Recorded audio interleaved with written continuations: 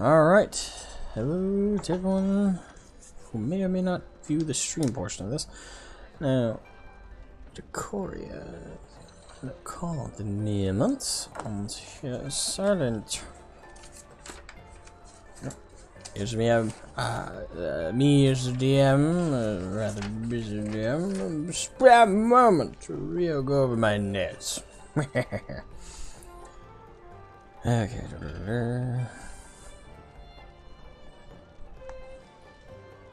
Okay. So I remembered all that crap. Goody. Oh.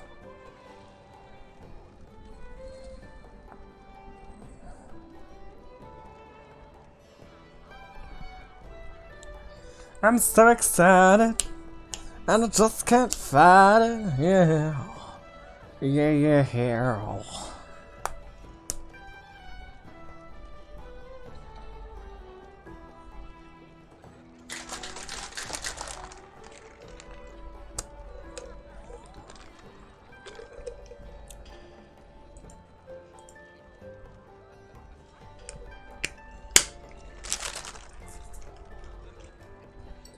My God, my players are late today.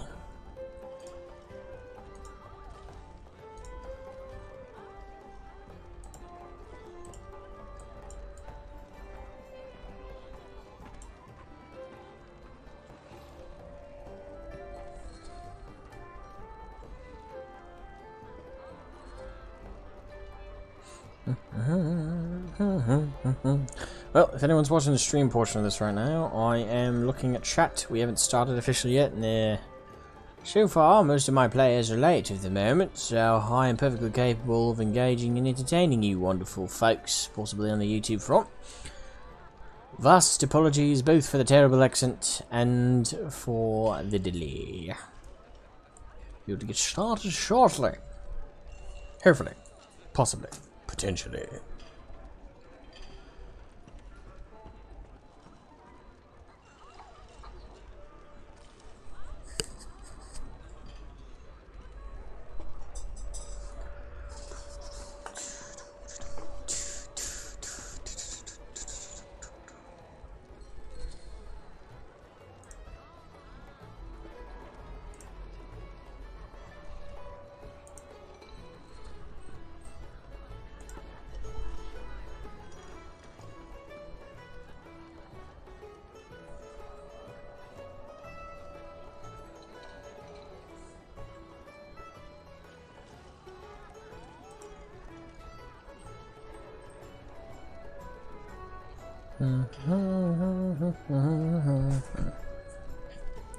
Well, double check my notes while I'm at it. It's always a good idea. Always a good idea, man.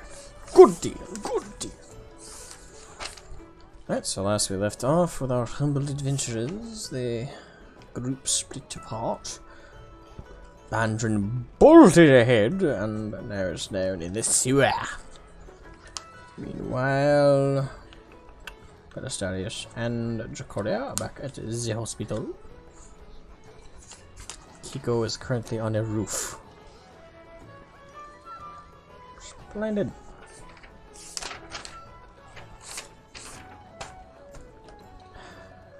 It has been an interesting Saturday, gotta say. Lots of stuff happening, lots of stuff going on, lots of stuff. Busy. Hey,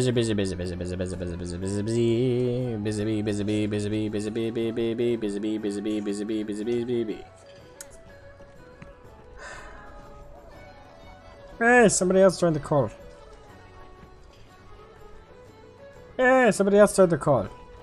I got two of you on top of Darkoya, who's still silent. I'm sorry, I slept in and I was in the laundry when I woke up. Are you just waking up? Like 15 minutes ago. Well, that means you should be plenty rested. I am. Awesome. I am also ready.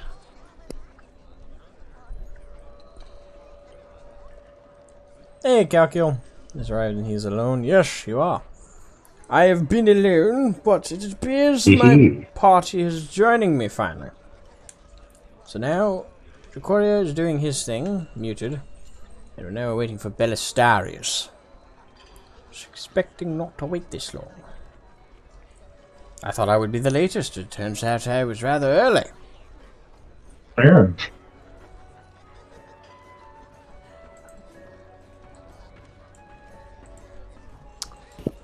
Yeah. Now we're only missing one more person. Alright, so everyone has all their stats and everything allocated correctly for being level 4 now, correct? Since you guys hit that milestone.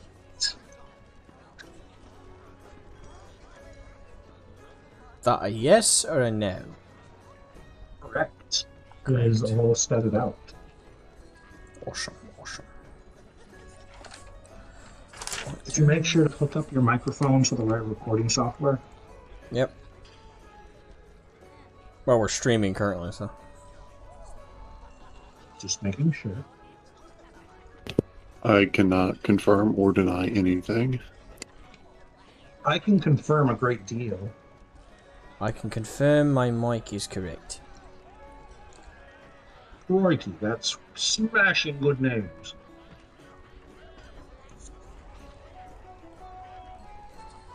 Oh, there's people here.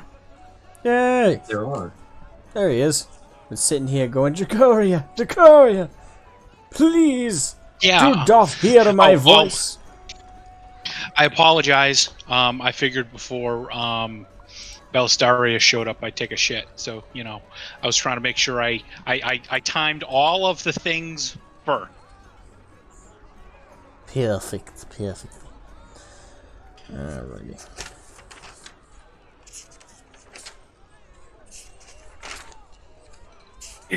Alright, I'm here. Yay! Alright, looks like we have everybody ready. Everybody got their stats. Everybody got everything allocated for level 4. Everybody all good to go. I have a quick mechanical question. Hmm. Would Landry have had time to cast mage armor while he was Scrooge McDucking in there? No, well, since you didn't say it last time, but well.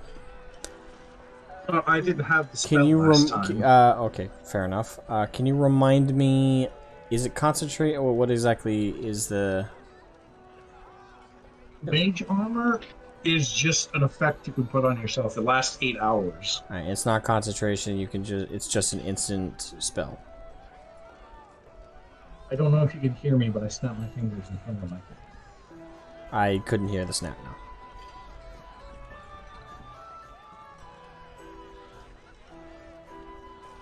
Don't mind. Alright. As long as it's not concentration, I'll let you do that. Question. Oh no. Can we take feats instead of ability score improvements? What you say again? Can we take feats instead of ability score improvements? Yeah, it should be. You can choose one or the other. Okay, cool. Thanks. I was gonna say, if we can't take feats, I'm fucked. Oh, you gotta take these. Yeah. I just did stats because I didn't have any available feats that I could find from what I had purchased or stuff to add, so just boosted my Yeah. 8. I'm thinking about making my my account a master account on D&D Beyond, and then I can share every single resource with everybody, because I have all the books purchased on D&D Beyond. So by doing that, everybody would have access to everything. Yeah, I only have a few of them.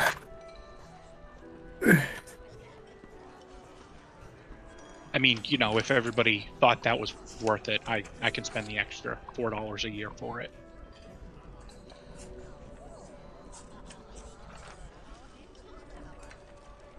I don't think it's necessary at the moment.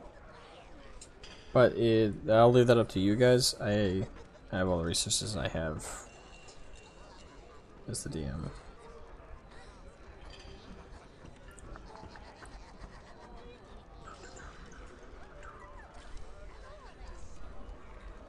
Alright, so everybody ready to go? Yep. Alright. 1 second. Just making sure I get something. Where are... Oh, there they are.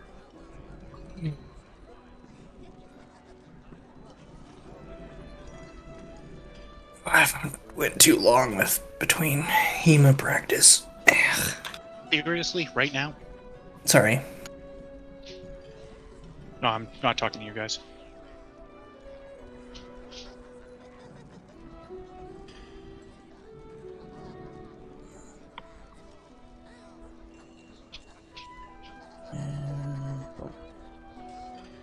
Alright. Okay. Alrighty. So, let's begin, shall we? Welcome, humble adventurers, back to the Call of Nordred campaign. As we left off last time. As we left off last time, you guys all were engaged in battle with half-orcs, which ended in your favor. Except for Landrin, who was sliced in a good, solid plus sign, kind of almost an X across his chest. Thankfully, he was healed back to full, and you and your party all chased after the nefarious, evil bastard Angus Flint, who gave you the slip a couple times there. Now, you guys were, in the case of Landrin, was able to find where he slipped down into the sewer system, where, unfortunately, due to the gap between you, Landrin, Kiko, and Dracoria and Belstarius, there is a tad bit of an issue there. However, it may be resolved. Who's to say? Now, so we'll start off with Dracoria and Belstarius. So last time you guys also, just a note, it should be still in your inventory, the scroll that was left behind by Boric, correct? Yes. All right. I don't know if I have it in my... Was it in your inventory, Decoria, or was it mine? I believe it was yours because you were the one that actually found it. Oh, right. Let's see. Right. Alright, so it's just with me, so... Alright, so as you guys, after you've collected that's in your inventory, and you guys are standing there, your compatriots are far off. How inconsiderate of them. And, your compatriots are far off, and you're just eager to go and help them, and engage in, and hopefully bring justice to the bastard who you have assumed is killed Boric.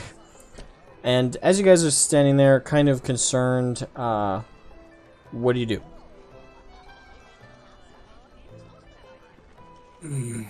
Well, those two rather very vulnerable meat bags are probably in over their heads, so we should probably double time it after them. I would concur. At the statement of that, I click my heels, and by doing so, I activate my Boots of Speed, which allows me to have double my walk speed.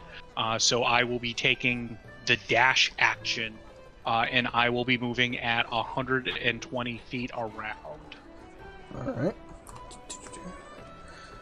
With that being said, once you guys are within 60 feet, I'll have you roll initiative. I thankfully wrote down what everyone else's rolls were last time. Nice. So, yeah, what I wrote down is Kiko, you rolled 19. And Landrin, you rolled 17. Yep. And Angus rolled a nat 1. So, if you guys get better than a fucking 1, you guys are ahead of him in the queue.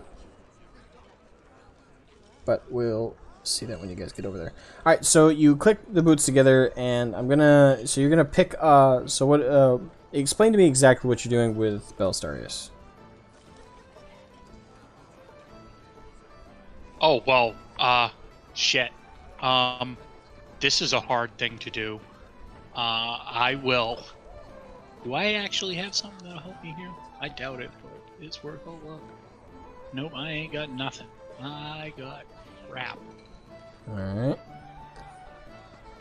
I mean, I could make an attempt to carry him, but... I don't know if that's gonna work. That would be a strength check with disadvantage. Oh, with disadvantage? From my Oh, regards, you're picking up a large metallic man. Who's at least 300 pounds. No. You're supposed to keep that to yourself. You're not supposed to say that stuff. I have his Because character then you sheet. make it probably. harder on all of them. He's a very massive dude.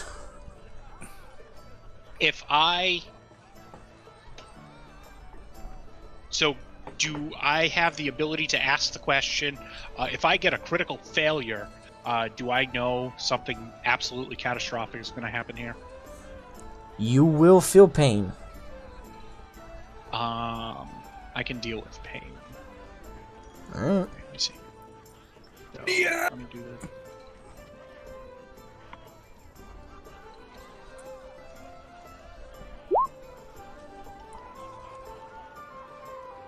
Alright.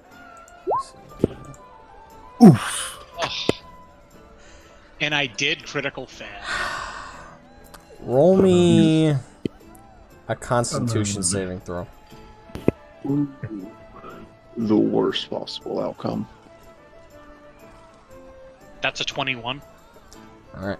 So, in your attempts to pick up Belastarius, he confusingly watches as you just, brush aside his, draping loincloth, and you bend down, put both arms around his ankles. He's still unmoving, rather confused, and you yank up, and you feel it. And not only do you feel your arms wrench as literally no motion is gained, but you also feel a little bit of a crick in your spine. Thankfully, though, you've been through a few bad calls before when it comes to lifting heavy objects, so this pain is nothing you're too used to. So, you shake it off, and you take 1 point of... just take a point off your health. Just a single point. Alright, well, if that's the case, he's on his own. I tried, and I just will have be to taking... shuffle my fat metal butt after you guys. Yeah, so I'm moving as fast as I can. Alrighty. Alright, so I'll allow you to... So you said how much is your movement again? With taking the dash action, it'll be 120 feet around. Alright, and since you're on the second story of the floor, are you going to try and go out the window? How... You guys are on the second floor, So so we're the on second the story. Second story? So would that would be require in- me to make, like, an acrobatics or That would be an acrobatics, yeah. Alright, yeah, I'll go ahead and I'll do that. Alright, roll me acrobatics. 13. 13. Alright, so you leap out of the window, very eager to get some ground running.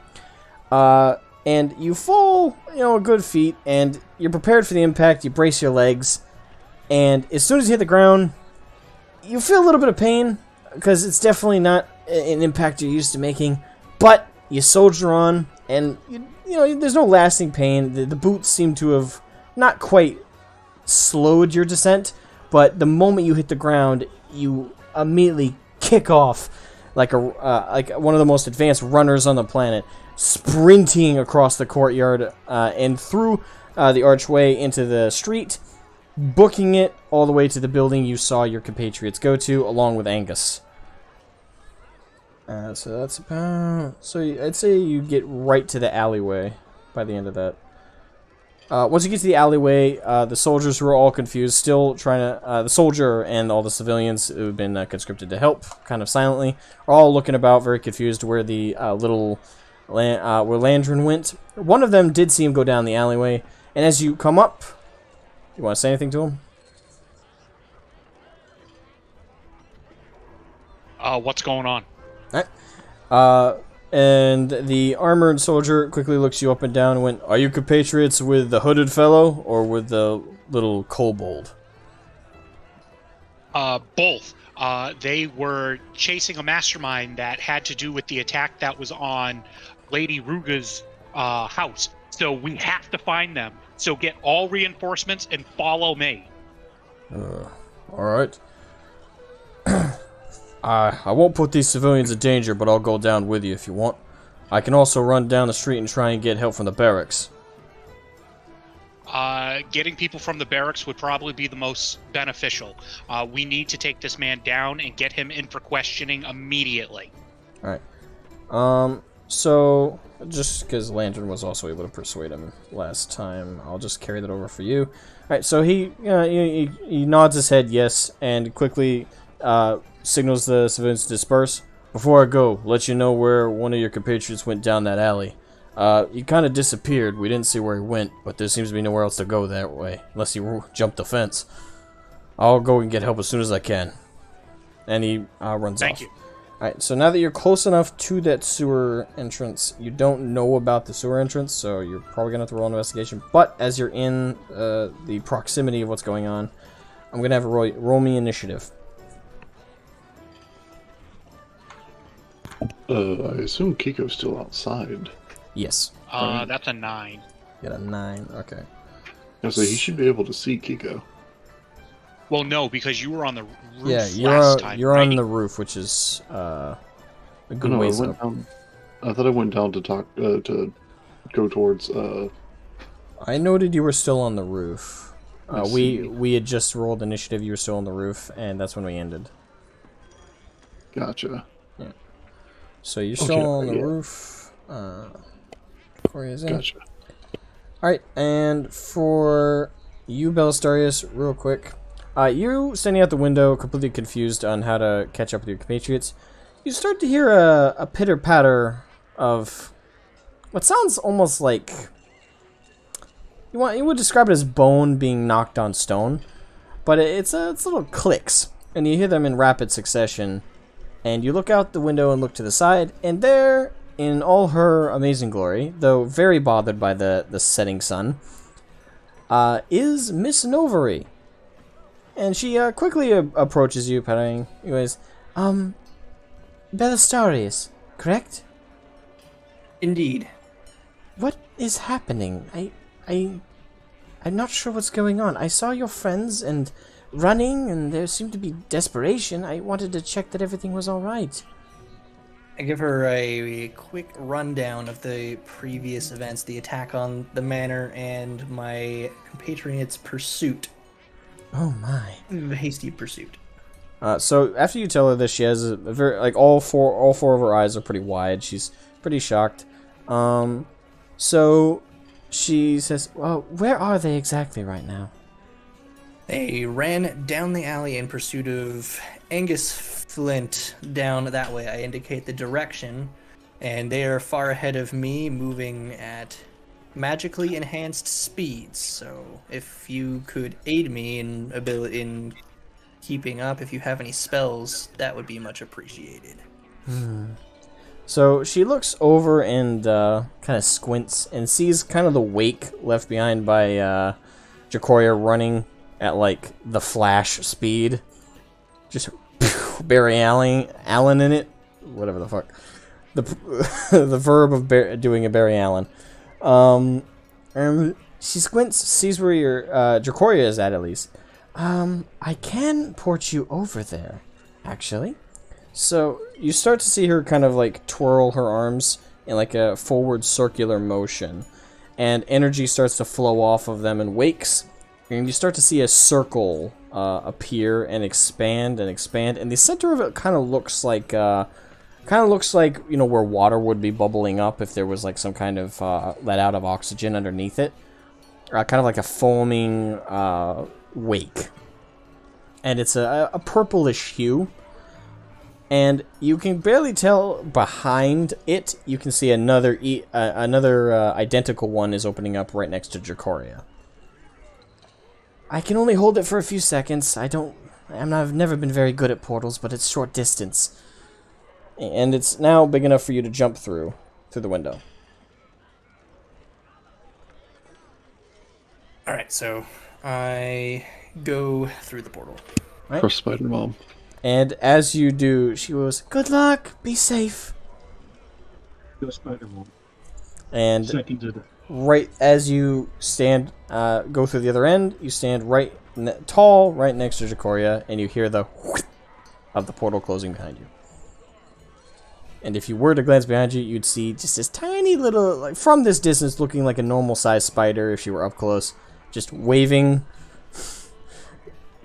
yelling something that you can't hear, but you can probably ascertain it's something like, be safe, don't get hurt. Alrighty, so now roll me initiative. Belstarius. 14. 14. Alright.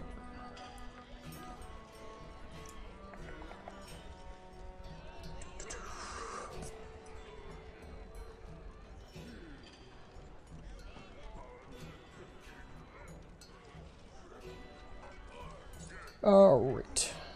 Now we have the queue.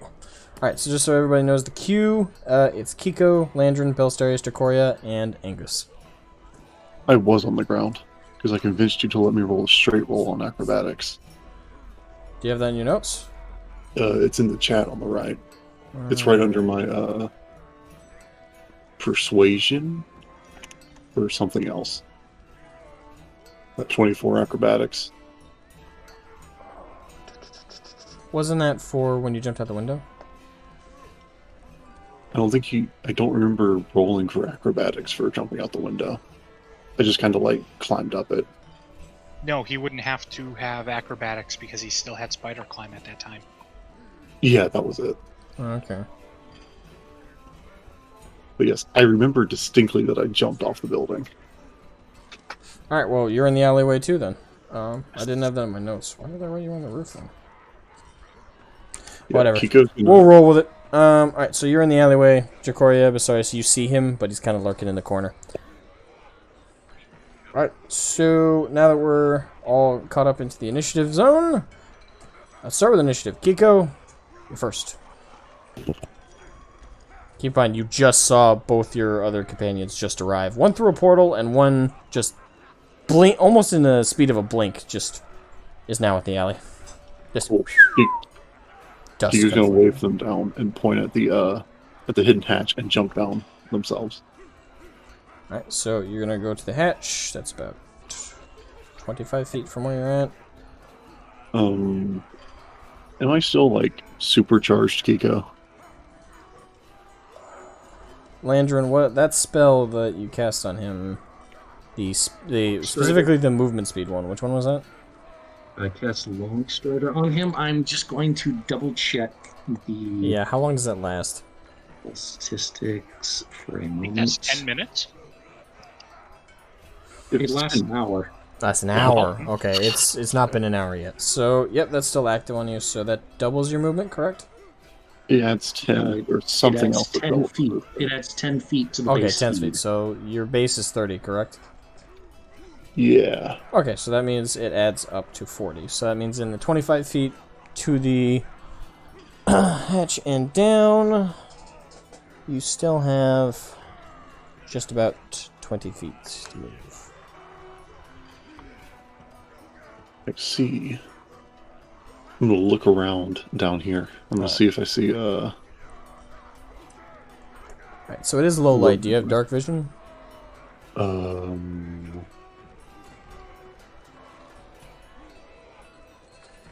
If I told you yes, would you believe me? Because I don't. I asked you guys to be honest. A fair game here. Oh, no, I don't. Alright, so you don't have... It's very dim light down there, so roll me perception with disadvantage. Disadvantage, that's fair. Right. Disadvantage, perception.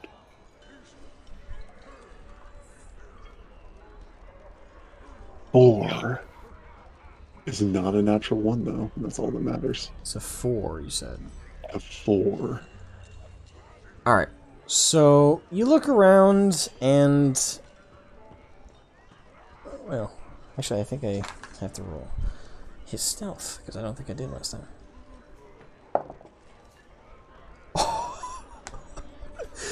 Okay, so you see completely inconspicuously a you see across the ground, even in the dim light, somehow he is just like, you know, he's humming to himself randomly. He can't seem to understand why. As such a well-honed, well-trained rogue is now just humming to himself.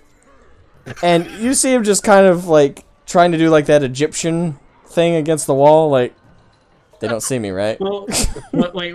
Let me ask you one question. Is the humming... He's doing the Kronk bit. Yes. Yes. Yes.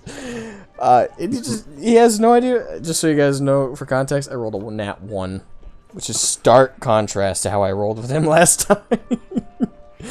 Oh, that's an instant fail. This week's off to a good start already. Instant fucking fail. So yeah, there he is. The moment he notices you notice him, he just kind of waves like, hey, shit. How far across the water is this? It's about, from where you guys are at, it's just about 5, 10, 15, 20, 25, 30, 35, 40. He's about 40 feet. And this is, as you can tell, this is about waist deep sewage water. Oh, neat. This time I won't miss.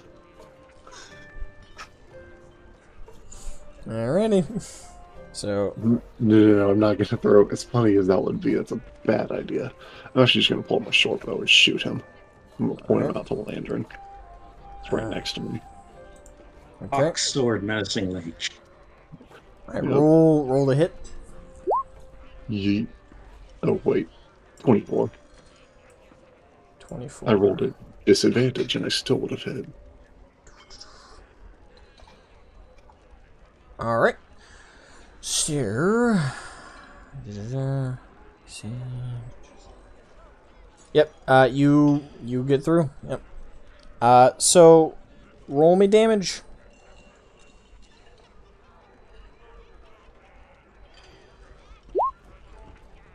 5 piercing. Right. Just 5. No one's in melee with him, so I don't get sneak attack, sadly.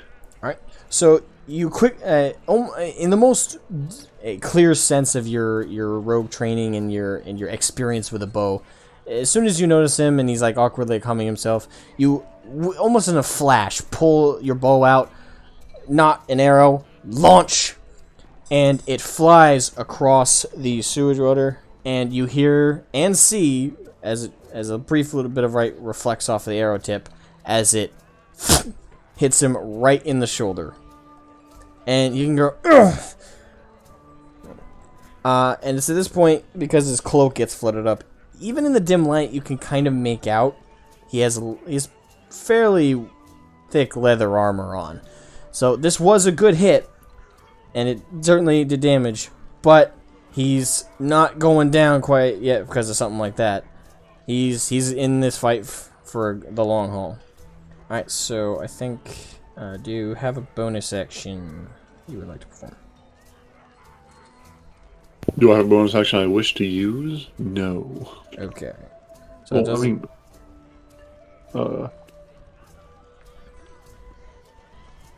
let me move over. Like, use dash to, like, just slightly out of the way. And dash is considered bonus action, correct? Yeah. So the other two can get down. Alright, so you're gonna move over... Just a little bit, like, maybe like an inch or two. Okay. Just enough room for people to, like, actually get down and not me being in the way. Just so you know, there is a tall enough gap where it's, like, the height of a person before, like, you see the tube, which you can go up or down. So that's why you were able to flip over Landry, and I didn't have you like, roll anything for that. Yeah, I'll say, but the 300-pound robot might not be so successful at acrobatics. I am actually fairly high dex. So. Alright, so that does it for your turn. Landrin, you're second. Well, I have a quick question. Does this water look fordable at all, or did he just kind of land over there? If you're asking, like, how he got over there, you can roll me, investigation? He's a rogue. He does rogue things. Let me rephrase that. How fast is the water moving? It's not flowing, like, very strong. There doesn't seem to be a very noticeable current. There is definitely a motion to a certain direction. It's moving in this general direction. But And it's, you said that he's... Oh, sorry. It's so steady and flowing, but it's not like a strong... Like I said, no strong current. You could probably walk through once your feet hit the bottom. That's very low considering how short Landron is. For you, you would sink to the bottom. Keeping you 2 feet in height. But on a normal 6-foot person, roughly, or 5 foot and up, it'd be about waist height. But for you, you'd be completely submerged. Dashing, could I swim over to him? Dashing only affects your speed if you're like actually walking or running. I don't know if it affects swimming. Well, a dash action doubles your speed. You're focusing your whole action to moving swiftly. Okay. The terrain changes how fast you go. In some situations, like difficult terrain usually halves your movement speed. Now, that's fair. And I will allow you to use it to swim across if you so choose, but I do feel it is my prerogative to remind you of what happened last time you, a mage, got into melee range. Granted, you were up against 2 barbarians who are half-orc. But I'm just reminding you, rogues are also melee fighters. Yeah, this is a rogue. He can one-shot you. Yeah, he probably has sneak attack specifically for single opponents. But if he's a swashbuckler, I go over there to die.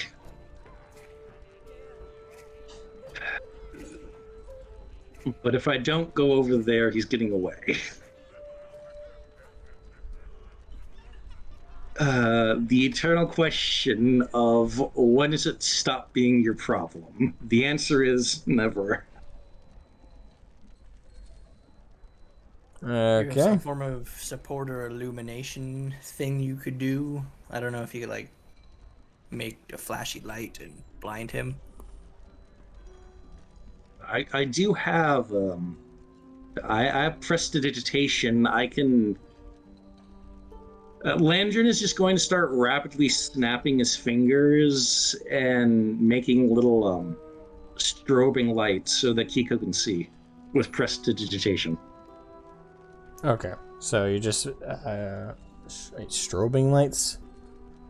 Well, you know what I mean, like flashing. Okay. You don't have to roll anything for that, correct? Yeah, it's just a cantrip. Okay, so yep. So you conjure these lights and illuminate this subterranean sewer system, and now that it's fully illuminated, you guys can tell that you're in the ceiling, with the exception of the divot from which the access tube is.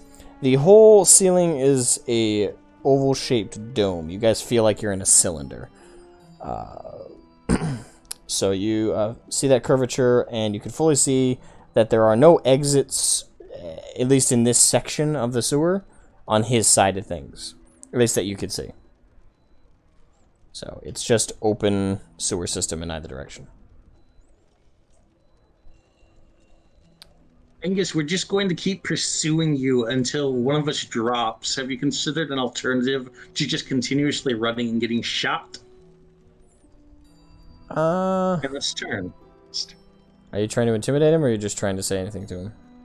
I'm just laying out the facts. Okay. The facts are for him to decide what to do with. So Angus grabs the arrow that Kiki was in, and snaps it off. Looks at you and says, Bastard, that was mine. "I've been in worse situations there, little kobold. Much worse. Angus Flint doesn't die so easy."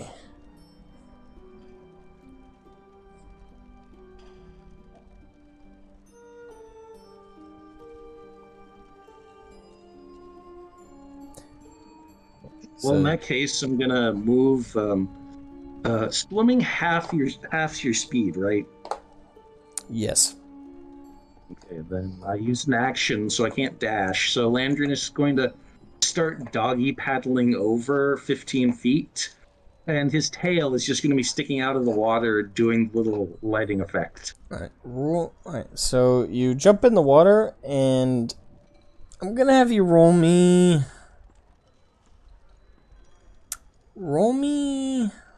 Constitution saving. Jesus Christ. 17. Alright, so Look at that. you hop in this nasty, gross sewage water. There's little chunks of feces going by you as you're trying to paddle through, and the water feels thick and sludgy. To call this water would be a very kind statement. It's more like a thick mucus membrane with water in it. But you do find that you are making traction, and you know instinctively keep my snout shut and nose above this nasty stuff. It's very disgusting, but you are making your way through. Alright, so... And with your moves you halved, what would be your movement and everything, dash, everything factored in? What would it be if it were normal? My normal movement is 30 feet, so swimming in this would be 15 feet. Alright, so we started here. So you guys are about right there. You are in the middle of the sewage. And that does it for your turn. That does it for my turn. Alright, Belsterius, you and Dracario are still in the alleyway. You were about equal distance that Kiko was, so about 25 feet from the grate. But you can easily make it out because, as I noted last time, Lantern, you left a piece of fabric. Left it open. Yep. Yeah, I left it open and marked for the party. Yep. So I should have known that before Kiko went in, but I already had that note, so I just moved him in. But just a note. It is very easily ascertained. So, what do you want to do? Do we have to roll investigation? Because we No, it's very easily marked. Okay. I will say you could just see it. Well, we hear the talking and recognize the voices, so I turn to Decory and say, I think we better go in after them. Agreed. Alright. So you can head down? Yep. Alright, so give minus 25 feet, including the way down. So you have 5 feet of movement left.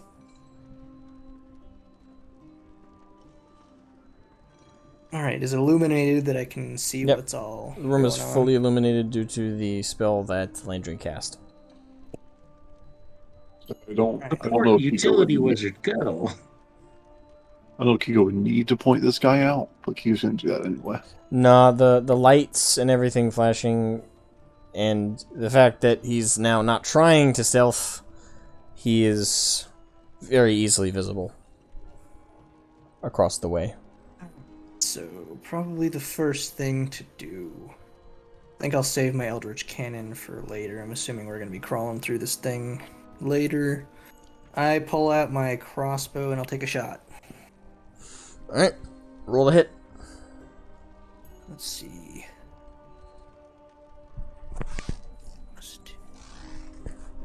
16. Alright, that passes through his armor. Alright, roll damage. Alright, so that's... Alright, what is it rolling again? My brain doesn't want to work today.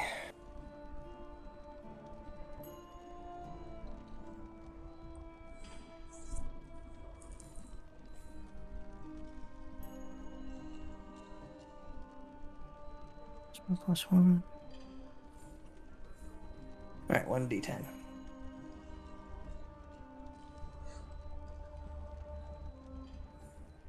Alrighty.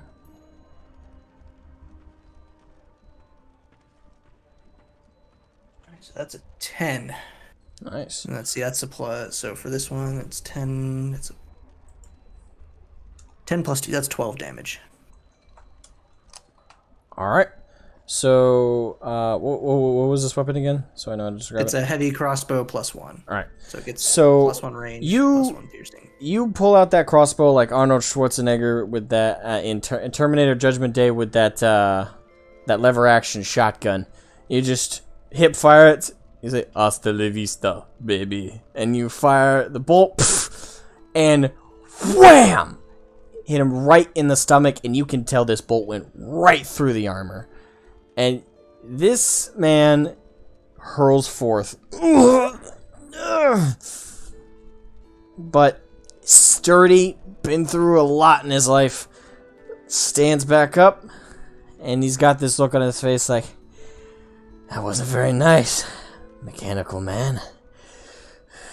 And he's struggling to breathe, you know, the oxygen is now hurting him. You definitely didn't get him in the lung, it was below the diaphragm, so you probably got him just above the stomach. And he is feeling it. No uncanny dodge for you that time, sir.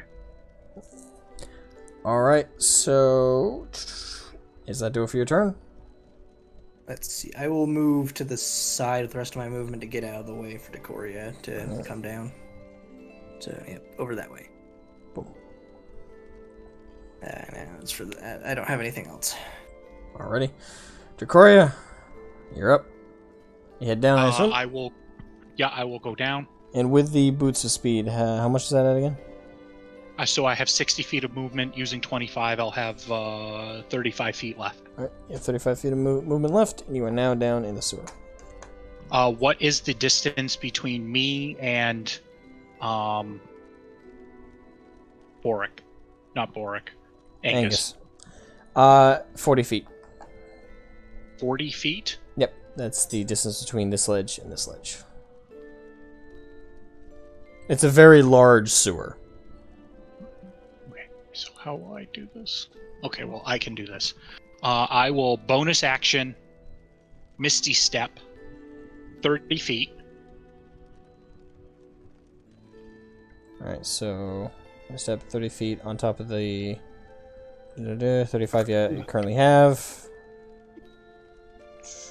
So that adds total 65. It's halving because of the water being up to waist height, but that leaves a 30. So Yep, so I want to be within 10 feet of him. you will be on the within right? 5. You are right about here at the edge. Well, I mean, if there's 45 feet and I Misty Step 30 of that, that leaves 15 feet. Like, can you describe to using me half of- Misty Step again? Can you describe it to me? Like, I its exact effect. teleport magically 30 feet. Ah, okay, so never mind. So I'm sorry. I thought it was like another form of dash. Nope. All right, so Nope. you make it to the other side. Right about here is how far that would get you, but I'll say it just gets you to the other side. Yeah, Misty so Step is am absolutely random.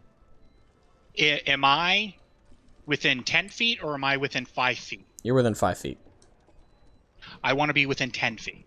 So I will take a 5-foot step back at this moment All right. to maintain a 10-foot distance.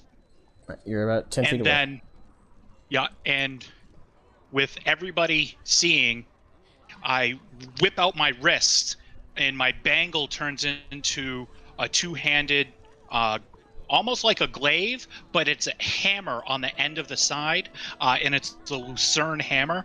And with my 10 feet, I would like to attack him. Alrighty. Roll me to hit.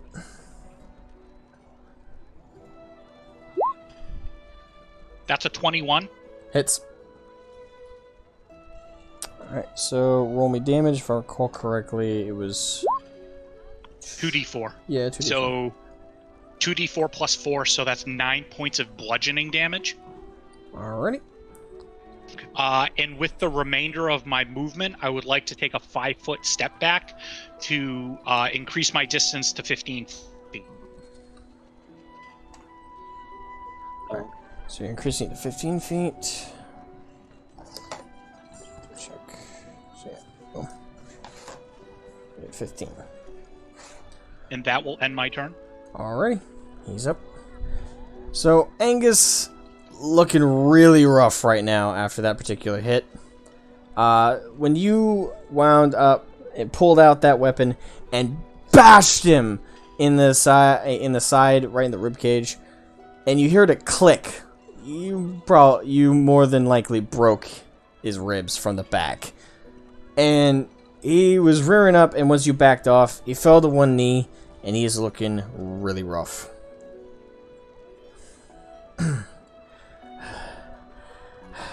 I'm gonna do something you guys probably will never see again. So he kind of composes himself, and he starts to stand up, begins to raise his hands, says, I give. I'm too old. I'm too old for this. You know, he's kind of heaving over. He is feeling the damage. And with his hands still full extension, he says, "Now let me just disarm."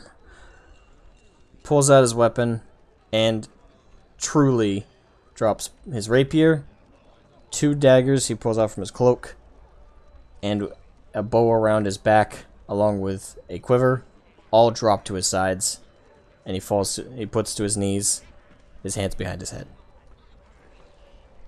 He is surrendering.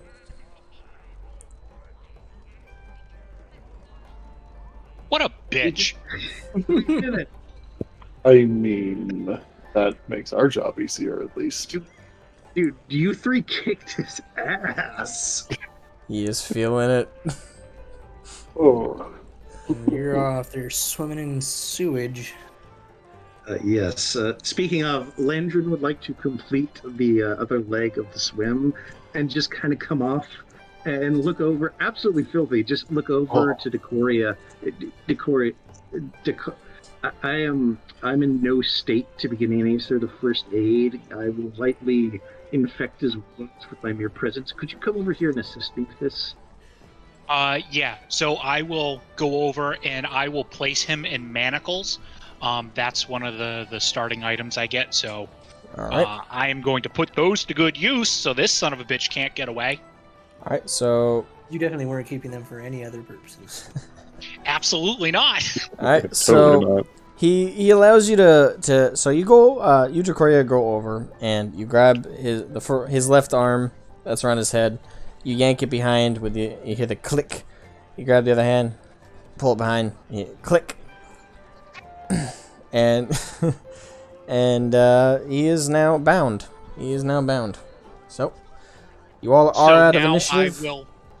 I would like to express to the rest of the guys, hey, you know, I had a chance to talk to one of the guards. Let's wait here a couple minutes, see if they come. And if they come, we'll turn them over. Alrighty.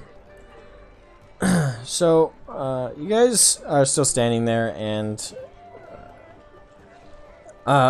so, you didn't lift up or make him stand or anything, right? He's still allowed on his knees.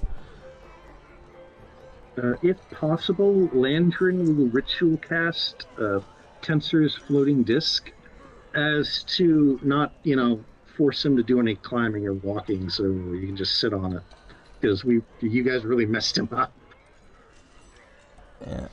So, so you're casting that right under him, or? Yeah. Right. Though after that, we should probably manacle his legs too. Just double tap this problem. I So- only have the one set, so if somebody else does, they can. Does anyone have any rope? I thought I did, but I guess I don't. Yeah, I got rope. I got rope too. Alrighty. So as you guys are, performing all these tasks, you're creating the disc under him, and you're now bounding his legs with rope. Yeah, he starts to speak. He went, "Hey, Tiefling, come here. Come here." Whatever. I can speak to you perfectly fine within range. What's up? Trust me, you want to hear this I'm listening. covertly. You're a thief. You should have message or something. If you have it, use it. Can't exactly do a lot with everything bound. Know what I'm saying? I was going to say, Kiko's going to look at him and go, really? Considering both Kiko and him should have thieves can't as a rogue. Alright, so he sits up on the disc, and you see him shift his hands to his belt and from behind, and he's grabbing a pouch. It's he's reaching at the pouch right now. I would like to grab the pouch before he gets a chance to grab it. Alright, roll me sleight of hand. I had +4. No. That's an 18. Alright, let me see what he rolls. He rolled a nat 20. So, before you can... of course he fucking did. I swear to God. It's weird. What is... I either got a nat fucking... I don't believe it. I can take a picture of it. Let's see what This guy happens. in the 20s. I don't This know. guy He rolled a in the nat 20s. 1 on initiative and rolled a nat fucking 20 bound. Well, actually, no, he's bound, so disadvantage on. 15. Roll the second nat 20. But I'm still taking a picture of that 20. Wait, no, I just rolled it, so I can't. No, fuck. I should. Well, anyway, his overall he got 15, so you beat him. But he did. I swear to God, rolled a nat fucking 20 on the initial bound roll. Which, how? Like I rolled 1s or 20s with this man. It's fucking weird. There is no middle ground with him. It just got 15, so it's a miracle. It's a miracle of God. All right, so you snatch it out of his hand before he can fully grab it, and as you grab it, you recognize its type. This is a bag of holding, and you can tell just from the mark underneath. This is a bag of holding from Miss Novary's shop. This hey. So, I apologize. My internet crapped out there for a second. It was a bag from Miss Novary's, and then what was after that? it's a bag from Miss Novary's shop. Okay. What do you got in the bag, Angus? Open it up and see. I ain't got nothing to hide in there. I suspect we might want to approach this very cautiously and perhaps even not open it up. That's the plan. I'm going to pat him down for the rest of his belongings to see if he has anything else on his person. Alright, roll me... will that be investigation? Probably. I mean, if I'm checking, it could be sleight of hand. Roll me sleight of hand. I'll have you roll me sleight of hand. Because investigation doesn't sound right for this. Not to me. 10. 10. Alright, so you pat him down, but given the situation, he's not exactly complying, you know. He's still on his knees, he's so crumped up, and he's not making room for you. And even if as you try and like shove him and push him around to get a proper pat down, he still is actively making it difficult. After the struggle back and forth, all you're able to find on him is a small pouch of money. Who cast the Tensor's floating disc again? Was it? Oh, Lantern. Can I borrow that real quick so I can get over there? I'm gonna take that bag of money and put it in my own pocket. Alright, I'll take a look at that later. I'll take a look at it later. Alright. Yep. And so with that, I would like to escort him out to the guards' barracks and start our interrogation there, considering we don't know what happened to Boric Halfheart. Alright. Don't worry, Belisarius, we're coming to you. And just to clarify, the rest of the party is all good to exit as well. No last things you guys want to do down there? Kiko wants to pat him down. Alright, so after they all get back to the other side, you stop Dracoria, you put your hand up, and now you're going to pat him down. Roll me sleight of hand. Landrin would like to assist. It's Oh, good wait. thing too. Advantage. Thank God for that assist. Thank God for the assist. Yeah, I'll take the assist. Like, I'm not going to deny it. Feel free to give the assist. Yes. Oh, there we go. Much better. Much better. Jesus. Alright, so you initially when you start patting him down, you know, in the initial attempt, he kind of shifts away. He's like, back off. But you know exactly how to pull things out of tight places. You've been doing it a long time. So you get your feathery hands around all the spots that Dracoria isn't as used to trying to maneuver his hands around to try and get trying to feel around for the right stuff. And as you search him, you find a set of daggers in his boots. Yep. Mine. And also find on him a what's it called? A brooch. No, not a brooch. A locket around his neck. Okay. Nice. Are you grabbing it? Yes, I'm taking that. Also, when you go to grab it, he tries to bite you. Hold on. Let me roll. That is.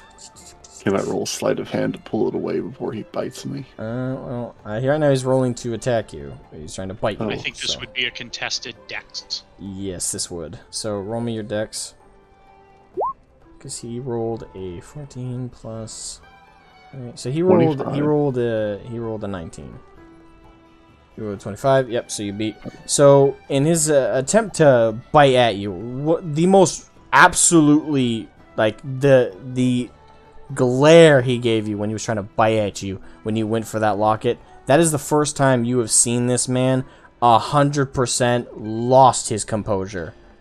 That was not a good move. He was determined to not let you touch that locket. But you swiftly move your arm away. I know, buddy. Whoa, hey, whoa. That's a man's personal effects. If he's going to have a violent outrage like that, it's only going to get worse from here. Give him back the locket. He tried to stab someone. Hold up. He tried to stab me.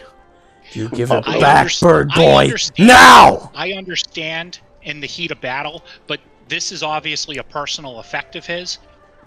There's certain lines we just don't cross. And I don't think need to this make is one unnecessary problems with you temperamental meatbags. We need to get this guy up to the guards and not have to fight him the entire way. You think this scumbag would do the same to us? Listen, I'm not talking about... You can have whatever problem you have with me. You can. You can hate my guts. You can beat my teeth in. Do whatever you feel like to me. But you give me that locket back. I'll pop it open. Alright, you pop it open, and in the locket is a picture of a little girl. Pop it close, or put it back in his pocket. Whose pocket? The guy's pocket. Okay, just making sure it's not your pocket. No, it's not my pocket, don't worry. Right. And as you do, he immediately takes a deep breath, recomposes himself, goes, now, how about we leave this stingy, gross place now, eh? Stinks down here. I have his weapons. You found what was left on him, which was just a dagger in his boots. Yeah, but like the weapons he dropped, like the rapier and other daggers and all that. They're still on the other side unless Dracoria or Landrin grabbed them.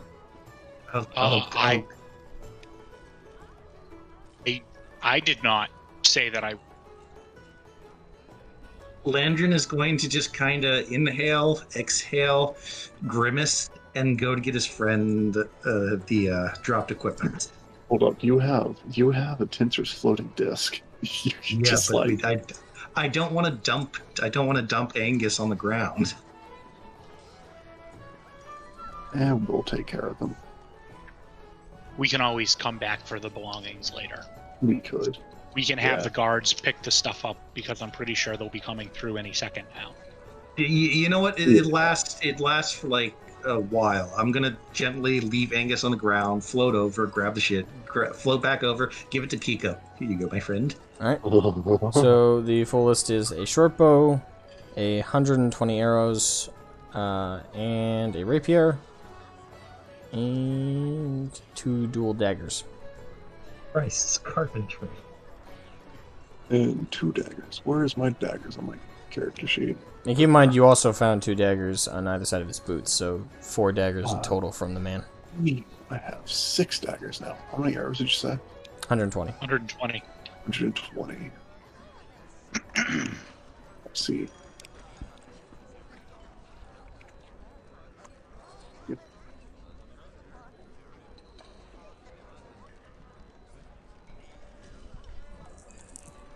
All right. Alright.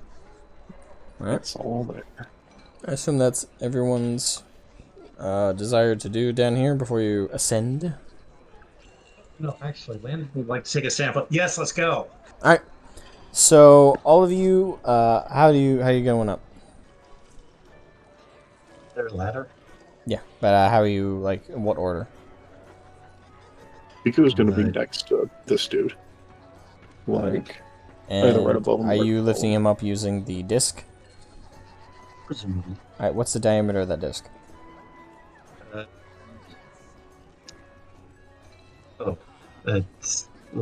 Let's have a look-see here, because that manhole cover might be smaller than Tensor's floating disk. That's why I'm Let's asking. have a look-see. 3 feet in diameter, 1 feet dick. I said it again. Dick. Dip. The That's diameter. even worse. The diameter of that tube is. Did I write that down?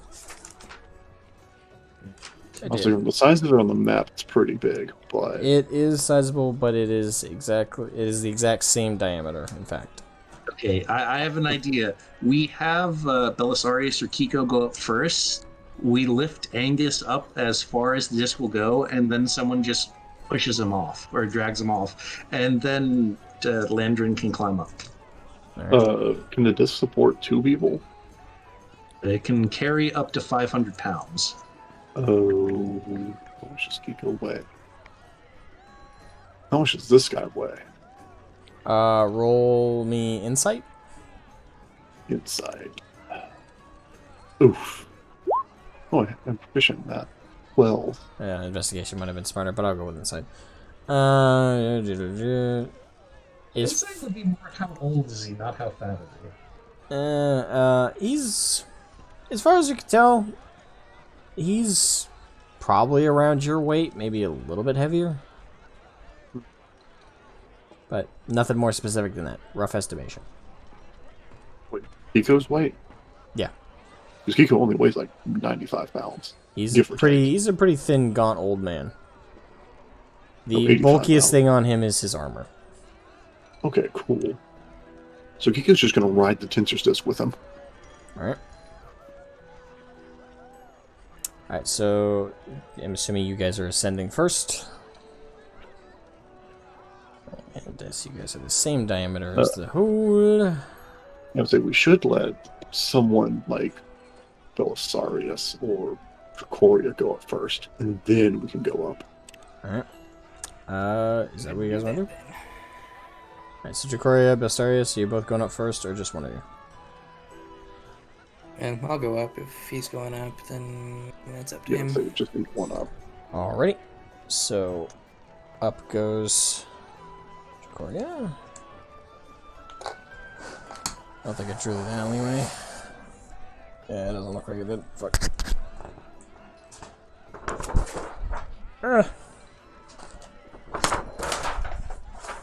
Obey me. Ooh. Damn. There we go. Sure. After you ascend,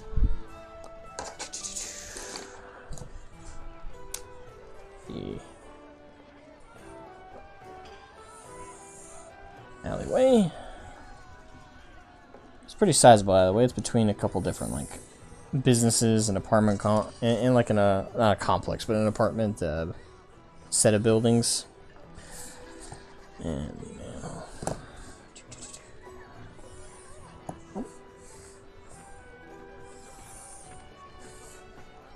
manhole covers right here, and you rise up, out, and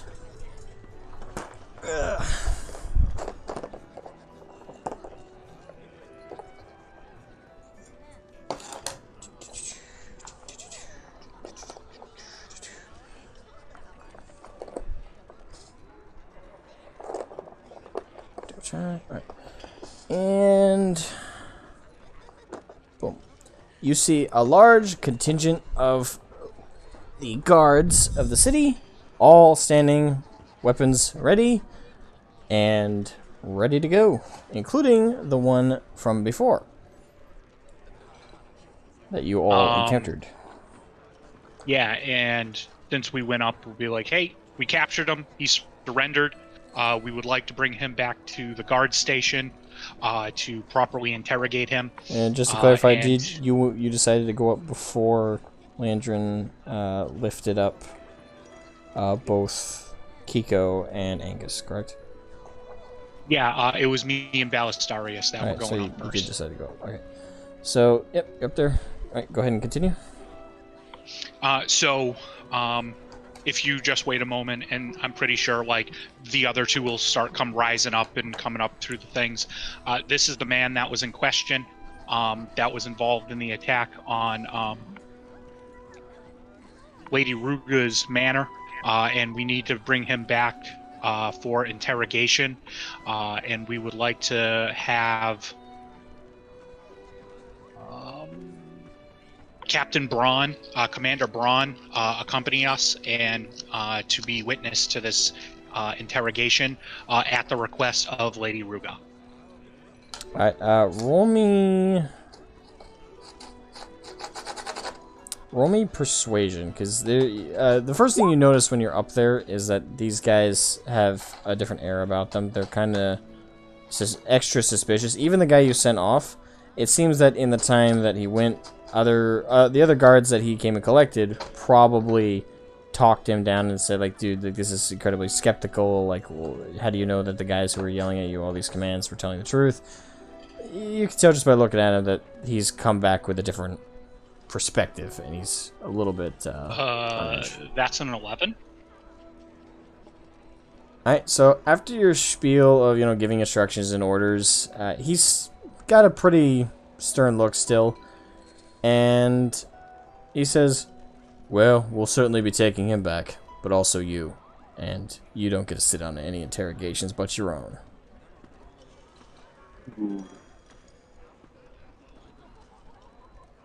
You should go get Lady Ruga if you don't believe us. Lady Ruga is currently at her mansion, which has a giant hole in the wall, as it was reported to me. Yes, we are well aware. It was created by this man. Obviously, you have not been paying attention to all the things that are going on. I wasn't pointing at you, Kiko. This is out of character, so that was perfectly clear. I wasn't pointing at you. I was pointing at, Yeah. Why am I struggling with names today? I was pointing at Mr. Beef. Mr. Sandwich.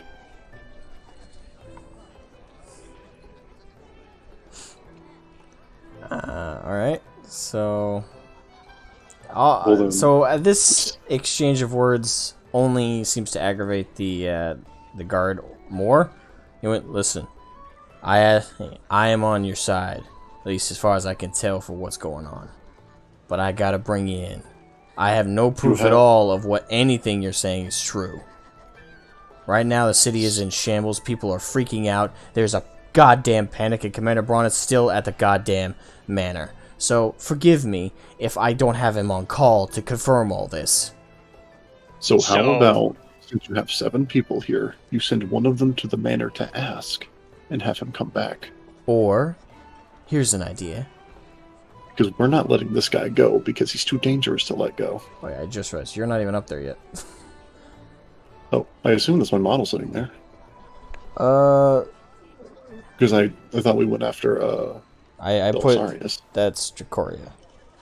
Oh. This one's you. Oh, okay, never mind. I got you. I'm sorry. Yeah.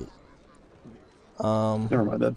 And in this time, it can be said that Landrin is just lifted you and Angus up. So, put you guys up there, and I'll just say Landrin followed very quickly suit. Landrin is going to look around at the guards, spot the one who had cooperated, and just smile with them. Ah, I see you managed to return with reinforcements. Your alacrity is much appreciated, sir. And he kind of nods your way. Say, yep. And I'm sorry to report, little kobold, but I gotta bring all of you in. Now hand over the prisoner, and we won't have to cuff the rest of you if you come quietly. Now, you want me to bring Commander Braun, that's fine. I could bring him in, but nah, I can't just send somebody off. I need to make sure you guys get to the security station. So I'm gonna escort you myself, and don't worry, I will directly ask him myself if all this is true. This guy sounds like he's being super unreasonable. I understand you're doing your job, but we are also doing a job that we were asked to do by Lady Ruga. And I understand where you are coming from, but I would like to make the request that we all travel together, and we watch over this man as he is our quarry that was specifically assigned to us by Lady Ruga. And I really would think that you don't want it getting back to Lady Ruga knowing that you interfered with an investigation that herself and Commander Braun requested. So, how about we all go back to the station, go back to the captain's guard all together. We hang on to our guy. You guys escort us. We will comply with everything other than handing him over to you. And we will stay within an arm's reach, and we will watch over him our own self, and you can send one of your men to go to the manor to get confirmation, and then we'll go back to the guardhouse and we'll wait until we get confirmation back. Alright, so as you're saying, keep in mind I still have to go based on your previous persuasion roll, which was 11.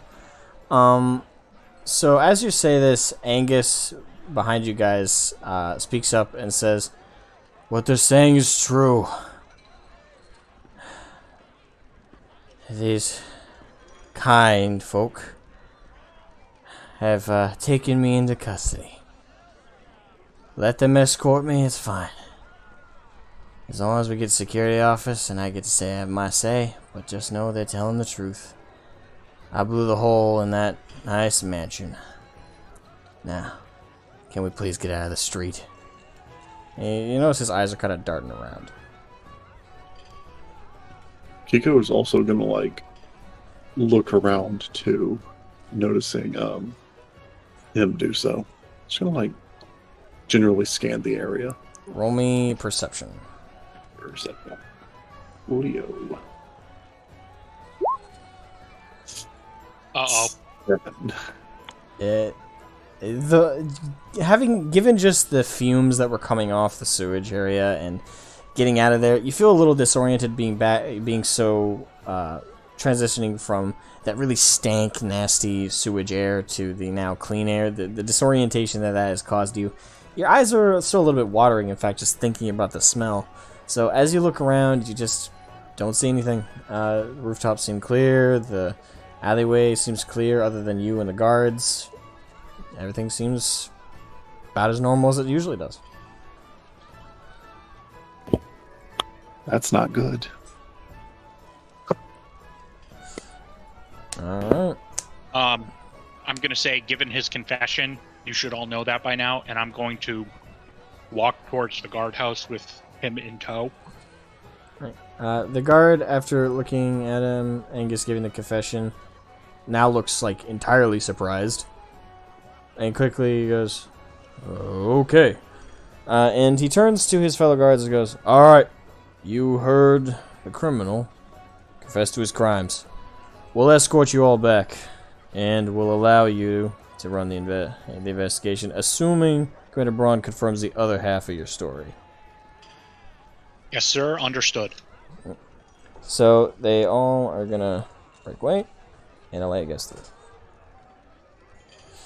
Alright, so you all make your way through the city, escorted by this contingent of guards. And as you do, you make your way to the security station. Once there, they escort you guys inside all together, and once you get in, the security station, it seems a bit bustling, lots of people coming in, panicking, reporting the explosion that happened at Lady Ruga's manor. Lots of people asking, is she okay, is she safe, is the lord and noble safe? Other people saying, "Oh my God, is the city under attack? Are we under siege? What's going on?" It's just a lot of general panic. And Carlos, the guy, the secretary you guys saw before, is now trying his best to get everybody to calm down, while 4 or 5 guards with pikes are kind of holding them up, bar forward, trying to keep the people back from, like, not quite rioting, but these people are they are demanding answers, and they feel like they're not giving them, despite the fact that Carlos is trying to calm everybody down. Please, ladies and gentlemen, please listen to me. Everything is under control. The guards are moving about the city correctly, making sure that there is no ongoing, terror in the city. If we find any such subjects, they will be brought in for questioning. I assure you, please, all go back to your homes or your businesses, close up shop, and please, we're possibly going to be instituting a curfew tonight to allow the guards their best mobility around the city so they can look for such individuals. Please, everybody, calm down. And as is saying this, some people you can tell are trying to listen, but because everybody else is like yelling over them, demanding answers, ironically, as they demand answers, as they can't even hear the answers they're receiving. These people are far too panicked to actually be paying attention.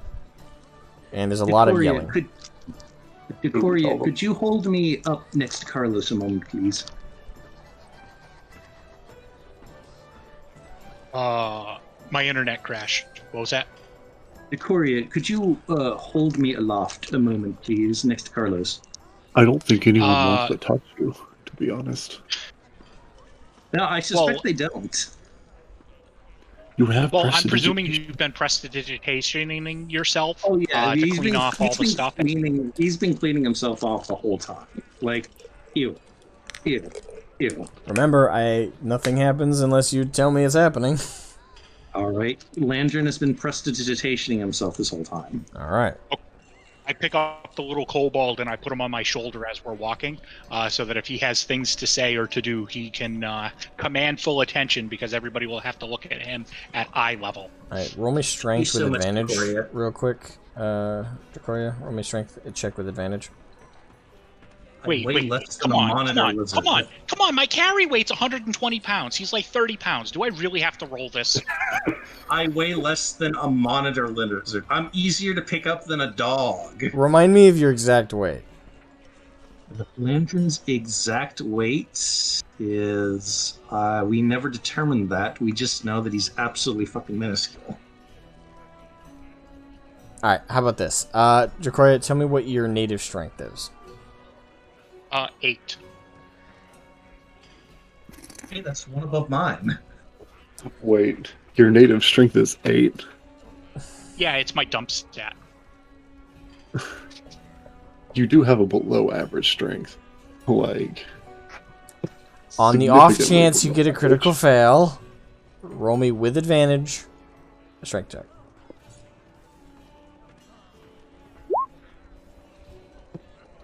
Eight. Puppies, away. So you reach down and you pick up Landrin, and he's a squirrely guy. So even as you pick him up, and put him on your shoulder, he's a bit awkward in terms of shift and weight to put there, but you do successfully get him on your shoulder, and he's now elevated. Your height is around 6 feet, correct? Yes, that is correct. Alright, so now he is roughly a head taller than you, given his torso to head height. So he is now 7 feet in the air. Landrin is going to raise his teeny little arms skyward, and from them will spew forth sparks and sounds to gain the attention of the crowd, so that they might be distracted a moment. That sounds like it just make it worse. Yeah. Well, bright lights, like look over here lights. Hold on, let me roll something just to. My attempts to assist the situation are going to end as they usually do. Alright, so because you have this loud noise and these sparks behind them, these people who are already petrified of a terrorist attack and feel that the city might be under siege, now think the front security office is under attack. And you hear a couple people scream, "Oh no, they're coming!" And now a bunch of people who were just yelling, not quite pushing against the guards into the security desk, are now wanting to flee the terrorists they believe are behind them. Now the crowd is rushing forward at the guards, who are now full spear force ahead, trying to hold the crowd of a good 15 people plus, trying to push them over and get behind the security desk for safety.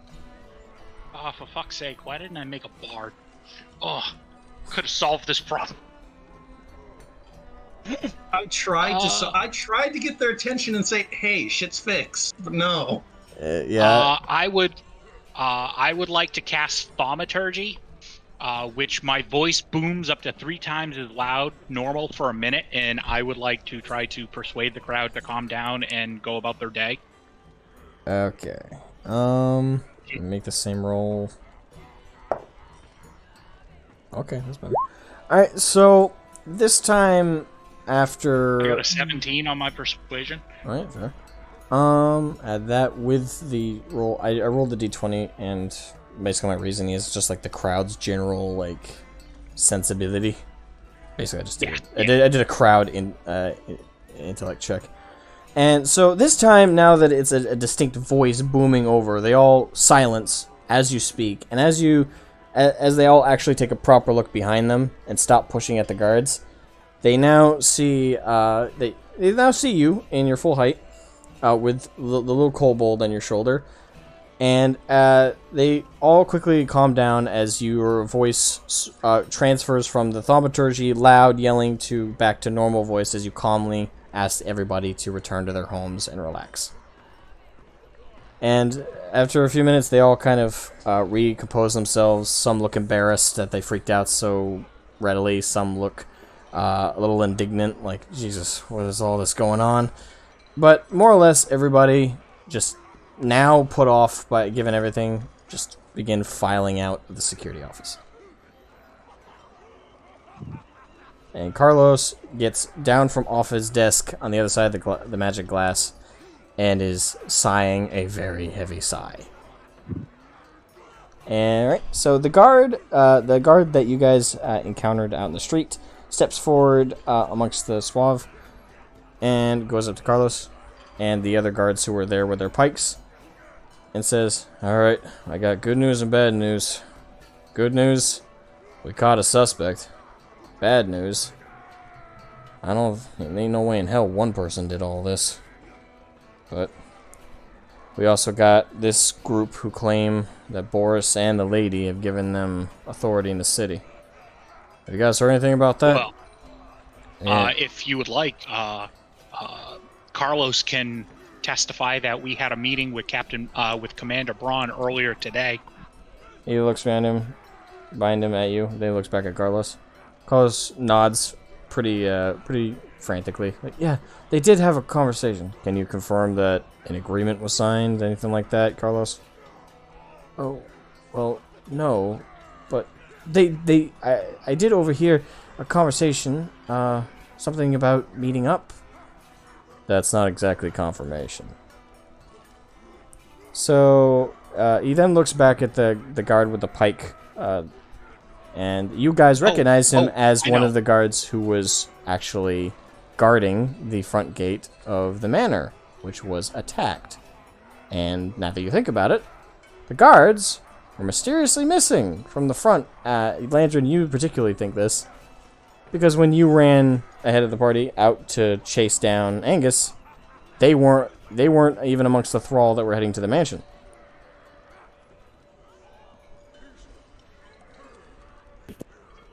Huh.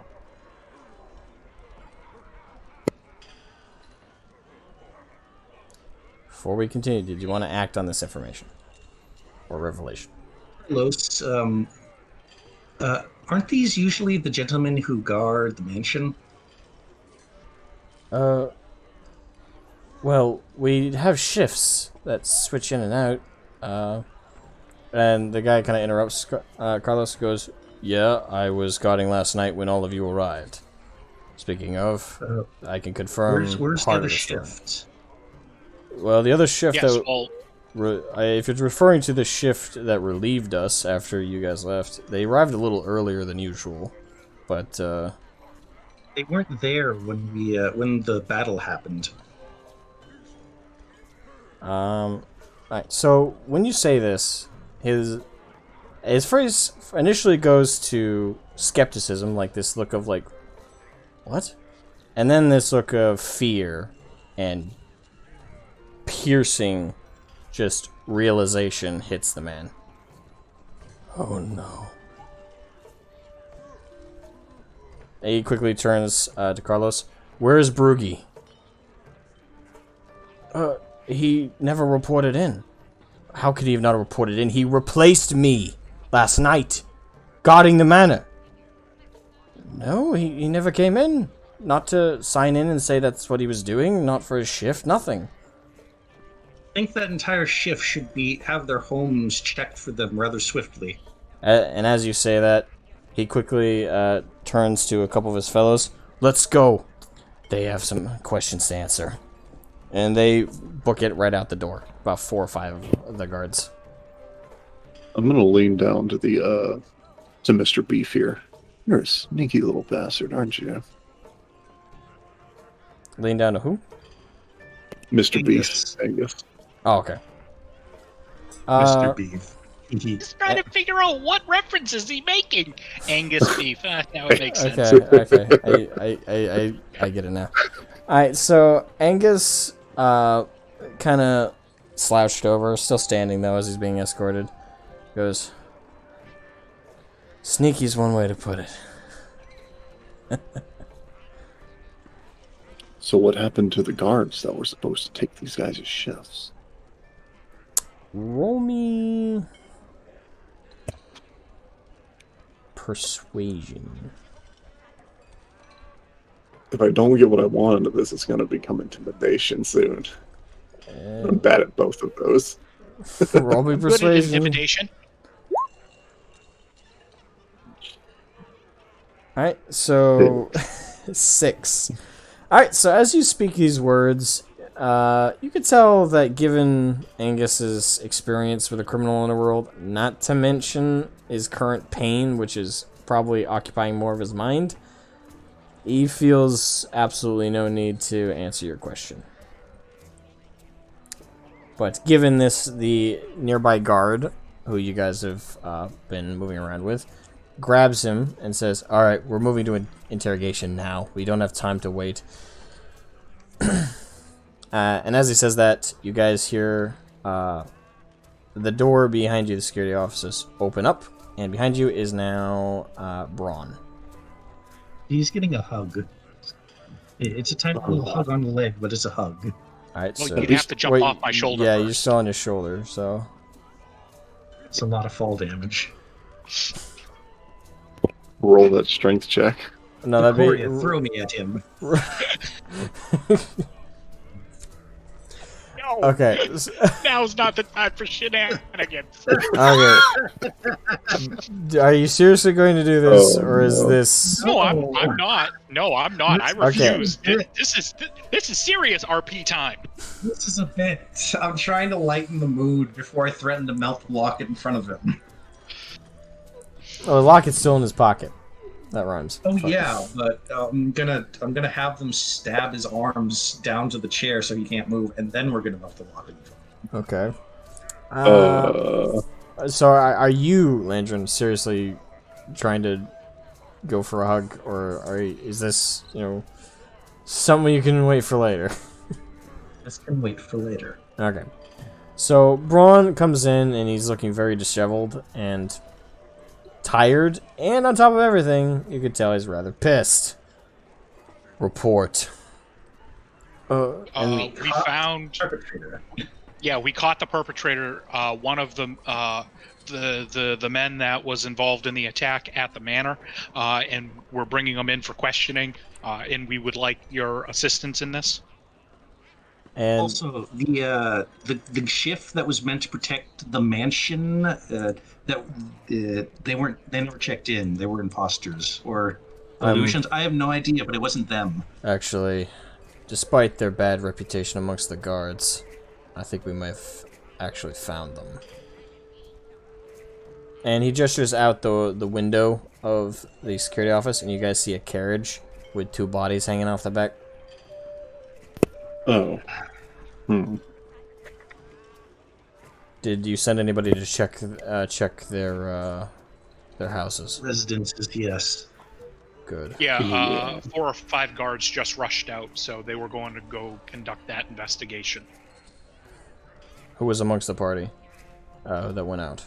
And Carlos spoke up. That was Dwargy and Ruthfold. I see. They're good lads. I trust that they'll do the investigation justice. This man takes our focus. Sir, the guard who's holding the arm of Angus right now. So, these adventurers here are working on behalf of the lady and yourself? They are. Make sure not to give them too much grief, eh? Yes, sir. Of course. Can we get something officially in writing so that we can stop going through this problem and or let your guards know so that, you know, we get the pass as required? Yes. I think we're supposed to be keeping this on the down low, though. We don't want to be searched, potentially. Braun quickly goes behind the desk where Carlos is, and he grabs a scroll of paper. It has a pre-written thing on it. And you see him sign it real quick and add a little couple notes at the bottom. He puts his hand on it, and you see a similar like lining spell that when you, in the Landred's case, when you shook Lady Ruga's hand when you made your deal, you see that same kind of marking contractual element as he puts his hand on it, and as he lifts his hand up, it dissipates. Alright. Now this is magically binding. This is proof of your contract with Lady Ruga. Now, I've sealed it to myself. If, for any reason, my men or I breach the bounds in which this contract allows you to operate in the city, we will suffer the consequences. Likewise, No. if you abuse the power of this contract, so will you. And he hands it to you, Jacoria. I take that and I put that in my scroll case. And the moment you touch it, by the way, you see a circular red marking appear on your hand, and then it quickly dissipates, more or less confirming the contract.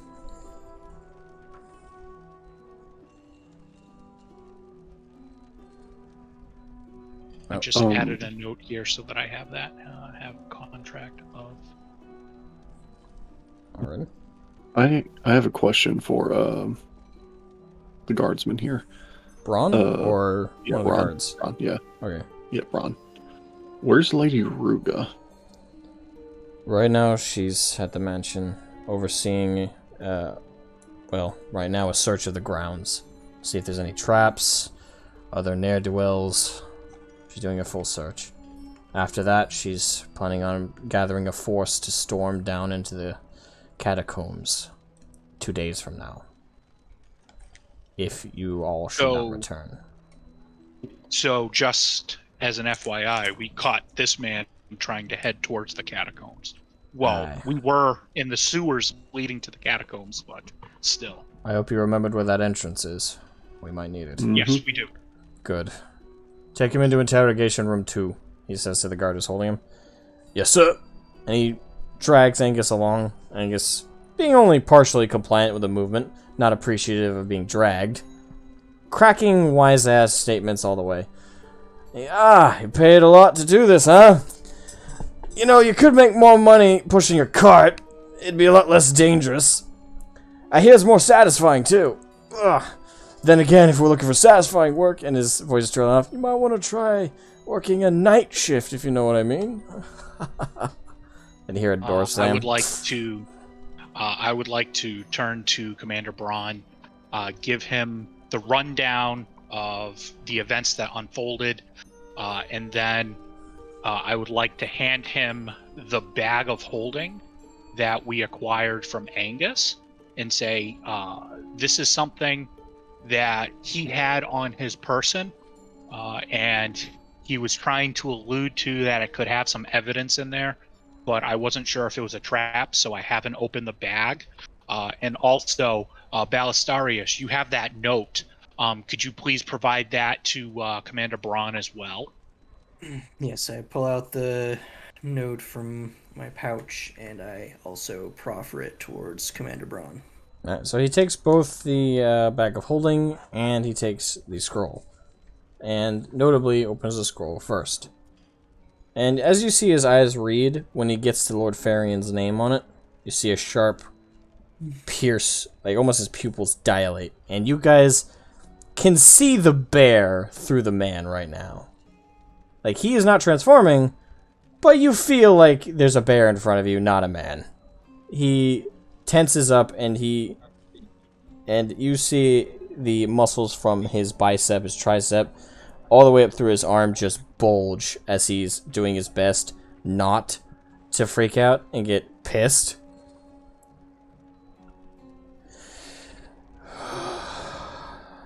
If only I could use this proof to put that bastard in his place. Damn it. This Borak is the one who was working with him, correct? Or potentially with this Khan fellow. So, to our understanding, he was working with Braun, and Braun's there the one is he's some talking to. tie. Yes. Khan. Yes, Khan. He was, well, let me start over. He was working with Borak, as far as a alleged, I'm using air quotes here, guard for the caravan. And Borak was the one that was working for Khan. The way it appears right now, even though we have no proof, this is speculation, it appears as though that Angus was hired by Khan to keep an eye on Borak and to ensure Khan's plan went through. Landris, help me out here. I'm pretty sure I think that's where we're at. Were you thinking something different? I'm thinking I have it's a fairly straightforward analysis and a good assertion, though Bork himself may have been the one to hire him on directly, though we'd have to double check that with the others of the caravan. Secondly, I have a plan for the interrogation to skip any sort of reasoning or bargaining and just go straight to making him talk. Alright. So, Braun takes in your words and goes, very well, we'll get to the interrogation shortly. First, let's see what's in this bag of holding. Alright, so he leads you guys to... I think Braun is in that bag. I think Bork is in that bag of holding. Maybe. If anything, that'll help give this scroll and confession some more veracity. That way, when we present it to the Council of Geist, they can actually make a ruling more confidently. Without a body, this could have been written by anybody. So, he brings you guys into the back room where you guys previously had your contraband processed. Back there's only one mage now, distinctly compared to like the 4 or 5 that were there previously at different tables. It's the same one you met before, the nice young lady. Blonde hair with her cloak and her staff. And she goes, Commander Braun, all the other mages are across the city doing their best to detect any magical anomalies. I stayed here just in case. Is there anything you need? Yes. Can you please detect this bag of holding? Tell me if there's any curses, spells, anything that you can come off from the outside at least that might be able to tell us what's inside. So she takes the bag of holding and I step back 5 feet. She sets it on the table and you see her hands kind of circling around it as she's chanting a specific spell. And after a while, she opens one eye, because both were kind of closed as she was concentrating. There's appears to be nothing on the outside. The tricky part with bags of holding is I can't detect what's on the inside. Not properly. I can only do an estimation of the weight that would be taken up if this was in our realm. And I can only detect if there's an elemental aspect to it. If there's lava, for example, hidden in the inside, like the other week with that contraband. Braun kind of rolls his eyes. Yeah. The twin sisters who want a revenge on the guy who... The point is. So you can't detect anything without us opening it. Afraid so. Is there anyone who can? Miss Novery, I hate to admit it, has a much more effective use of detection magic, and her knowledge with bags of holding does advance past my own. Perhaps she could think of a different way to detect magic in it. Call her. Bring her now. I don't care where she is, what she's doing. I know she can be a handful sometimes, but I need her help. Might I suggest Decoria or Belisarius and I go? We have a bit of a rapport going. Might speed things up, and time is of the essence. No, I need you all here, especially if you intend to be a part of this interrogation. You've met Angus before. You have some kind of knowledge of him. You're staying here with me. He looks back to the mage. You, go now. Yes, sir. And you see her sprint out the front. Now, let's get this interrogation underway. I have a question. How long has it been since the start of the battle? Well, since the end of the battle. It's been about exactly an hour in total. Including the start of the battle, through the battle, you guys coming up, having your confrontation with the guards, and then traveling back to the security desk. All of that occurred in an hour. Shit. Well, I wasted my boots for the day because they're only good for 10 minutes. I forgot to deactivate them. Yep. Sorry. No. That's my own fault. That's why I asked. Yeah. That's what you get in the heat of battle. You forget. Alrighty. So, Braun gestures you guys to the other side of the room where the other door, accessing behind the back office, and he leads you guys to along the same hall that would have led to his office, but he stops where there's two other doors along a curved wall, and both are labeled with numbers 0102. Right. This is interrogation room 1, interrogation room 2. And between the walls, you see him put his hand against it, against a slightly discolored stone in the wall, and a third door in between opens up. This is how we monitor what's going on the other side of the interrogation. Feel free to enter. So do you guys go in? And away. Right. So you guys enter this not massive room, but this decent sized, I want to say 8x4 room. It's a very thin room. And on one side is a glass pane. And you can tell just from the runic shapes that are in the corners that this is not just glass. This is enchanted glass. Now, just to explain a little bit of how this works. We can see them. They can't see us. So, and, on top of that, unless I remove this rune, he points to the right corner of it, they can't hear us either. We can only hear them. That's how we handle interrogations. So, and we don't take a hands-on approach to interrogation? Hold on. So you look through the glass, and in the inside of the interrogation room, you see the guard standing in the corner. He's not interrogating Angus right now, he's just watching him. And Angus is sitting there, and a cleric is in the midst of healing him, as he's chained to this rather large wooden desk. Now, once the cleric's done healing him, in less than a minute I suppose by now, which one of you would like to start the interrogation? Normally I don't leave it up to amateurs, but Again, your rapport with him is invaluable at the moment. Even as minor as it might be, as just rivals, fighters, adventurers. Well, I would like to make the suggestion that Landris and Ballistarius go in. Landris had alluded to that he has an idea as to how to make them talk, and I think Ballistarius would be there as a good intimidation factor to provide for Landrin, to provide for a fear factor to potentially help loosen the lips, as one would say.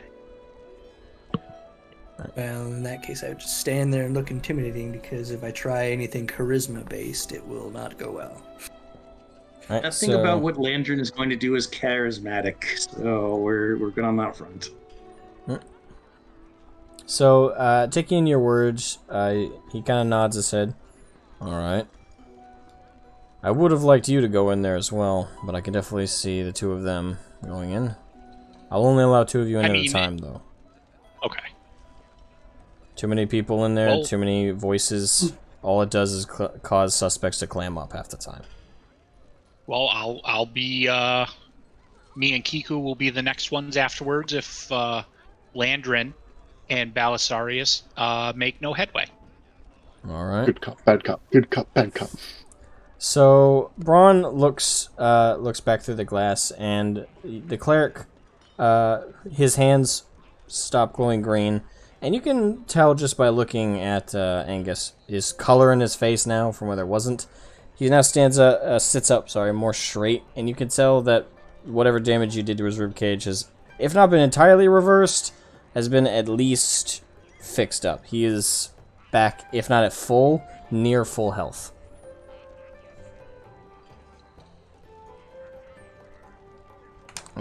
Just make a note of that. All I can see is Landrin just slowly taking off a pair of black gloves that he wasn't wearing before, being like, "Oh, mine apologies. I'll be disturbing you at this late hour." Alright, so you guys already made your way in? Yes. Alright, so you guys, you and Ballistarius enter, and as you do, the guard walks out, nods to you both, and whispers as he passes you guys, "I'll be right outside the door," and shuts it behind him with a phone. And do you actually have a pair of gloves in your inventory, or? No, that was just a bit. Okay. So you come in, and I assume you at least say something along those lines. He goes, "Wow, look at the kobold looking all tough. And you, middleman, here to intimidate me? You guys are amateurs at this. This might be entertaining. Could I get some fire flakes by chance?" He yells to the glass behind you guys. Landrin's just looking at him, just quietly thinking.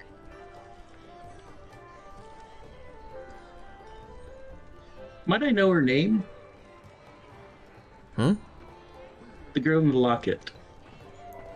That's none of your damn business. Uh, And as you say that, well- immediately his eyebrows fur, and he's now staring daggers at you. The moment you mention Staring right back. The terrible thing for you is that if I really want to know, you have no earthly way of stopping me. It might take me a few months to really get to the level of magical prowess needed, but I can just look at it, and I'll be able to reach out across the void and know where they are, what they're doing, who they are. You can't stop me. Well, you can, but you only do that by cooperating. So, either there's not going to be any negotiation here, there's not going to be any persuasion, there's not going to be any back and forth. You're either going to start narrating information for someone with a pen and a piece of parchment, or I'm going to look upon that nice face in there, I'm going to memorize it, and then I'm going to have Belisarius destroy it in front of you. Roll me That is my last word on the subject. Roll me intimidation. with advantage, question mark. Nope. I hope it's with advantage. Oh, man. Couldn't Belisarius be like looming menacingly, like reaching for the locket or something? The thing is, Angus is old, experienced. He's been doing the criminal thing a long time, and he's stared down some intimidating folks. Belisarius is just another. Landrin isn't one of them. Nope. And Belisarius is just another metal man. Alright, so Angus kind of grins back, sits back, and goes, "You really are new at this, huh?" Dare's a dare. Belisarius, take it.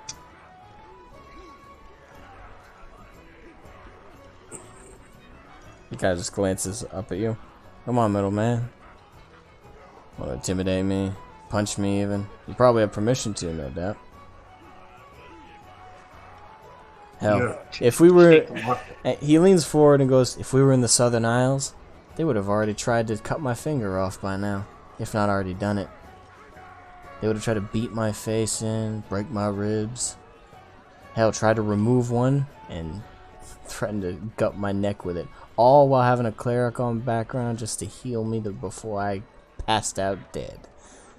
You think you're scary, you think you're menacing, you think you're any goddamn thing past a little of annoyance for me? Sorry to break it to you. I've seen far worse than you. And I'll see far worse than you before I die. Trust me." He leans back. Just a plain look on his face. Well, then... And he looks to the glass behind you guys. "Now, how about those fireflakes, eh? Getting hunted down and nearly killed by a 2-foot snake, a 5-foot bird, a giant tin can, Good, only 4 foot. and I got nothing creative for the tiefling. The tiefling makes a man hungry. Give me some food, damn it." Alright, Landrin is going to cast Mage Hand, but in the little space in his esophagus. And it's just going to clench a fist in there. Okay. I'm not sure that's how that spell works. I don't believe that's how that works at all. Yeah, I need to have line of sight. yeah. Yeah, but can you pull me up the description of it, please? So I can make a ruling here. You can use your action. Your tenor,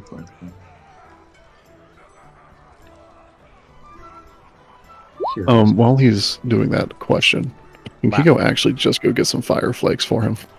Like, is that a thing? You can. You don't know where they are. You can ask Braun, though.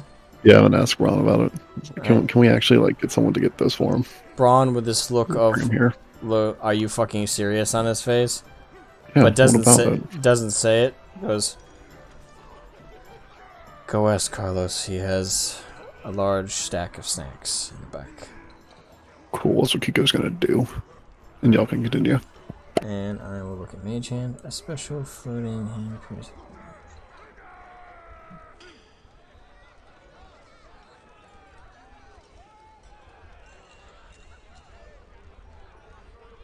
just says a point you choose within range. Yes, but I'm making the determination that has to be a visible point in range. Alrighty, in So that case, you can't put nothing it in special. his throat, but you can choke him with it. Okay, yeah, nothing special. He's just going to use it to take the locket without being bitten because he was being entirely serious. Okay, hold on. Let me... So as you attempt to do that, is it visible or is it invisible? Mage Hand. It should be visible. Control. Alright, so it's visible. Alright, so he knows it's coming, so... I'll say if you do destroy the locket, that's gonna like destroy our chances of getting any information from him. The thing about a threat is it's not a what's the word I'm looking for here? It doesn't mean anything if you don't act upon it. Well, he already isn't gonna. He's not gonna. Like, he's not gonna give you anything at all. Like, he's already stated that. Like, Alright, so he rolled a 15. Wait, hold on, let me double check the DC for this. Yeah, so that's 15, so that would be 12. So yeah, he wait, I'll give him disadvantage because he's completely bound right now. I'm sorry, what's he saving for? Well, technically he's also rolling sleight of hand right in this second, trying to slip out of his binds.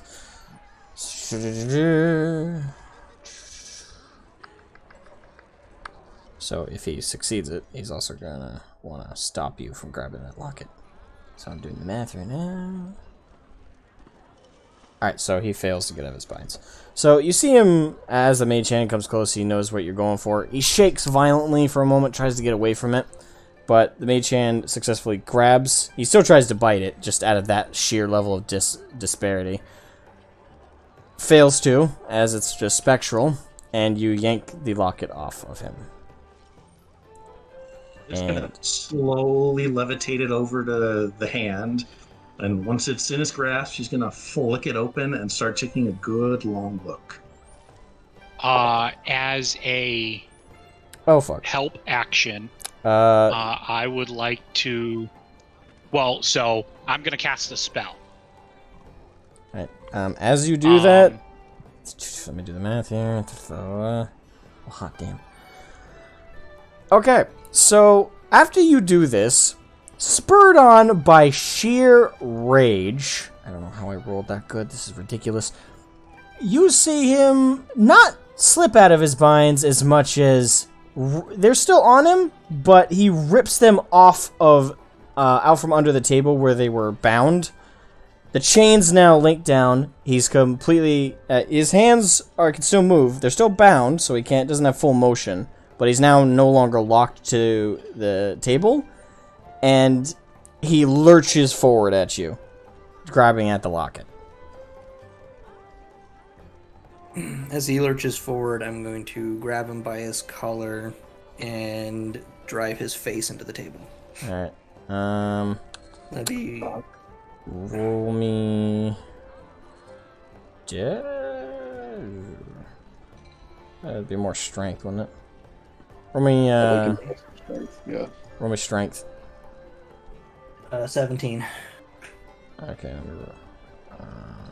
Nice. so as he lurches forward, his eyes almost like glowing red. You would guess, just this desperation to get that locket back. This is not a man right now. He is gone feral. This is not something that he holds his composure for at all, nor does he pretend to attempt to. So, in his ravenous state, Belisarius calmly grabs him by the throat, pulls him up, and what was your intention? I basically just slammed his face on the table, and you slam his face down. Getting at Landrin. Okay, but make sure his face is pointed at me so he can see what I'm doing. Belisarius, roll me an unarmed strike.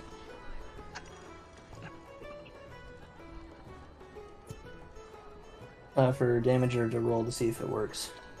Damage. Because I'm going to say you already passed the strength check.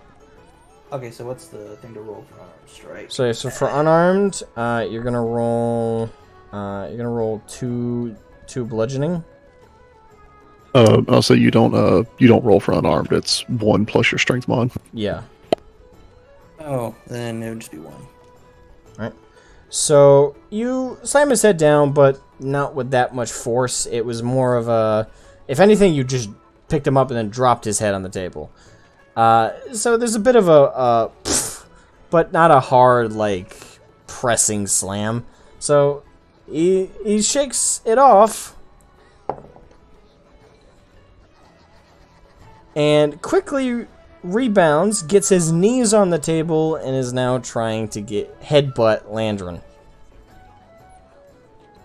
Where am I in relation to him? Goodness gracious. You were on the other side of the table, I assumed. Unless you... I just stand between him and Landrin, just... Alright, so that means he's going to be being headbutting... a human shield. He's going to be headbutting at you. That's not a good idea. He rolled... metal person, so that would be... He rolled an probably 18. He rolled an 18. Does that hit? Against Well, yeah, land? passes AC. Alright, so it hits.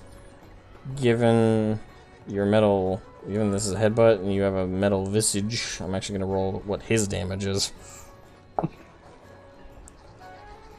Okay, so he takes 2 points of damage. So, as he just ravenously, he's now snarling, graveling, bashes his head forth, he hits his head against your metal chassis. You kind of feel really hard impact, Bellstar. So that was not a light slap. So you hear the bang, and his head kind of shaking, almost like it hit against a gong. And he falls back onto the floor, and the guard, hearing this, runs in, grabs him, pins him against the wall, and goes, "Are you all right?" Yeah, his soft, meaty flesh barely did anything to me, so I am fine. And as he's pinned to the wall, he's now breathing heavily, staring daggers in both of your directions. Give it back. Give it back! He is not being sensible at the moment. You already know how to get it back, but the clock's ticking before I hand this to Belisarius' crushing hand.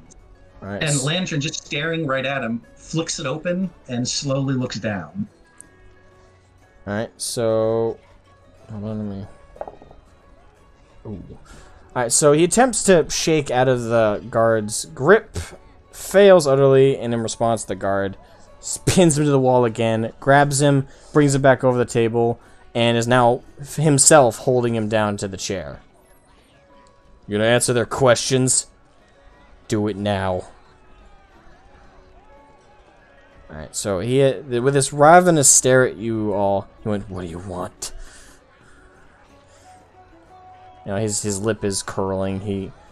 And you notice he's actually starting, like, tears are starting to come down both of his eyes. This man is as furious as he is sad at the moment.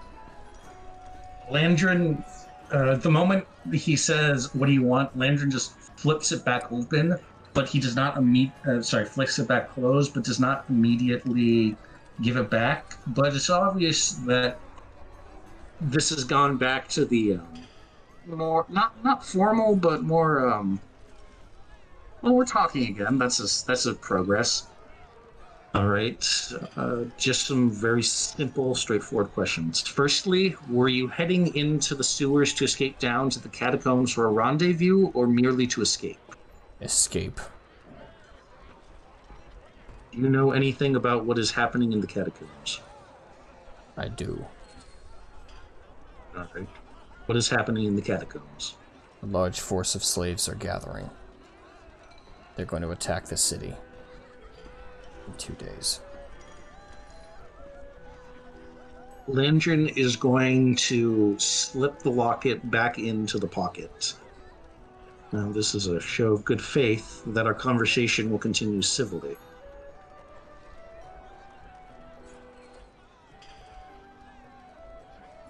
He still looks pretty ravenous and on edge.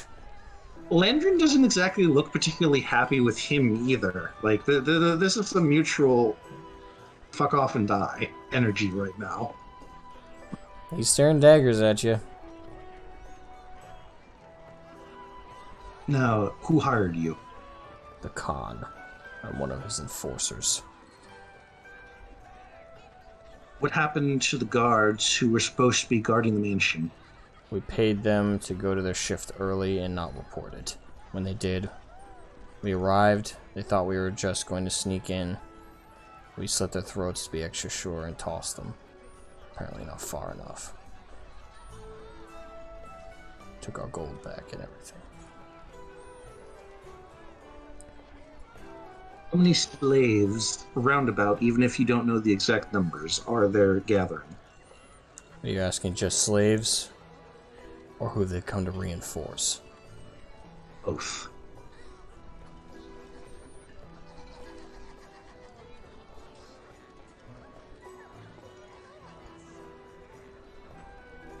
He's not giving you any extra information without it being prompted.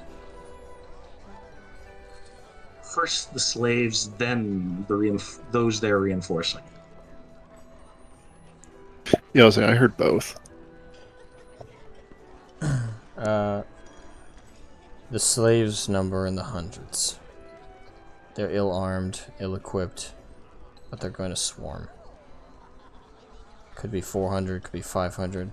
I don't know the exact number. They're those, for lack of a better word, controlling them? A rebellious force. People who don't exactly like Rollo. And they do like a certain other lord to be in charge. They start with F and act like an ass? Believe it or not, no. Straight thickens. I do believe you. You've been quite straight with me, to be honest. I'm just trying to point this out to you. You haven't rolled insight, so. Yeah, but let's be real here. We've kind of passed. Yes, but I can't tell you if he's being truthful if you don't roll insight. So I can let you assume that if you want to assume that. Can we all roll insight since we're watching? Yeah, you can all roll. The idea is, I don't believe, and more importantly, Landrin doesn't believe, in information gained through torture of the physical kind. However, torture of the emotional kind tends to really cut just deep enough.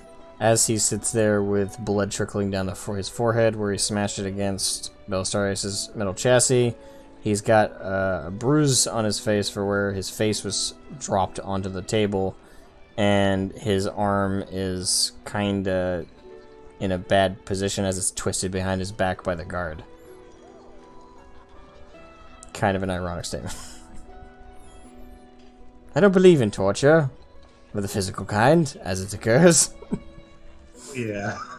That's what I have other people for. That's what I have Belisarius here for. Or Kiko. Yeah, but if any of you so choose, you can roll insight. I rolled a 17. Look, we have Kiko for subtlety. We have Belisarius for physical, and we have Decoria for strategy. Alright, so Decoria,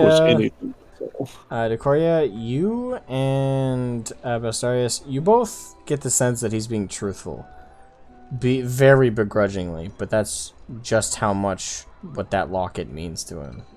That is, even a well-honed, well-trained, well-practiced liar, rogue, and deceptor has no will in him to lie right now. See, this is why I went for the locket, as fucked up as it is. I would like to communicate to Commander Braun to drop the ward so that he can hear us and be like, he's telling the truth, and then have him put the ward back up. Alright, so Braun reaches to the right corner, upper corner of the glass pane you guys are looking through, and he just removes, well, it looks like a magnet tile, kind of. It sticks off, like a, and you see not a color hue change as much as almost like a wobble in the glass.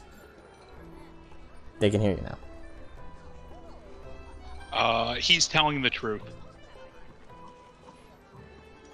Landrin is just going to wave his hand a few times, and even though it's in his pocket, it's going to be the locket is getting a quick mending and prestidigitationing, so it's all tip-top shape. He's still staring daggers at you. Yeah, he's not supposed to be able to see that Landrin's doing something nice, because Landrin feels like an asshole.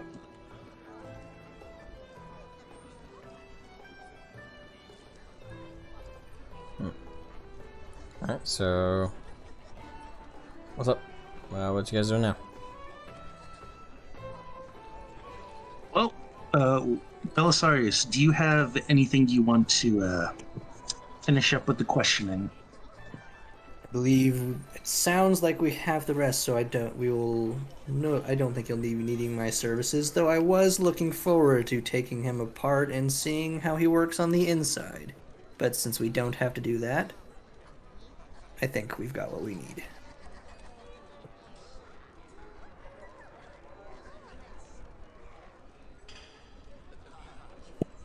I'm guessing y'all two are done. Landrin is just going to finish this up real quick by just looking straight at him. Regardless of what happens next, I just was to say this. If you live out a sentence, if you break out, if by some means you leave a cell within your lifetime, I want to make this very clear. I never want to see you again, Angus. If I do, I will kill you. Goodbye. As you walk out, he goes, "You won't see me." Then we have an accord. And leaves.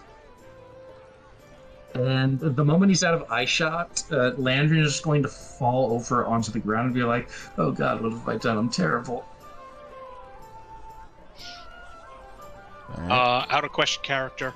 Wow, I really botched that, but whatever. So my internet went a little wonky.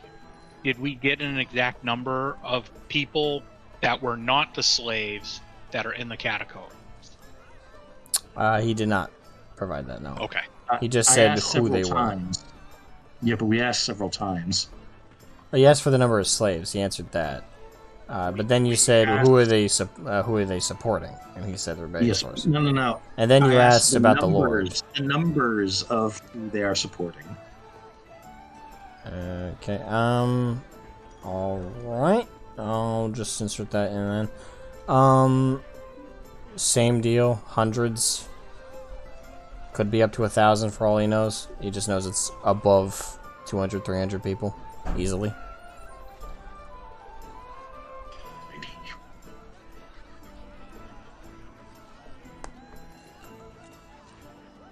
So Alright, so I'm going to have this conversation with Ron before they come back into the room.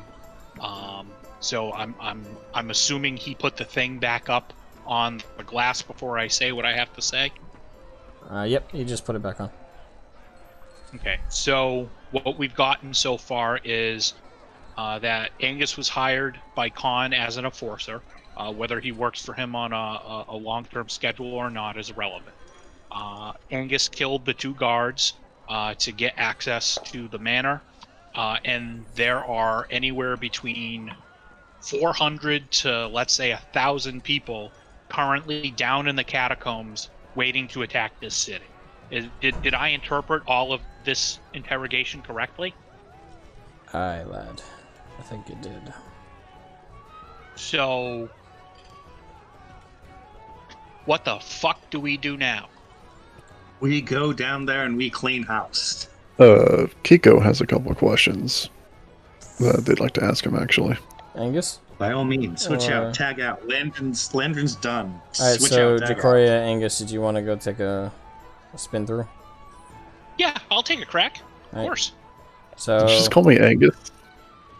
His name is Keith. no, though. you and Oh, yeah, you and Jacoria go take a whack at Angus. I say Kiko's gonna come back. I assume with the snacks, right? Yep, Whatever he wanted, the firecrackers or whatever. Fireflakes. Fireflakes, that was it. Yeah, he wanted his frosted flakes. Basically like spicy chips. Gotcha. Last Airbender reference. It is, yeah. I was disappointed no one got that at first. I did, I just didn't say anything. Ooh. But Kiko's actually gonna take the notes and look over them real quick. Okay, so the notes. Just the which note? The notes that I assume they wrote whenever they were getting answers from him, because someone mentioned something about a parchment and writing it down. Landrin, did you actually start writing it down, or? There probably would have been some scribe nearby who's for stuff like this would be like noting, taking. My exact words were start narrating for someone holding a pen and parchment. Oh, okay. I don't know if there was actually anyone of that description. Hey, Are you gonna ask Braun? before we- Or? before we go in, Kiko, do you speak Infernal? No. Well, I'm going to talk to you Infernal anyways, and just respond as if you know what I'm talking about. I was just gonna go in and ask him a couple of questions since he appears responsive now. Just bear with me. That's all I ask. Just bear with me. So, all right, if he even understands it. Well, that's the entire point, hoping that he doesn't understand it. Whereas you do, and then he doesn't know what we're talking about. See the point? As a rogue, he probably does. Potentially. More than likely. But it's a risk I'm willing to take if the moment is provided to us. Go for it. But I want to do my thing first. Yeah, of course. I'm guessing Kiko's going to at least the rundown of what we learned. I assume, right? Alright, so you get the rundown. Do you actually need me to run it down? Did you actually leave? No. I just have a specific question to ask. Alright. Kiko's gonna walk into the interrogation room and set the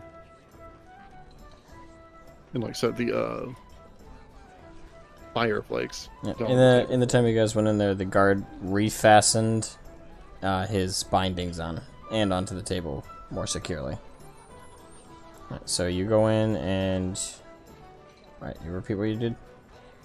Kiko's gonna set the fire flakes down on the table, and actually he's gonna undo his hand bindings so he can actually manipulate things. All right.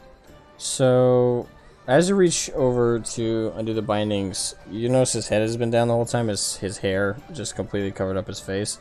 As he looks up, this man's eyes are bloodshot. He's actively crying at the moment. And he's completely motionless as you're unbinding him. He's just not resisting, he's not moving. The only motion he's done is just to look at you. That's what I figured.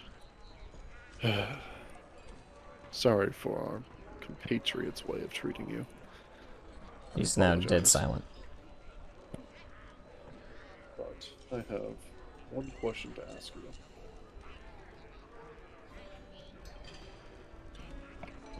How are your forces entering the catacombs? He looks up at you. He looks towards the glass. Assumedly Landred's behind there somewhere. Mm-hmm. And he thinks about it. I don't know the exact way. The way I got in was through a dam, an old one, out in the woods. The well, there's a cave underneath the well that connects to the city. The well's dried up years ago. We broke people down in it, single file. It takes hours, but we can get easily 100 people through that tunnel into the catacombs within 3 hours. Less sometimes.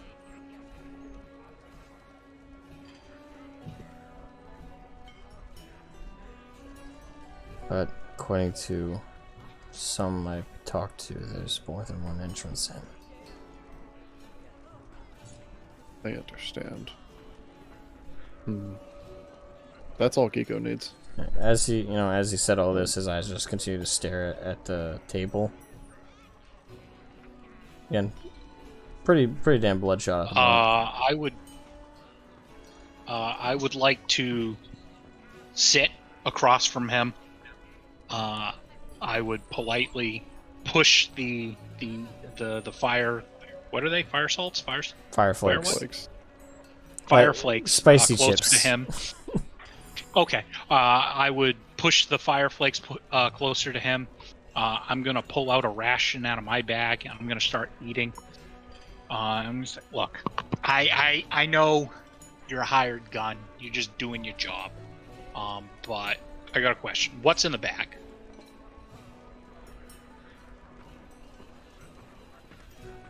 Something I risked my life to get. I'll just leave it at you owe me one. As he says, "Oh, you won," he just looks up at you guys, eyes ever more piercing.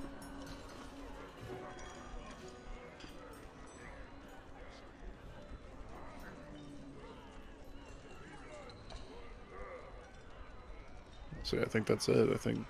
And he says, "Can I say what I wanted to say to you?" Go ahead. Now's as good a time as any. Come over here.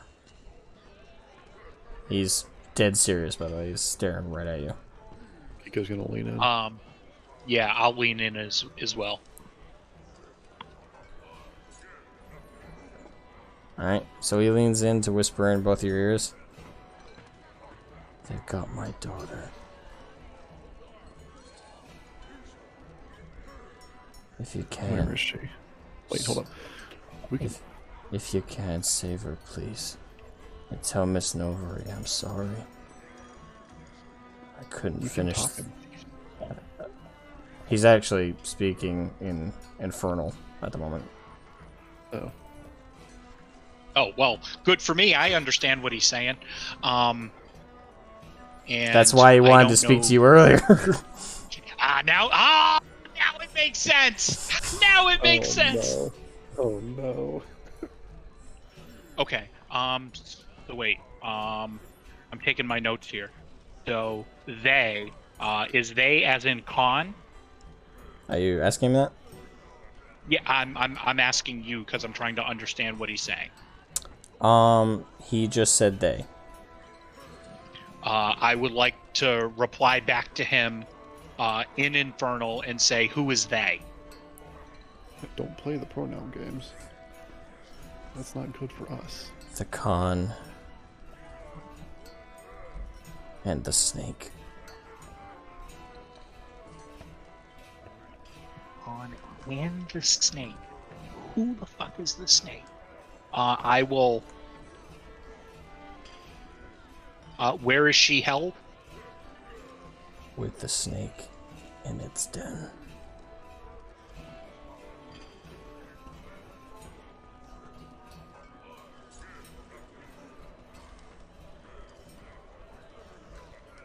Is the snake in the catacombs?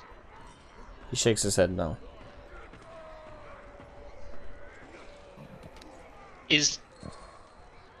Is the snake a literal meaning, or is it a name of a specific individual? The second one. And you notice his eyes are kind of flickering towards his side. Yeah, I don't think we're gonna get much more out of him. Okay, all right. And he points his ear toward his left ear towards you.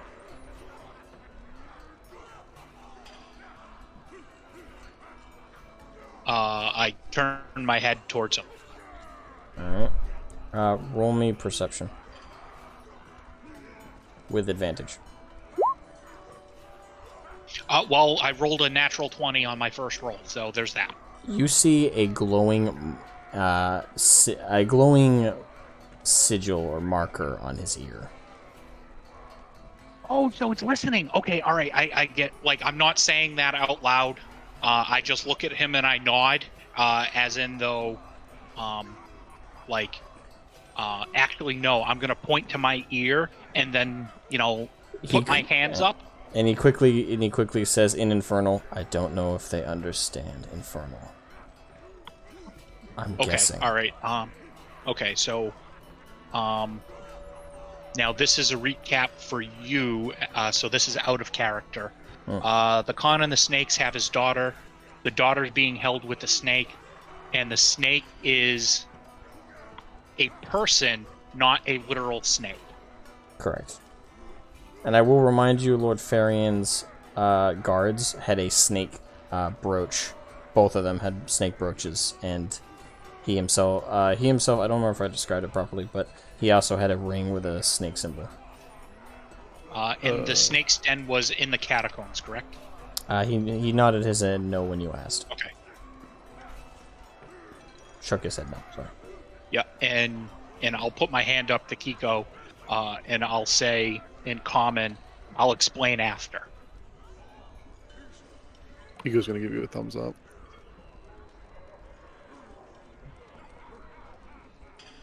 Alright. So Angus kind of sits back and his head's back down.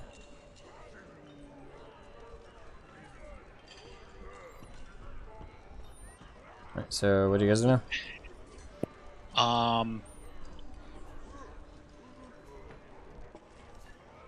Do we have anything else to ask? No. I think we need to get our hands on that bag immediately. Yeah. Oh, and I also have to. And I'll say in Infernal that I will pass along your message to Miss Novery. And he nods his head slightly in understanding.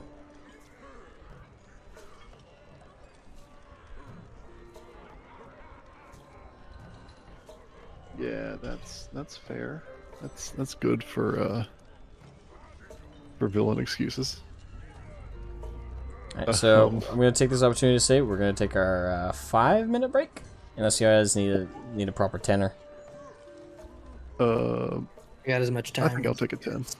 Alright. So we will break for about 10 minutes. I think I'm good. I'll just sit here, and if anybody's in the YouTube chat, I'll respond. Any super chats? Glancing over, nope. But either way, if there's anybody in the YouTube chat who wanted to say hi, chat for a bit, this is the opportunity during these streams that you can. Everybody else, take this time, go to the bathroom, go relax. I'll probably hop to the bathroom in just a minute, but just in case. Kalki was there earlier, and Caesarius stares from the shadows. Well, I'm hoping he's still staring from the shadows. Let us sing away.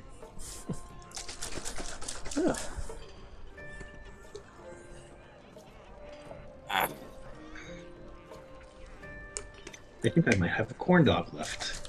I'm gonna go eat it. My muscles are not going to be happy with me tomorrow. Doesn't help I have a long shift at work tomorrow, too. Ooh. Man, hopefully this will... Hello, everyone. Welcome to the Hungwell Hamburger Halftime Show. I'm your host, the Hungwell Hamburger. Asmo, how are you feeling about this session? I'm feeling pretty good. I wasn't surprised when Dracoria said no to getting close. I was counting on that, but Angus speaks Infernal, and that's what I want. I was hoping, on the off chance that Dracoria took the risk, that would be a pretty cool thing. I'm actually happy he did it here, so I actually got to play with that little note I wrote. Was worried for a minute that it would come to no fruition. I was like, great, they'll never find out he knew Infernal. Damn. Honestly, it's probably for the best, because if he had revealed that he was doing this for his daughter down in the tunnel, Landrin might just have let him go.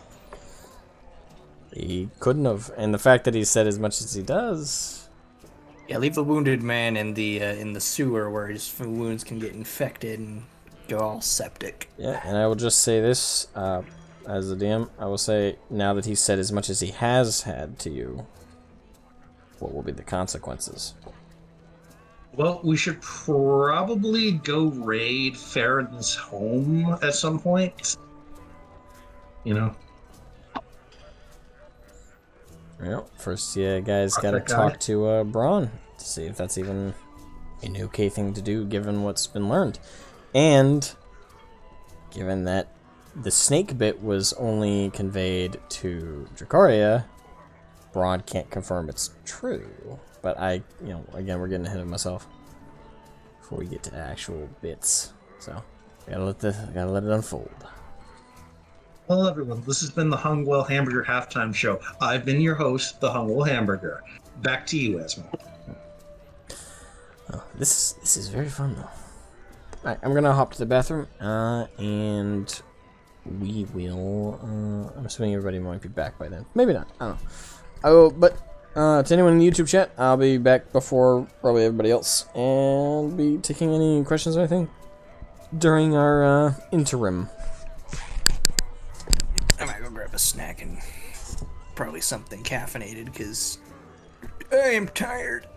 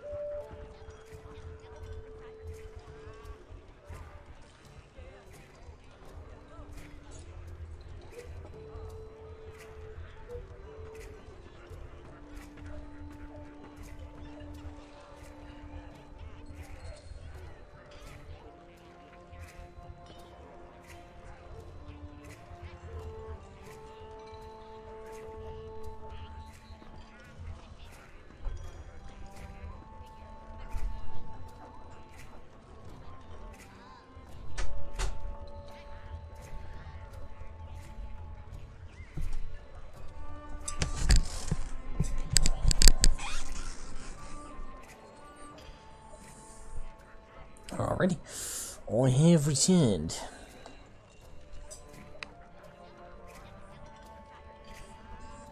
It appears everybody else has scattered. Perfectly understandable. Perfectly. Oh, da da da da da da da.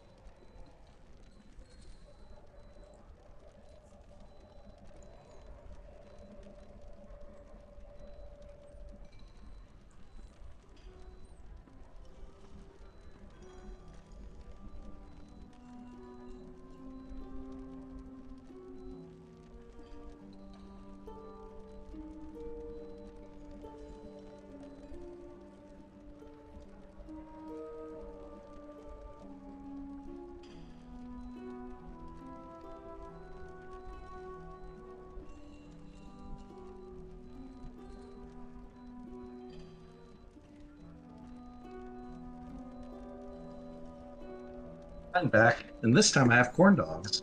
Welcome back. Ah.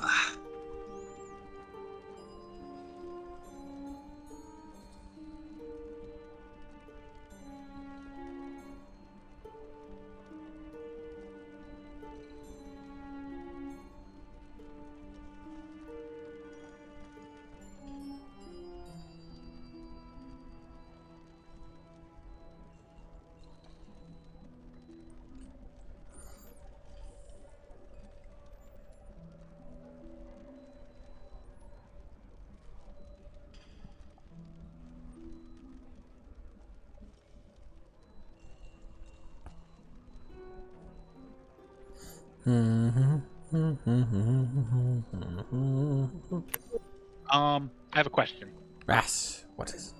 Did Landrin return the locket back to Angus? Yes. Yes. Okay. I think I missed that. My internet was wonky there a little bit, right towards the tail end of Landrin's interaction with Angus, and then it came back. Yep, it's returned to him.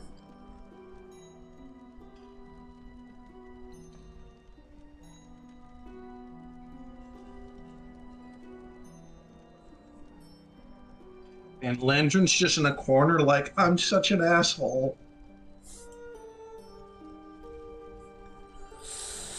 I mean, I agree. Wait You until you had every learn reason something to else. be. Wait until you learn something else about what you just did. God, I want to say it. This is one of the downsides of being the DM. This Novri is going to stab me.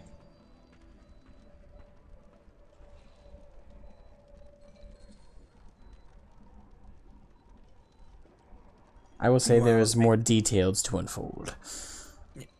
You know, the big metal man is like, what are you all moping about? Got what we wanted.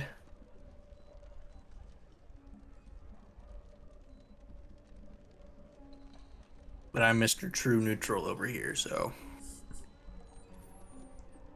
Neutrality's the name of the game, baby. I sat on that fence so hard I became the fence. Wait, is everybody back now, or...? I don't know. Or Kiko? Okay, he's not back yet. We're waiting on one more member of the party before we move on with this. Got myself a little Yeah, bowl. I went to the bathroom, made myself a sandwich. All Got right. myself a little bowl of fresh cut pineapples. Yeah, and it's good pineapple. Very ripe.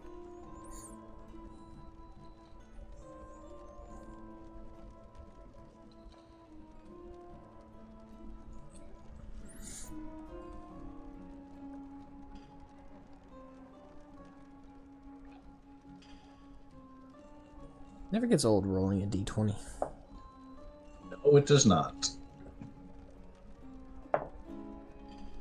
I'm back. Told you I needed at least a tenner. Alright. Good. Everybody's back. Alright, ready to continue? Theoretically. Yep. Okay. In theory. So I'm chewing, but yeah. Alright, so I assume we all need no explanation of where to go from here. Just Commander Braun. alright. So all of you are back in the interrogation viewing room. I assume by now. We have to go. I am going to look for a piece of paper. Okay. You're in the hallway, so you could go either to the interrogation viewing room where there might be paper, if you look around, or you can go to the front desk where Carlos is, and for sure he has paper. Or you could ask I would- Landrin. Yeah. Or- So I'm going to go to the investigation room, Alright. viewing room, and request a piece of paper. And Landrin whether is it's from going- Landrin. Alright, so Landrin, you're giving him a Thank piece you, of... my fine friend. He just And takes a piece out of the... Sorry. God damn, I did it again. do you have a quill as well, too? He's going to take out his teeny little quill.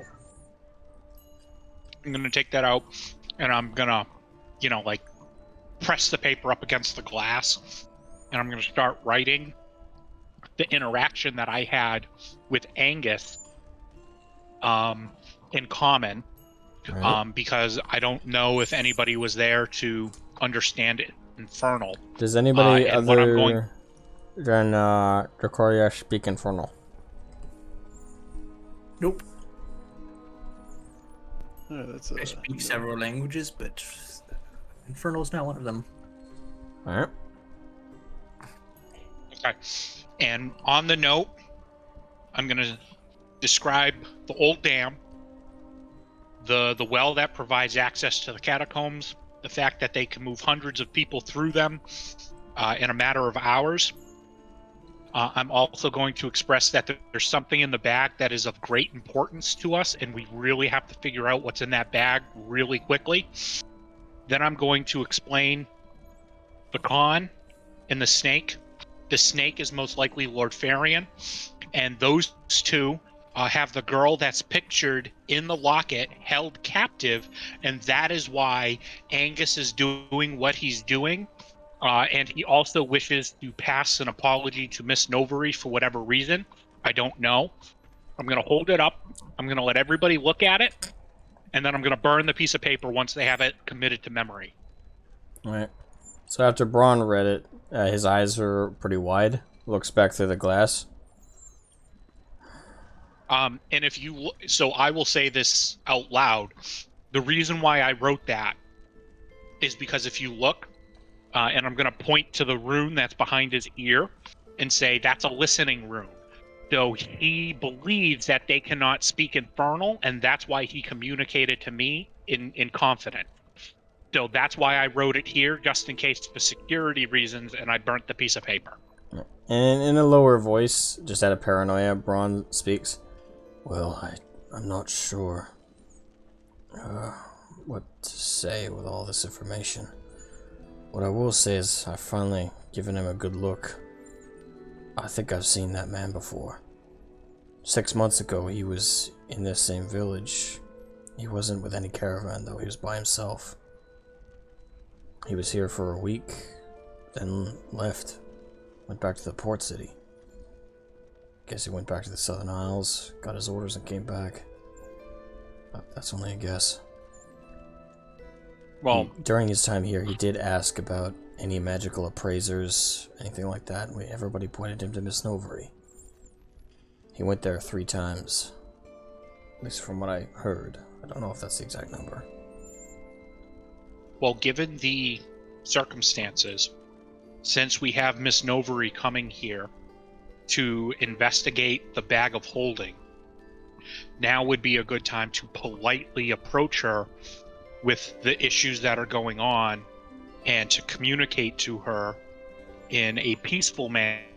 And with luck, we've done business, we have a good relationship with her. Maybe she'll open up and fill in a couple of these missing gaps that we have right now. I agree. About a moment passes after this statement is made, and then you hear a knock. You hear Carlos's voice. Sir, Miss Novery has arrived. She can't fit through the doors to the back office, but she's in the confiscation room. If you'd like to see her. Well, let's. Yeah. Alright. So you all head to the confiscation bay area. Yes. So as you guys enter the room, they're standing at her full 9 foot tall. Thankfully the room is about a foot above her head, and she pretty much takes up a good chunk of the room, though she's trying to pull her legs in a little bit. And I was called for an appraisal of an item. I'd like to come out. Greetings, Miss Novery. Pleasure seeing you here again. Hello. Did you guys find who you were looking for? We did. And as a matter of fact, we found this in his possession. And I would like to hand her the bag of holding that is in question. And she grabs it and looks it over. And you see her upper left eye kind of changes hue color. It goes from that like red hue to a blue one, like a bright blue one. I would like to insight that to see if that's like her recognizing this bag. All right, roll insight. 3. It's a glowing eye. It's pretty. Alright, so she, holds it up to that eye, spins it a little bit, and then the eye blinks and it's back to its normal color. There's nothing dangerous about this, it's just a bag of holding. Nothing in it either seems to indicate any danger. There's certainly something in it, though. I refuse to believe that what we know about bag of holdings, the bag of holdings aren't dangerous. Beyond normal danger. I would like to ask Miss Novery in Infernal if she understands Infernal. She does. So I don't want to give too much away, but I would like to say that a mutual friend of ours, Angus, would like to pass forth his apology. For what, I do not know, but he informed me to let you know that he is sorry. At the name Angus, she heard the rest of it, but she rushes forward and she's like an inch in front of your face. Did you take his locket? And she's now breathing heavily.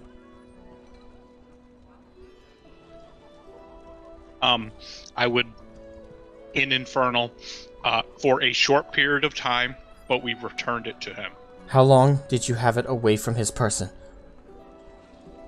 No more than a minute and a half. Oh no.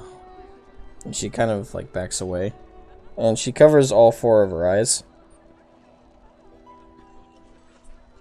This is not What did I do?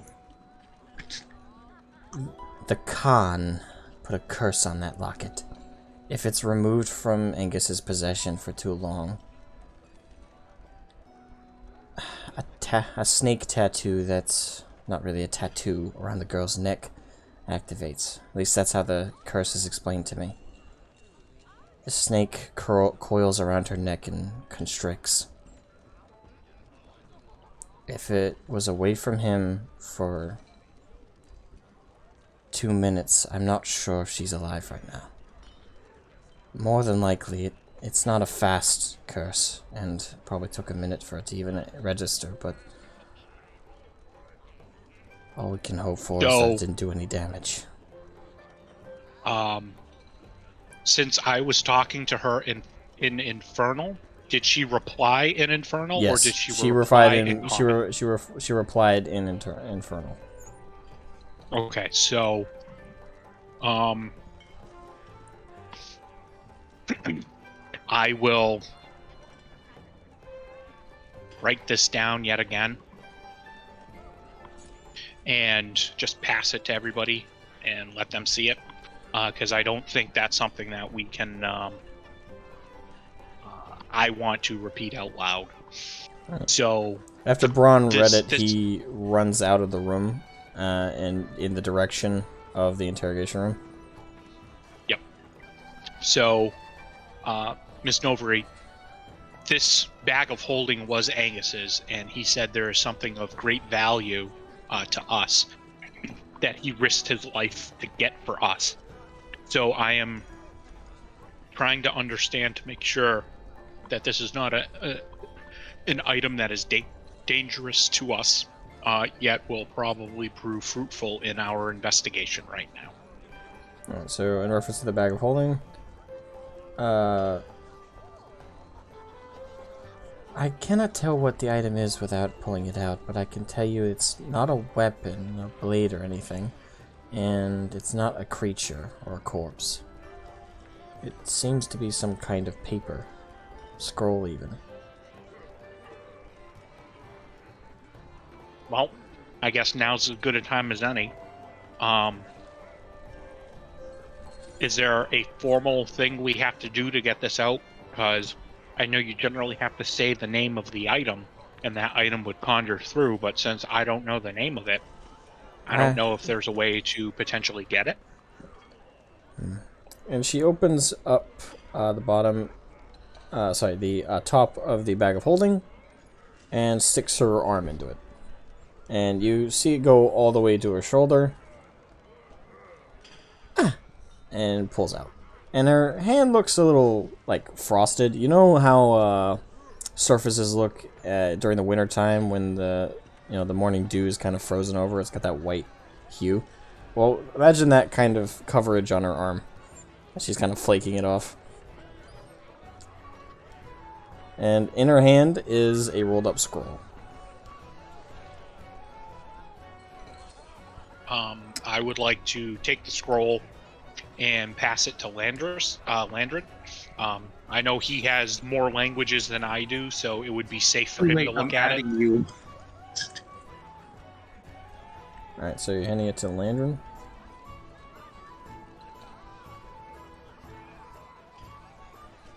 Oh, wait, what'd you say?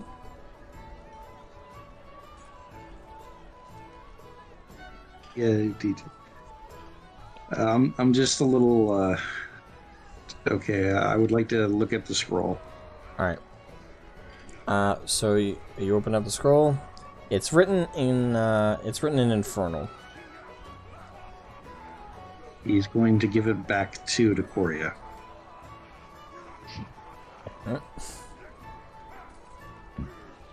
So Decoria, when he hands it back to you, as it reads, it's more or less a listing of names. Quite a few names. Towards the top in a corner, what's written in Infernal seems to be the only direct note that isn't a part of the list of names, and it's from Angus. And it's quite detailed, but given Infernal is a simplified language, it's able to fit in the corner. Well, simplified for Infernal, so who can read it. And it says, to those who it may concern, hopefully this will reach the hands of Miss Novary. I thank you for your support in trying to help me break the curse on the locket. I've failed. My daughter's days may be numbered, and the least I can do is put together this list of names of his conspirators and enforcers. With any luck, they can be brought to justice. And I can get revenge on that sick son of a bitch. The closest equivalent son of a bitch in Infernal. Okay. I would like to... so is it possible to remove that portion of the scroll, just the apology itself out of the corner? Like, can I tear the corner off? Yeah. It's very distinct from the little corner. I would like to tear that corner off and hand that to Miss Novery as a sign of, a good gesture. And say, this is for you, this was not meant for me, and just pass that to her. And she reads it over real quick, and all four of her eyes are kind of tearing up a little bit. If only and she says this in common, kind of haphazardly. If only I could have broken the curse.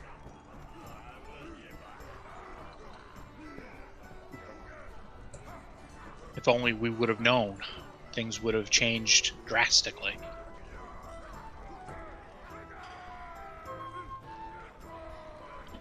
He came here months ago. Came to my shop several days. First day, he just introduced himself, looked around. He seemed shady. But I like to give people the best foot forward most of the time. He didn't steal nothing nor tried. I know we're in a hurry, but this might be important. Just trying to share the details. And she switches to Infernal. The first day he arrived, after introducing himself, he gestured to the locket. He didn't say anything. It was odd. And then when I looked it over with my appraisal eye, I noticed it was giving off a sickening, maleficent energy. A very strong curse was connected to it, and trailing significantly up in the air. He didn't say anything, he just left. The next day when he returned with two half-orc companions. They walked around the shop, made a few rude gestures to me, but nothing I'm not too used to. And then he spoke Infernal to me. All he said was, "Do you speak Infernal?" I replied yes, in Infernal. And he just said, "Help me."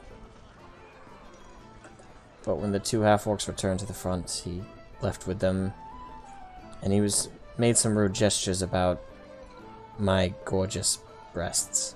She kind of looks to the side, kind of like that was annoying. But I believe he was playing along, trying to act like a cocky rogue. When he returned the third day, he was by himself. This time, he spoke desperately, quickly. He said he didn't have much time. He begged me to break the curse, and said in detail what exactly it was. At first I thought he might be deceptive, but after appraising it properly, he was right. I couldn't break it, it was too strong. The curse was ingrained in the locket so thoroughly. Even with my best attempts, there was nothing I could do. When I told him I'd never seen a man look so hopeless. He said, "I'll get him back. I'll get him back and save my daughter." Since then, he sent me periodic letters, always coded in Infernal, always very carefully worded, just in case someone did understand them who wasn't supposed to read them.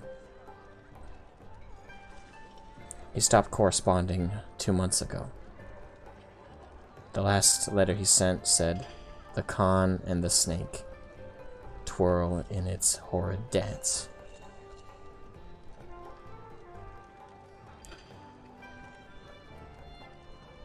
Do you know who the snake is? I suspect Lord Farian. given his house sigil amongst the Council of Geist is a snake. And, given, no doubt, what you've uncovered, do you have any proof that that's assumption is correct? It might not even be someone from Nordred, now that I think about it. Given what we've been looking at, it that jives with what we're thinking as well. So now, to this point, Braun comes back. He kind of walks in looking a little disheveled.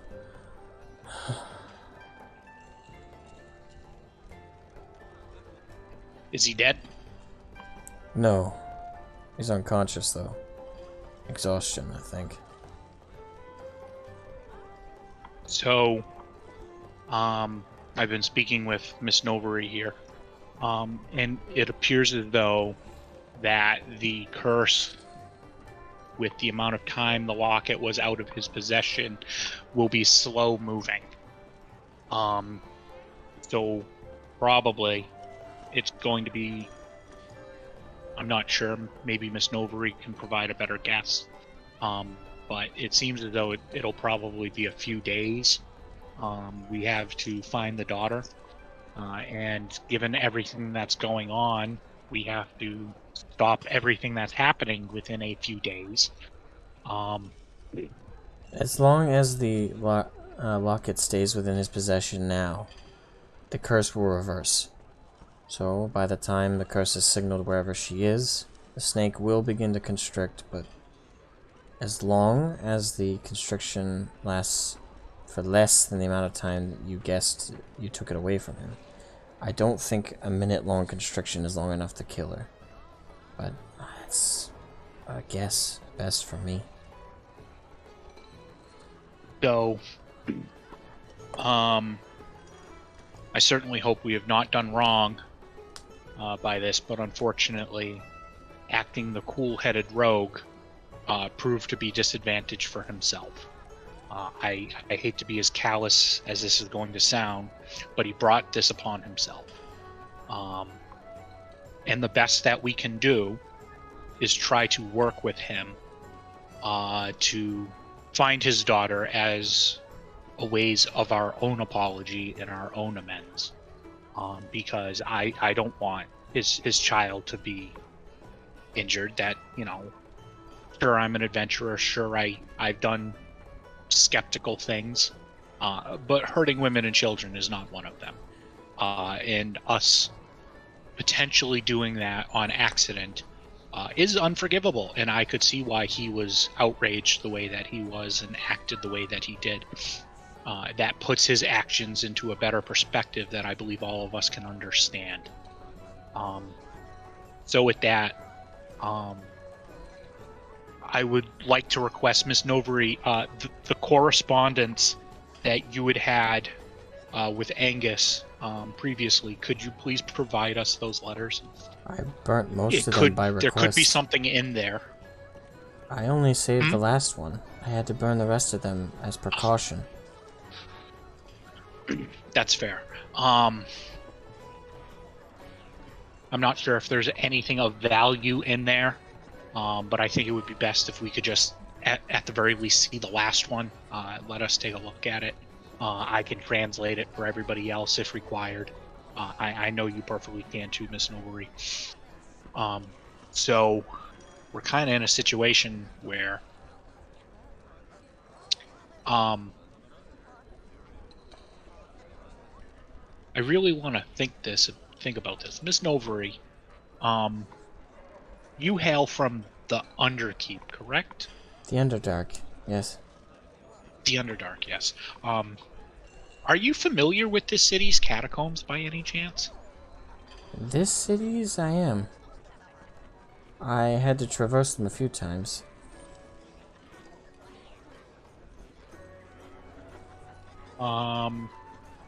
Commander Braun. Yes? I have a question.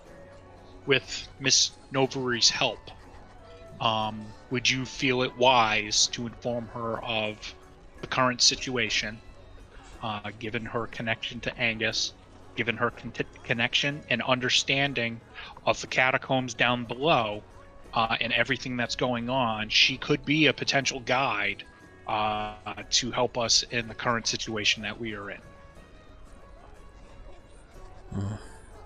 I can't, I'm afraid. I can't allow Miss Snovery to enter the catacombs.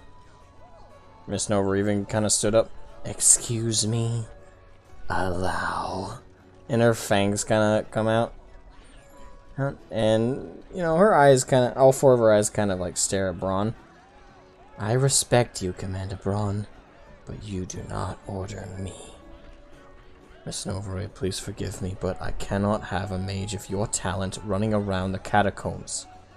What if they get wait, what if that man's sigil goes back to this Khan fellow and he's already signaled his men to start mobilizing? What if they attack tomorrow and our most capable sorcerer is down in the middle of the catacombs hunting for them when they could be up here killing all of us? Commander Braun, remind you, be very weary of how you speak to Miss Novery, as you, one, just stated she's a very powerful mage, and two, be mindful of how you word your things because she is not fully aware of the situation. So you might want to be careful about divulging information. And he kind of furrows his brow a little bit. I would like to turn to Miss Novery, pat her on one of her legs, and say, I understand where you were coming from, Miss Novery, but Commander Braun is simply doing his job. And our concern is that there is a imminent threat to the city right now. And that imminent threat is in the catacombs. If you have the ability to provide us with a map because you've traveled so well, is it possible that you could give us a map that says here are potential locations where there could be big, vast, open areas?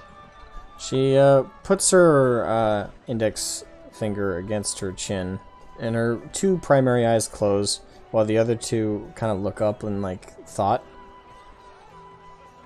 I have a map, yes, but I also have a guide. One that can go with you, and won't be some kind of artificial, and she kind of, like, bends down and gets very close to Braun's face. Artificial threat or support to the city's guard, like me. Sound fair to you, Commander?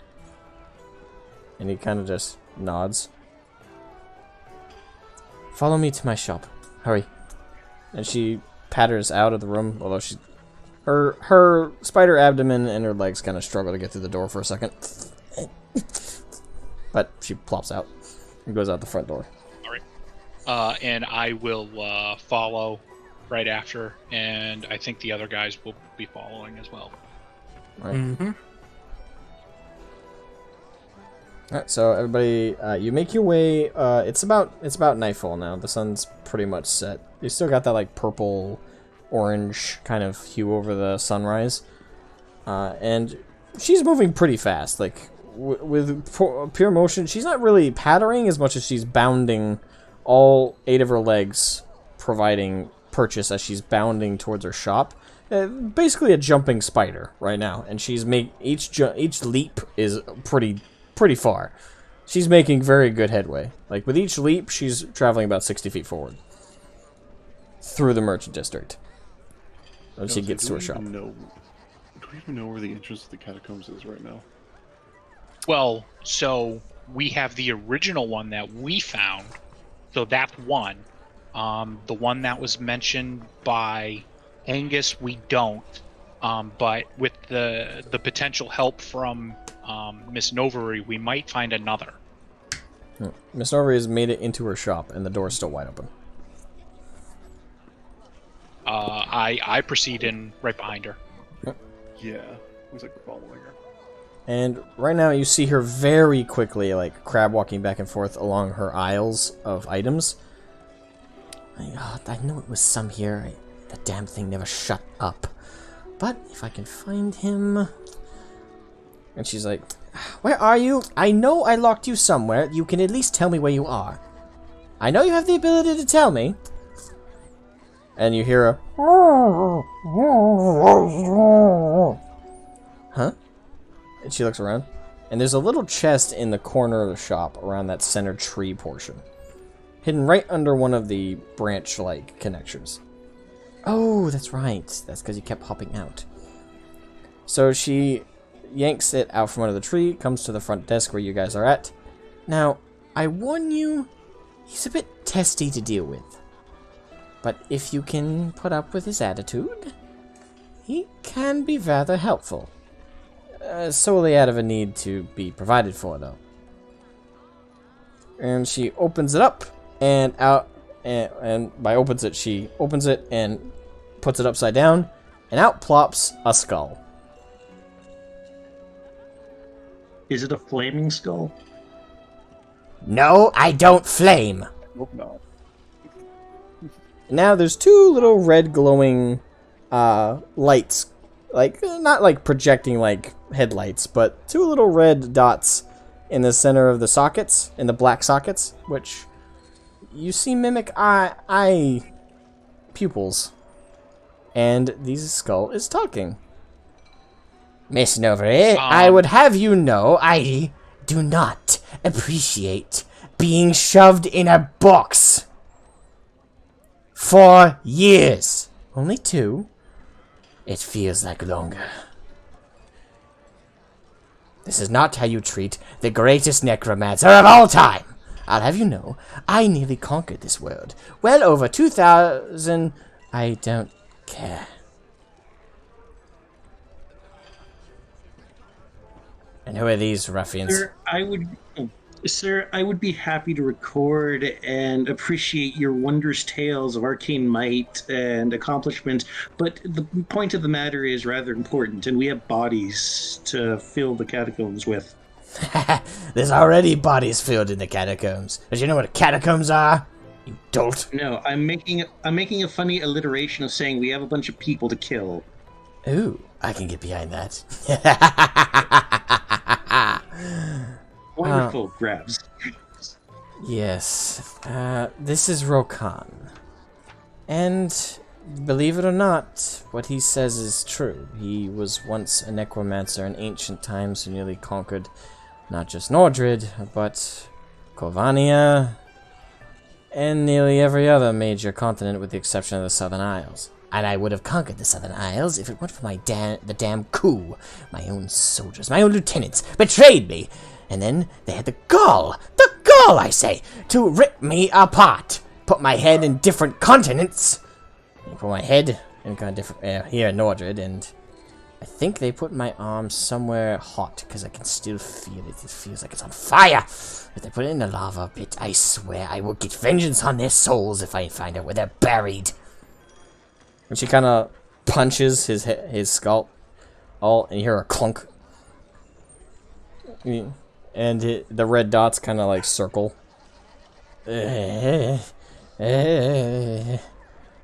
Ow. That's enough out of you.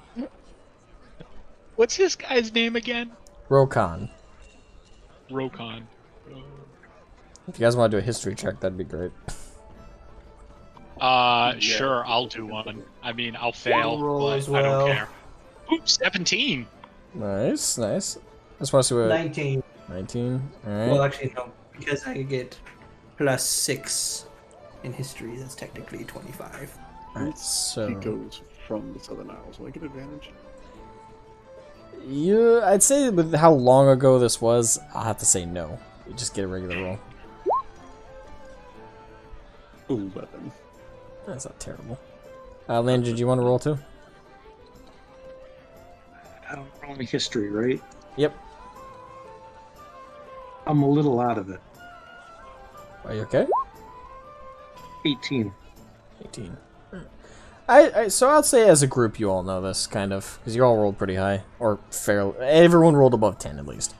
So from what you guys all have known from your individual experience with history, in ancient times, we're talking 4,000, 3,000 years ago or so, There was a necromantic lord by the name of Rokan. Rokan rose to power what is believed in Corvania. He was super powerful, super strong. Some said his necromancy was was so perfect he could raise someone from the dead with a snap of his fingers, and it wouldn't just be a zombie, it wouldn't just be a puppet on strings, it would be a person, their soul reconnected to their body. And he was loved and adored by his people, who eventually named him king of what was not called Corvania at the time, but was called Rokanzia, or Rokan's kingdom. And spreading his dominion, he conquered most of the known world through the course of over 100 years, expanding his life using necromancy and other more cursed techniques. And all in the goal of conquering the world and also attaining immortality. He would be the eternal ruler of the world, and none would question him. However, his closest lieutenants found that he was too powerful. Though they respected him, though they believed him truly impressive, no one should be that controlling. And though he was right on the cusp of controlling the world, the only continent he had not conquered was the Southern Isles, and he was on his way to do so when his lieutenants performed a coup. While he was sleeping, they used a holy spherical spell to bound him, and then they cut him to pieces and burnt off his flesh. Though he had already attained immortality at that point. The catch was, it wasn't perfect immortality. He just couldn't die. No one said he couldn't have his flesh burned off. So, him being basically turned into a skeleton, his head was placed in the catacombs of Nordred, and the rest of him was spread across the world.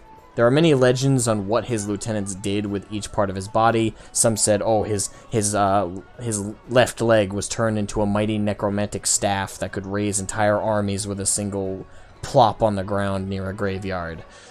His fingertips were used in a necklace, which would allow any sorcerer to completely dominate and leech the life out of a living person in seconds. All kinds of legends have been about Rokan. But at the end of it all, he just was considered long gone. Many believe that the part of the legend of him being immortal was just exaggerated. I have a question. This is an out of character question, because we're still developing how my stuff works here. Right. I just love the concept of this character. Could I make an Arcana check to see if there is some type of connection between Rokan and my bangle? Yes, but with disadvantage. That's fair. Absolutely, that's fair. 10.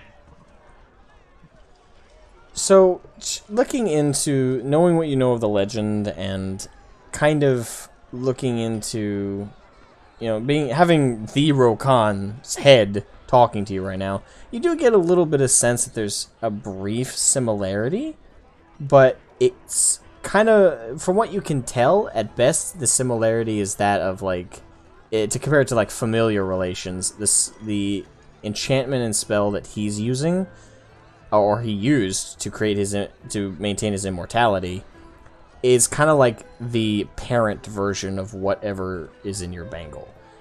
One is derived from the other, and that would be yours is derived from him, is your best guess. But whatever the enchantment is that is on your bangle is a watered down, choppy version of whatever is holding his soul to this skull, and allowing him to speak through it. So, similar, but only in the sense that they're in the same family of enchantments and spells.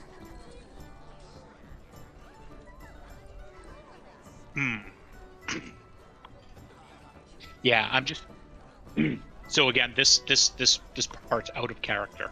I'm just curious, Like, I know how the Warlock pack and all that stuff work, but I think if I could find something to have it tied into the story would be great. And it doesn't have to be, you know, like this dude, but like something like that, that would be really cool. Who's to say I haven't worked that in? I'm not saying you haven't. If you did, kudos to you. Thank you, and I love you as a GM. I will say it's not. Wait, who rolled over 20? Someone rolled over 20 in a history check, correct? That was me. Okay. How much over 20? 25. 25. Alright, so Belastarius, you happen to know that it is believed very strongly by historians that Rokan was a tiefling. And his skull structure does show some indents where bones would have grown out of, but they're so frayed and smoothed out, it could just be some lumps on his skull.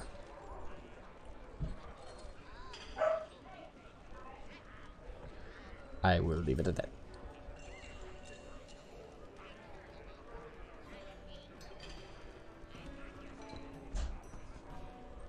What is that?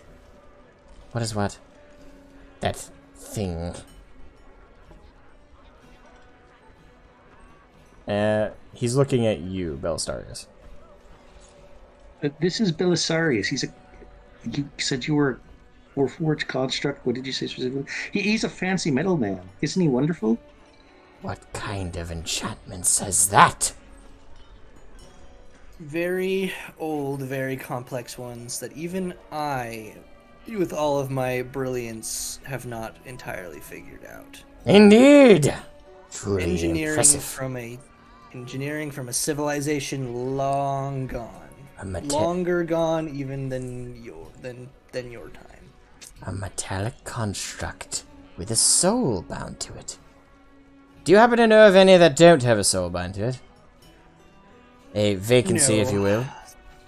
The only thing I can tell from my notes when I finally reconstructed my consciousness and could, actually think, was that I had stumbled upon some random trap and got my soul stuck into it. But that's all I know. I see. Interesting. I'd be fascinated to learn more of your history, mechanical man. Spider winch! She bops him on the head again. Ah! Guy. I love this guy.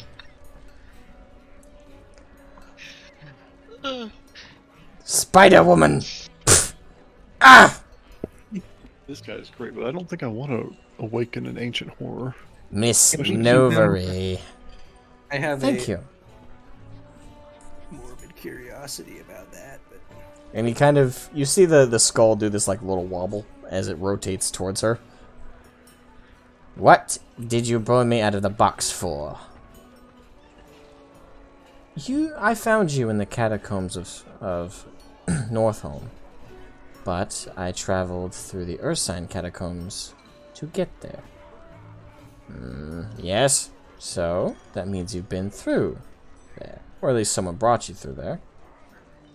Yes? And how many times have you traversed it or been rolled around in there? I'd have you know.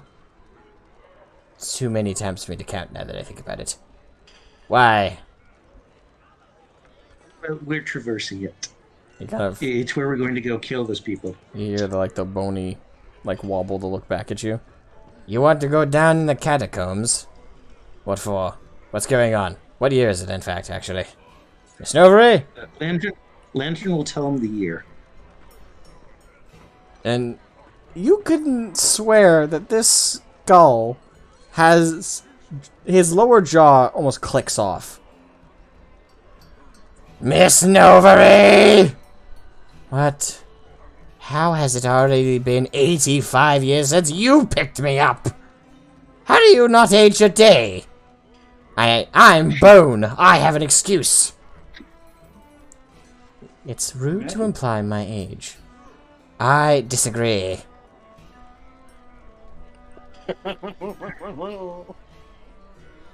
She kind of gives the skull a glare. I will have you know I have quite the number of instruments to crush you in. And we both know your skull regenerates back together, so I can continue to beat you in until you learn some manners. And you swear that if this skull could have a sweat bead, it would be there. And So, just even though it's bone, does it have the ability to like articulate the skull so that like you could see like eyebrow expressions by any chance? Is this the skull based from Harry Dresden Files? No, but I have heard of that actually. I was thinking about the ventriloquist dude with the skull puppet. Oh yeah. Jeff Dunham. Yes. Jeff Dunham. Yes, that's it. Jeff Dunham. Ahmed. Akbar. Was it? Yes, Ahmed Ahmed. the Dead Terrorist. Ahmed the Dead Oh, it Terrorist. was Ahmed Terrace, yes. Yeah, close enough. I kill you. I I'm imagining, to be honest. Like the second you said the eyebrows articulate, like that's it. No, right they aren't. I will say they aren't hairy eyebrows. They are bone extrusions. They can just shift because the bone itself seems to be... And because the flesh can't regenerate because there was nothing left, it seems that the bone itself has kind of morphed into... Though it is still bone, it's still rock-solid bone, it's malleable to be... the eyebrows, at least, and part of the sides of the head seem to mimic what a fleshy skull would do. Like if he like grits his teeth, like you could swear there's like a bit of a crunch in the bone, kind of mimicking that of like having like a vein pulsing in your head. And his eyebrows shift for expression. But other than that, his teeth are a skull's mouth. There's no lip mimicry there. It's just teeth, and the sockets are just sockets. With the red dots in them. Time to pick him up and start reciting Hamlet. Hold on. Landrin wants to do something really badly because this dude's a wizard. Like, really badly. Necromancer. Necromancy is a school of wizardry. It is its own powerful school. To just call me a sorcerer when I have spent centuries on a wizard. Yeah. He's either a wizard, a sorcerer, or a cleric.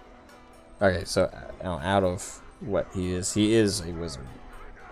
He is good for peer review, is what he is. Lantern wants to prop him up on his shoulder, open up his spell book, and just let the gentleman kind of peruse and critique. I feel like it's a bad idea considering he might just take your spells and use them. So what spells do I have? Possibly go wrong. So as you prop open the book and he's looking through, he looks annoyed. This is what they pass for spells? This amateur! I'm incredibly weak. This is incredibly pathetic. Each of these schools of spells is only doing you a disservice.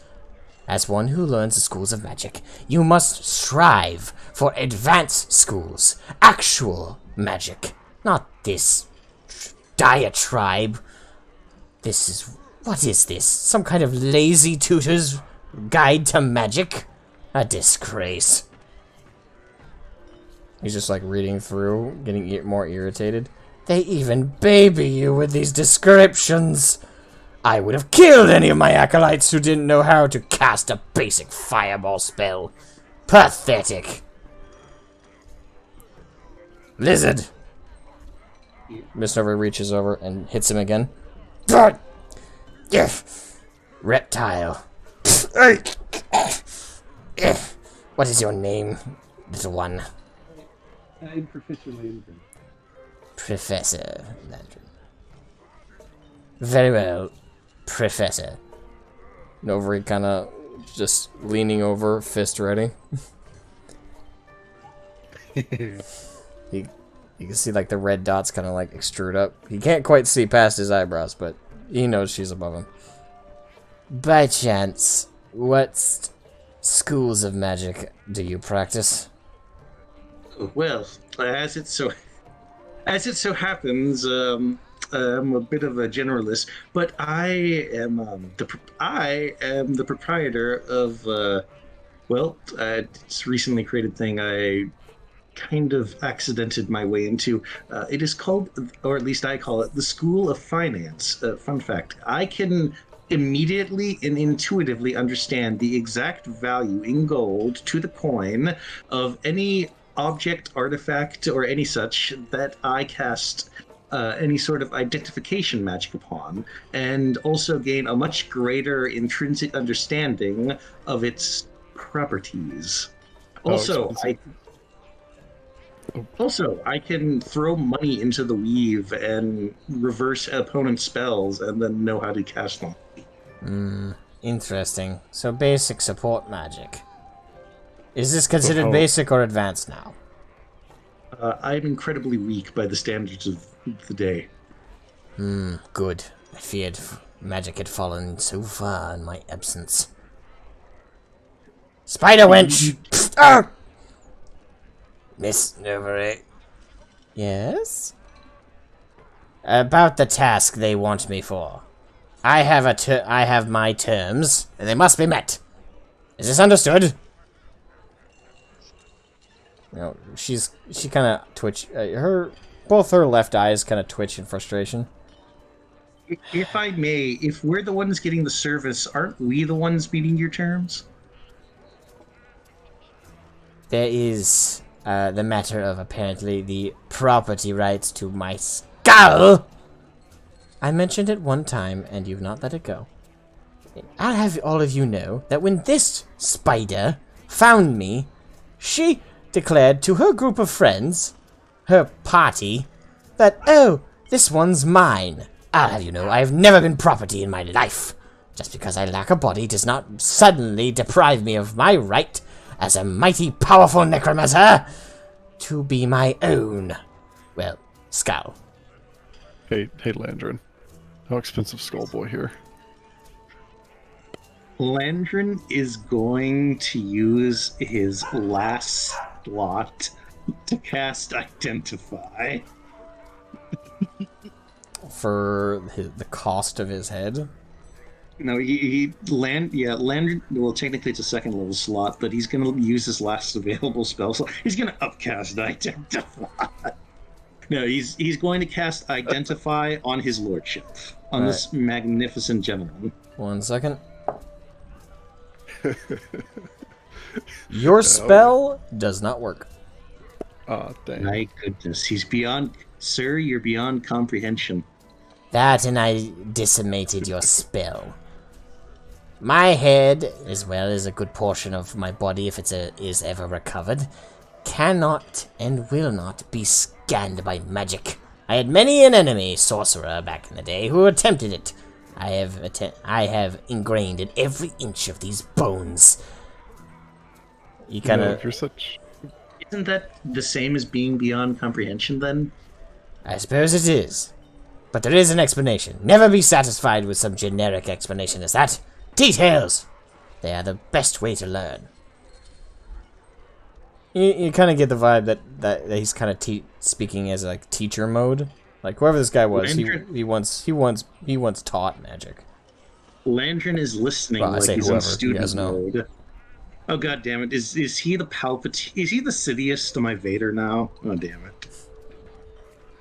If you learn too closely, you mind he's... Not if he convinces me to experiment and put him in a robot body.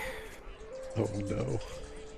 He will be making periodic rolls for that, but I will say he has quite a disadvantage with anything related to charisma. Me also, so we have that in common. Now, I do want to preface this by, this is not a because I hope I am not in giving that impression. He is not a DM and DMPC. He does not have, he has core stats of personality and certain enchantments of him that I have noted. But he doesn't have an AC, he doesn't have initiative, he's not a specific class in terms of listing, except, you know, I've listed him as a former sorcerer, or wizard I should say. But he's only got like the raw stats. And He's got no charisma. Yeah, I'll say for a super powerful sorcerer that he might have once been, he seems to be pretty low on the food chain right now. Low in the food chain. Twitches with frustration. So my curiosity is piqued with the idea of experimenting with putting a soul in a robot body. It might actually help me understand my own. Yeah, he wobbles towards you. Know. Indeed. A new body would do me so good. I would conquer this world in a matter of days. And this time, no coups. Who needs lieutenants anyway? The concept was flawed. When he can have a legion of robot minions. What's a robot? Points to Belisarius. Hello. I see. Oh no. I don't like where this is going, I'm gonna be honest. Spider wench! Ah! I mean, Miss Nordred. As for my demands, I demand that if this party takes me, they take me. I am not returning to that box to be stashed away for another century. You and I had an agreement, Rokan. Correct. You would keep my head protected and safe if I taught you necromancy. I did, and then you shoved me into a box. I kept my end of things. You were protected Shoving and safe. me into a box and under that damned tree branch so I couldn't complain about it. I beg to differ! There's being protected, and then there's being stashed away like some luggage. Should have read the fine details of your contract. And you kind of see Miss Novary shrug in a smug kind of manner. It was holding up my end of the deal. I wish this deal to be released. I would like to look in the bag that I took from Angus and see how many gold coins are in there. Right. There is 5 gold coins, 20 silver. I would like to put that on the table and say I would like to offer a compensation for this gentleman to purchase his release. And I'm just going to put down the 5 gold and 20 silver on the table. My release? I am an individual. Not just any individual either. The Conqueror. The Great Rokan. How dare I you understand buy me like Conqueror Rokan. I understand Conqueror Rokan. And we will be adventuring all over the lands. And for us to purchase your rights as the Great Conqueror to help spread your name, we have to provide proper compensation to Miss Novary. So if you would like to travel with us, why don't you just let us buy the rights? We're not buying you, we're just buying the rights. rights to allow me to choose. What? Miss Novary just kind of ignoring him. How much did you say? 5 gold. She looks at him. She looks at the gold. 3 gold, and you take him off my hands right now. Yeah, I was gonna ask if you'd be willing to give them to us. To be honest, like. I mean, I'm just doing this for the fun of it. So I'll take 3 gold out of the pouch and I'll give it to her. So the rest of it I will mark down as my added gold. 2 gold and 20 silver. And during this whole exchange, Rokan is just staring at the exchange of money and is just... He's got this pulsing... Again, if it were fleshy, you would assume it was a vein in his head, but it's just like the mimicry of it. He's like...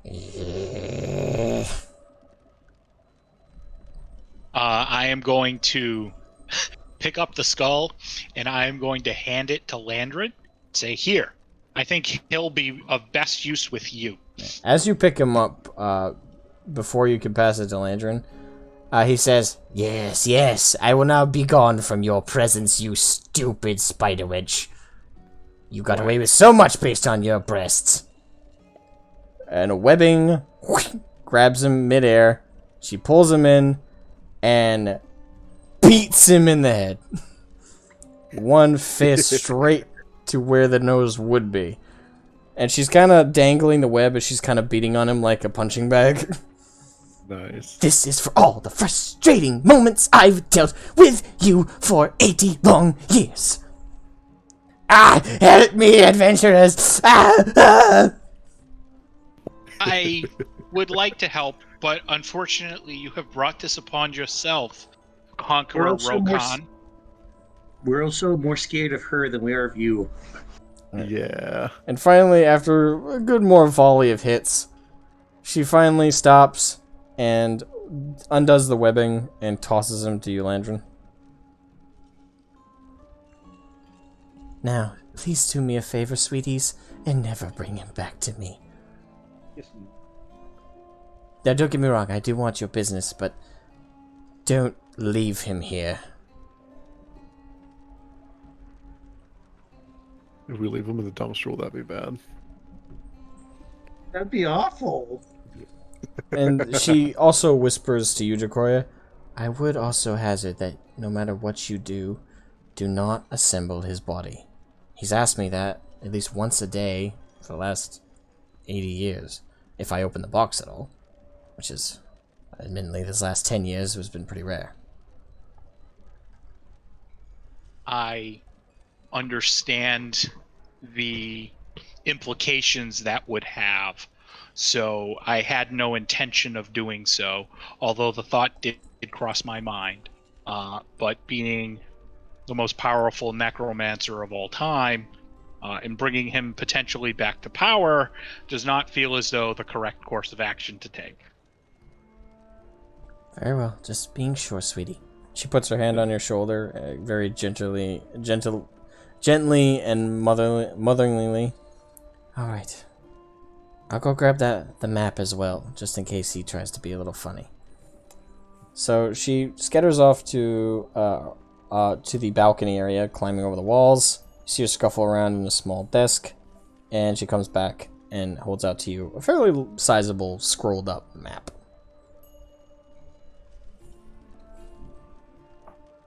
Thank you. I do have a question since I am here. Do you potentially have a cloak of protection? I'm not sure.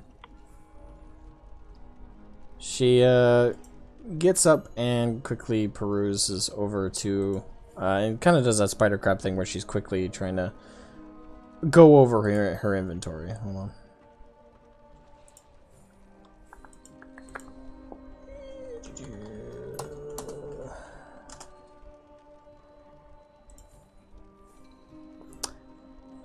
So she at one point goes, finds it, and you see her kind of doing, again, a little bit of a skitter walk around the wall, comes back and goes, I do indeed. How much would this run?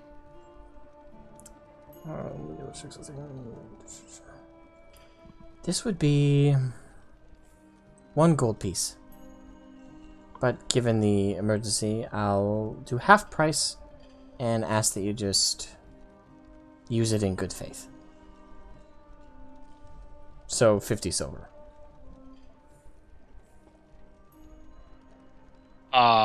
Okay, all right. I will bust a gold piece to give her 50 silver. Right. So she takes a gold piece and returns 50 silver back to you, and as she did with the boots, her hand over the cloak, her hand over your head, and you feel that shifted magical connection to the item appear. You are now attuned to the cloak of protection. Wow, that went way better than I thought it would. Desperate times. And a kindly natured Spidey lady. Agree. So that brings that up. What time of day are the rest of the shops closed? Yep, it's nighttime. Technically, she should be closed right now, but she, given the circumstances and everything going on, decided to sell it to you. But it is nightfall. Then with that, I would make a request if she has any garbage half plate kicking around. Garbage Breastplate. what? Breastplate. I don't sell any... Because the rest of the stores would be closed. I am afraid I don't. All my items are magical in relation. Sorry, sweetie. That's quite alright. With luck, we can try and figure out... I can figure this out for the rest of the evening. Thank you, Miss Nobri. It's always a pleasure, as always. Good luck. And make sure to make the bastards pay. That is our plan. Alright, boys. Is there anything else you guys want to take a look at? Just in case...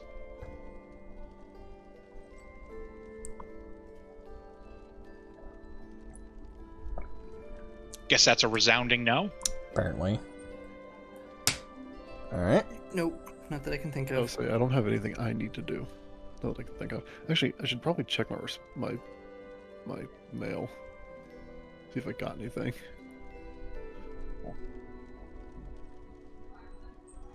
Alright. The mail is closed. Dang it. Okay. Late night. Sure. Alright, time to break in.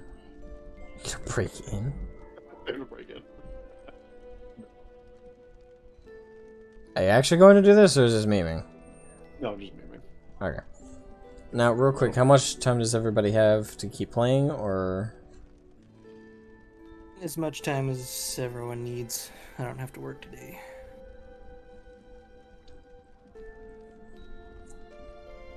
Landrin, Jerichoria, Kiko. I have all the time, but Landrin dropped out. Landred dropped out just a second ago. I'm not sure if he's coming back. Did he say anything? No, I think he either his internet is connected or something happened with Discord.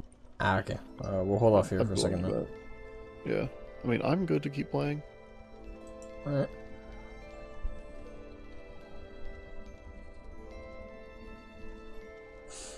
Well, while we hold here for a moment, how's everybody doing? How's everybody enjoying the game?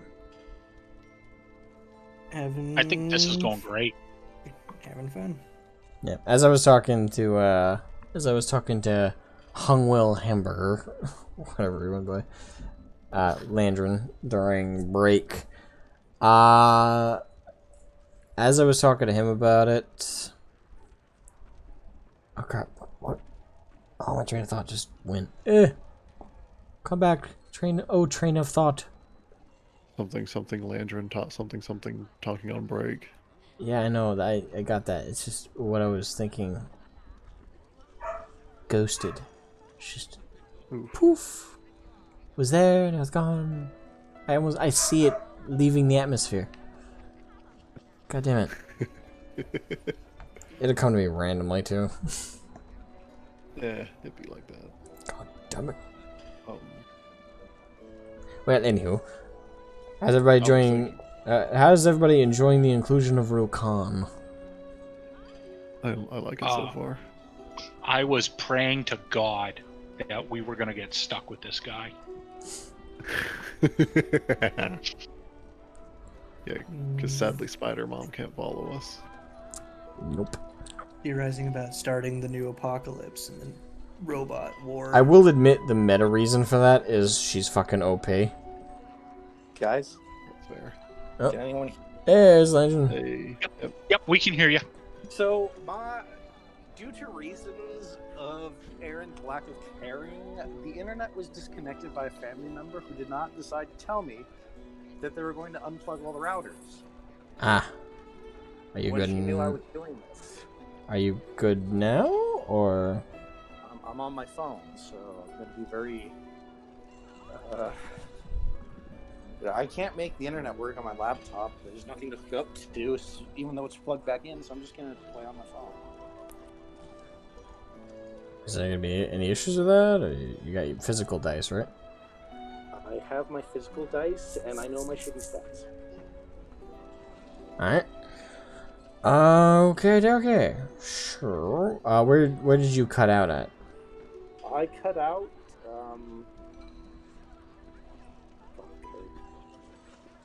2-3 minutes ago. Madame Novri tossed me back the head after beating the crap out of him, and we were warned not to reassemble his body. And you guys were talking about robot wars. Yeah. Yeah, The only other things that so- happen is well, you can recap them if you want. Yeah, I bought a cloak of protection, and there. I was checking if anybody else wanted anything.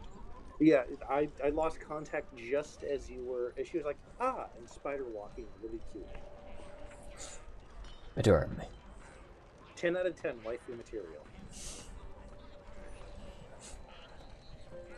Was Commander Braun with us? No, he stayed back at the security station. Okay. So before we go down, I think we should probably follow up with Commander Braun. I want to ask him a question, and then I think we can head out from there and try and figure out what we're gonna do. Alrighty. As from now, I checked with everybody else, Landrin. In terms of out of character and player, everyone seems to be good on time. Do you think you're gonna be short on time, or? Does anyone mind if we just keep going until someone has to sleep? And I gotta eat at some point, but other than that, Yeah, but we could take a break to make dinner. true. So you're not short on time that you know of, though, right? I have. Nope, I'm not. Nope. Because if anyone is, this is a good stopping point before we get too far Okay. in. I'm not short on time, but damn, that's gonna be going on forever. Let's go. I'm down for it. Alright, there's Can at another. least get us to the point where we're at, like, at Yeah. least going into the catacombs, Okay. at the very least, and see where we feel then. Alright. Yeah, that sounds good. Alright, so you guys make your way towards this back to the security station where Braun is. You arrive and he's still in the front, kind of. Right now he's organizing with some others, and Lady Ruga is now there. I would like to give him the breakdown of the conversation that we had with Miss Novery, and gesture towards our necromantic friend, Mr. Conqueror Rokon. And I would like to ask a simple question of Commander Braun, if he has any spare half plate kicking around before we head out, because we're going to need all the protection we can get, and anything can help. Alright, so on the matter of when you explain Rokan, both Lady Ruga and Braun kind of laugh and chuckle a little bit. So does a good chunk of people in the room. I didn't know you were trying to bring us levity, my good man. I appreciate it, given the Landry, tension. hold But up we a should take this seriously. No, Landrin holds up his new mentor. Behold, my new mentor.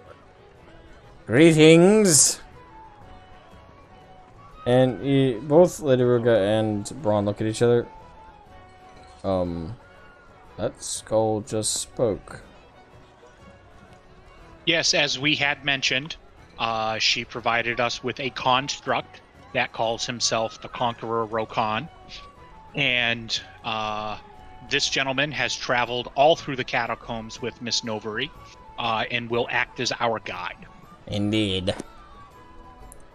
A mage steps forth and says, I hate to be rude, but this joke is going a little far. Rokon, his skull just being even as amazing of a mage that Lady Novery is. The Rokon? My apologies. It's humorous at best. Wench, I declare I am the Rokon. I nearly conquered these lands, and I will conquer them again. What kind of enchantment is that? I would like to step in and say, well, it's just a quirky thing, and we have a construct here, and I kind of mention, and then I kind of motion the other way towards Ballistarius to be like, hey, kind of the same thing here, and maybe persuade them into just kind of letting it go. Roman persuasion with advantage. 16. Alright, so generally in the room they kind of all look at each other, look at Bellstarius, look at the skull. The skull's still being, I am the Rokon, do not dare mistake me for what the machine is. They look back at Belisarius, by each other, and just kind of almost a group-wide shrug. So everybody's like, okay. So they just kind of ignore him. So you're entering the catacombs. How did the interrogation with Boric go? Braun gives you guys a look. You could tell just by his expression that Iruga just got there before you guys did. So he hasn't had time to explain anything to her.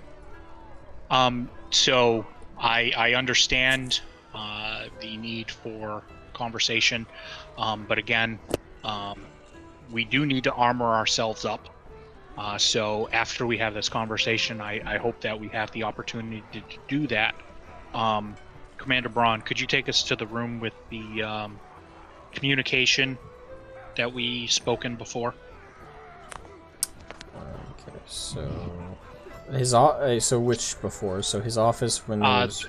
Yeah, the room with his office with the mage that was able to put up the spell in the room so that nobody can be heard. All right. So he gestures to the blonde younger mage, and she nods, and Lady Ruga follows, curious what the caution is for.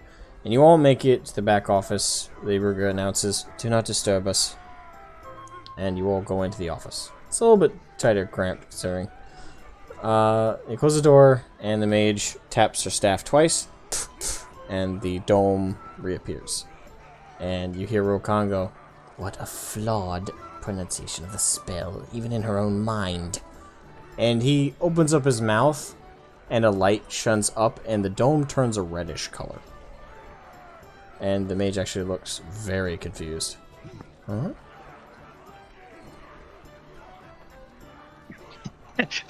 This guy's handy. I would then like to run through everything that we came through. We encountered Angus at the manor. We chased, ran into guards, caught up to Angus, battled him. He surrendered. Then during the interrogation, we found there's hundreds to potentially thousands of people hiding in the catacombs, with an additional 400 to 500 slaves to be used as reinforcements. Angus was hired by Khan as an enforcer for him. Angus killed the two guards that allowed the two orcs, the half-orcs, to come in with him. There was an old dam with a well that provides access to the catacombs. Hundreds of people have the ability to traverse this in a matter of hours. The bag of holding held the list of names of the other co-conspirators that are involved in this plot. The Khan and the Snake currently have his daughter being held. She's being held in the Snake's den, which we believe to be in the catacombs. We also believe the Snake to be Lord Farron. So at Miss Novery helped with trying to break the curse on his locket, and that was the reason why he acted the way that he acted, because his daughter was held against her will, and that was the only reason why he was cooperating. And if I missed anything, guys, can you help fill in the gaps for me? I think I'm going to be wanted for murder. Why would that be? Because the locket strangles his daughter when it's away from him, and I took it away from him to interrogate him. Lady Ruga kind of frowns a little bit, but she kind of understands. I understand. There's no way you could have known, Landrin, that the locket was cursed. I might have done the same thing in your position, and might have been even crueler about it. There are consequences to our actions, and we need to accept them, even if they are the detriment to others. It's the burden of holding any kind of power. Your decisions will always have weight, young Cornwall.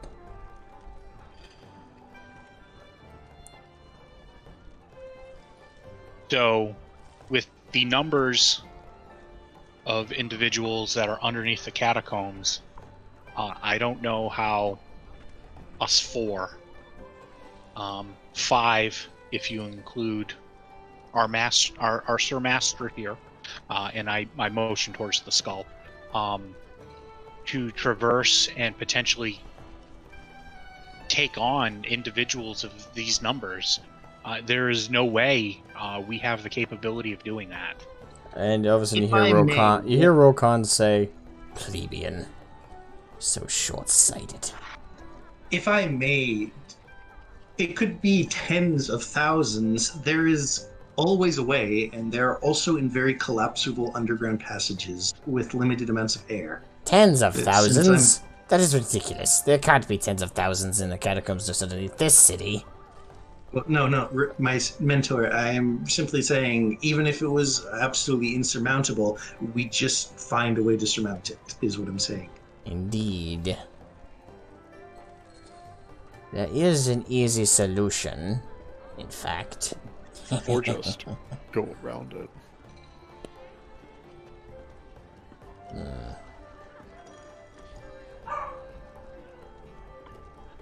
We don't have to deal with the problem if it's just not in our way. The problem is what we have to deal with. Going around it. What I'm saying Mentor, is that you mentioned having an idea. Is it to cave in portions of the catacombs to bury or suffocate them? as funny as that would be, I think the catacombs are too big for. Also, it causes damage to the city. Not to mention, the bones are enchanted together.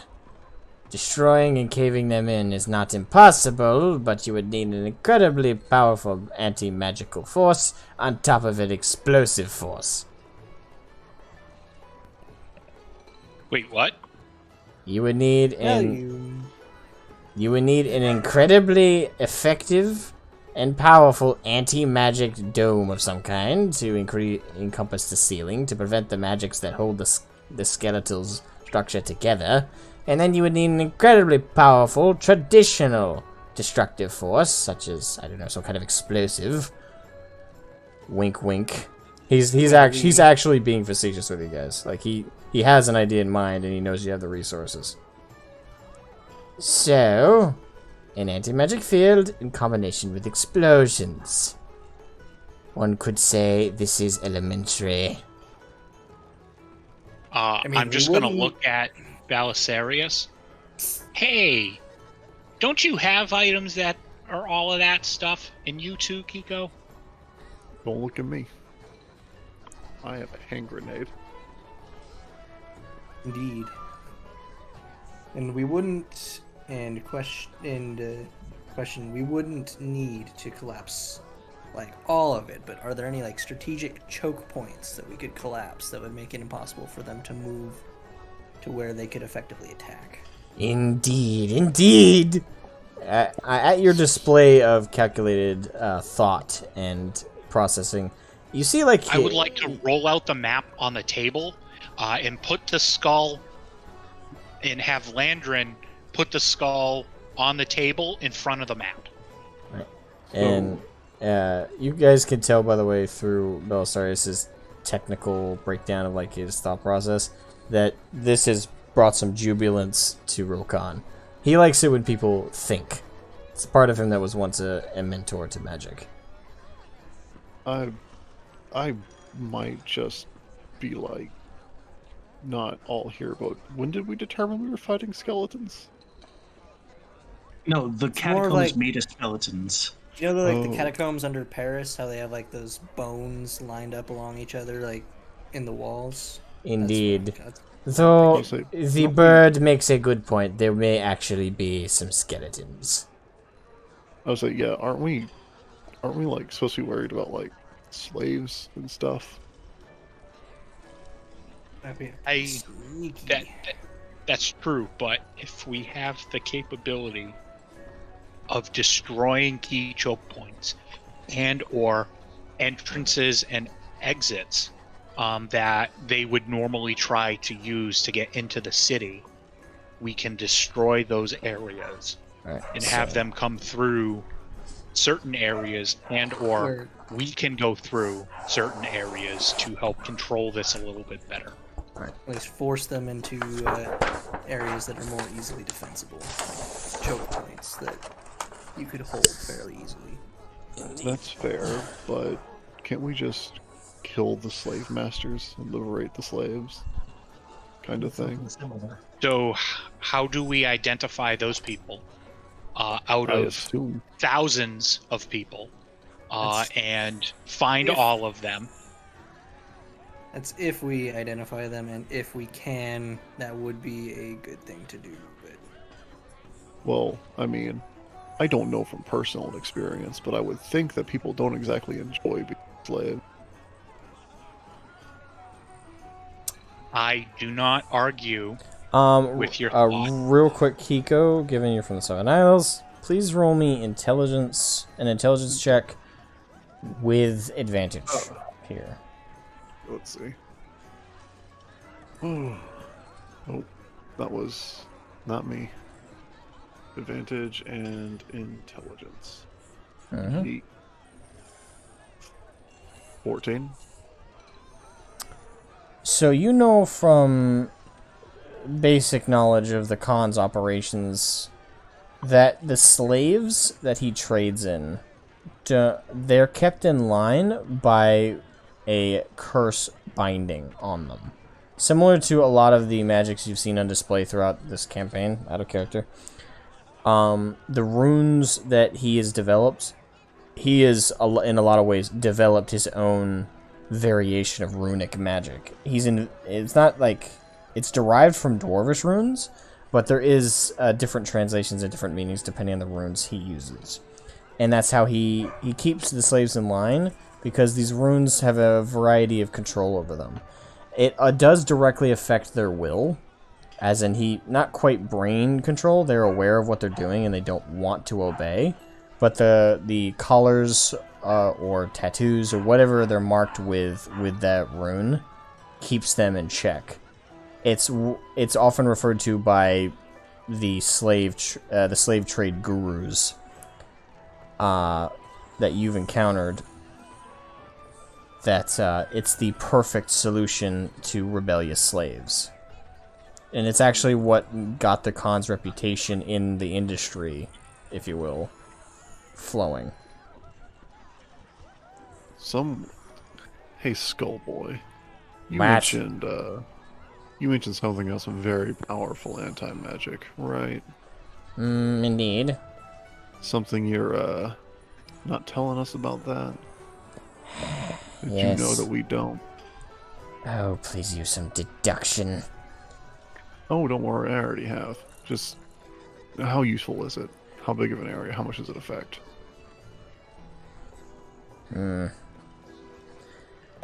It depends on which version of it you want me to use and suggest you to. I cannot cast the anti-magic field. However, there is a specific source down in the catacombs that can produce it. Uh-huh. Where is it? In the center of the catacombs. I'm gonna point to the chamber in the center. Right here. Right, hold on, I'm almost done drawing everything.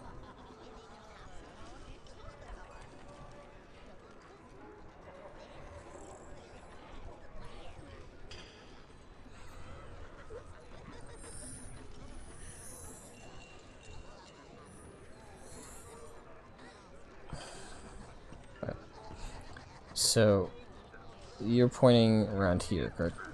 Yes, that room in particular. Yep. So you placed him on the table, correct? No, I'm pointing at it. I know, I'm but assuming he's looking at what the I'm map. saying is he's on the table and he's on it. Oh, yeah. Right. I suppose. We So- did something with him. I don't know what we did. I thought Dracoria said you placed him on the table. No, I haven't Yes. touched him. Okay. Well, I was going to have Landrin do it, and then I was going to pick up Landrin and, put Landrin on the other side of the table so that he can see what we're doing. You gotta love that Landrin is, at this point, What's the word I'm looking for here?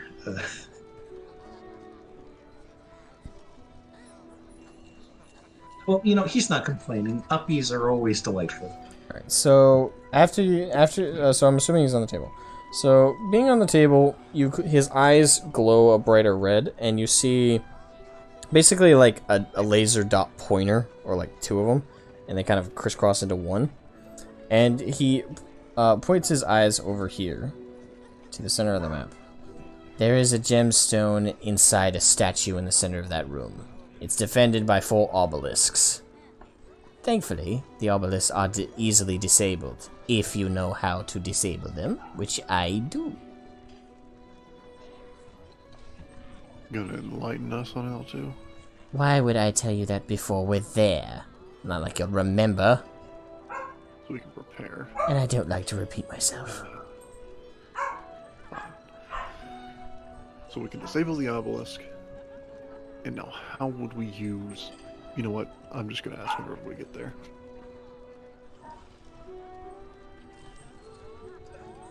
While we're walking, and since we seem to have gotten the planning phase semi out of the way until we get there, Landry's just going to strike up a bit of magical theory with him. Out of curiosity, if you ever, when you use reality-altering effects, like, say, mending or the like, do you prefer to work within the realms of reality, like knowing the chemical composition of something or whatnot, when you cast a spell to affect something, or do you prefer just manipulating the weave directly? A better question to ask is, what defines what is real and what defines what is conceptual? He has reversed Uno card me hard.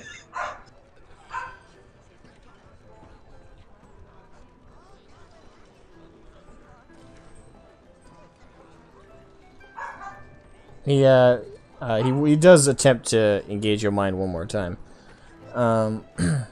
Essentially what I am asking is, what defines what is reality and what is the rules of how magic works outside of the sorcerer's own understanding or lack thereof?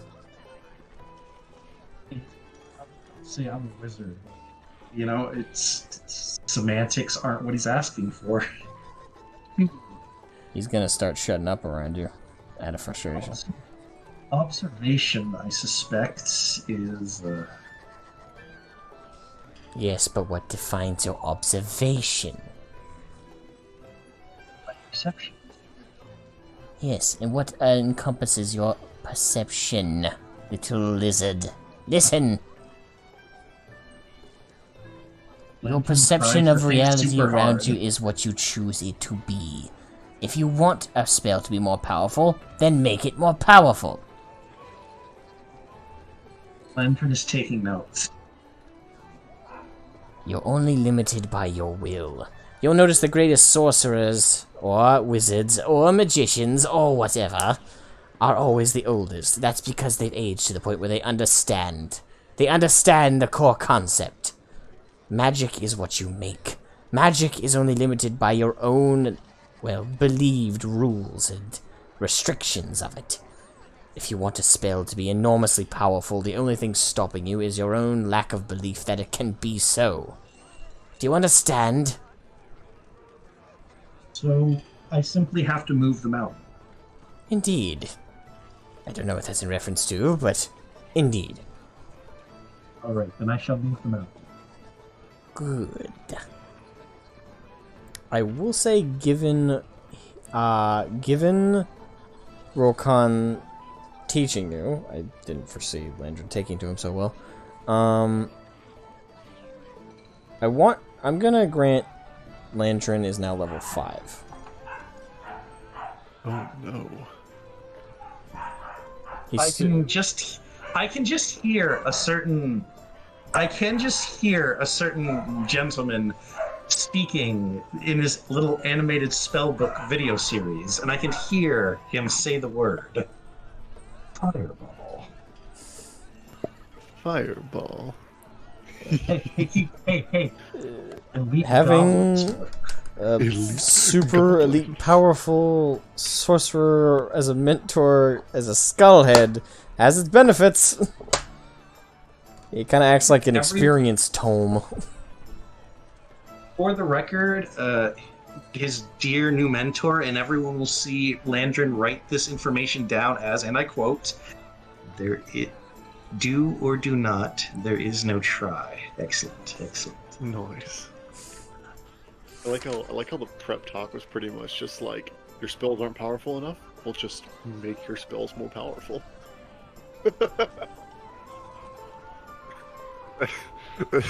That's literally what I got out of it. It's kind of what it was. Well, that's kind of the point. I mean, I guess it works. So if I will myself to upcast a spell, does that mean I can cast like a 9th level, I don't know. Let me see, what do I got here? What do I got for spell? Like a 9th level shatter because I willed myself to do it? Is that how that works? It's a Alright, be careful about I feel this. like it would like rip apart your body if you're not careful, like to be able to handle that power. Do you want to ask Rokan a more detailed question about that? Look, Kiko, Drac, guys, look what I rolled for health. I believe that's a -1. Keep in mind, no. negative ones are roll ones are rerolled. Minimum you can get is just, 2. It's just funny. That's amazing. Nice. That's not bad. That's the highest I've rolled so far for health. That puts me at 15. It's like, that's it, you gain 0 HP. Oof.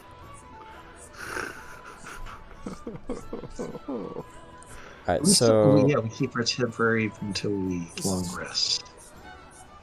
Just taking a look at mine, I have 35. You know what? Wait, how do I have the most health out of everybody here? That makes no sense. How much health do you have? 37. Oh, yeah. Yo, good stuff. You rolled well. I did. I was able to redo all my rolls because I was taking average.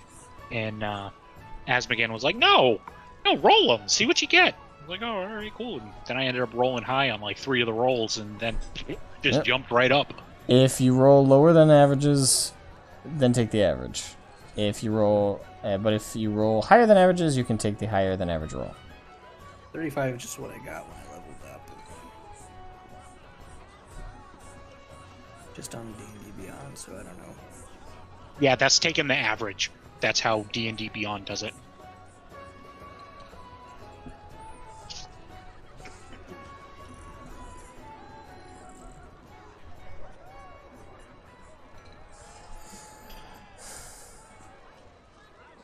Wow, that came out really nice in such a short period of time. I wish I could do maps that nice in such a short period of time. I've got practice. Does anyone want me to take Liam's tiny hut, so we can have a long rest spot whenever we want? That's a fantastic spell. Absolutely. I'm torn between sending and Liam's tiny hut. I get 2 spells to choose, but I really like sending. Alright, so I really like sending. in terms of my explanation on where, on the earlier question, so Jacoria, are you asking Rokan clarification? Yes, because as he said, it was relative to one's own subjective perception. So I'm curious, if I will myself to cast a higher level spell, do I require the magical means and knowledge to do so? Or is it possible to do so without having the magical means to do so? You need to, of course, have the means. So you were just having an abstract conversation on the topic. Okay. Indeed.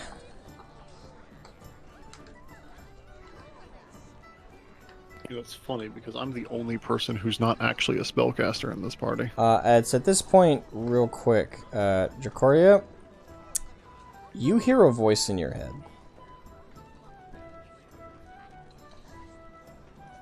Do not talk to the skull. He is dangerous. Oh, duh. Do as I say. Do not speak to it. He is a failure.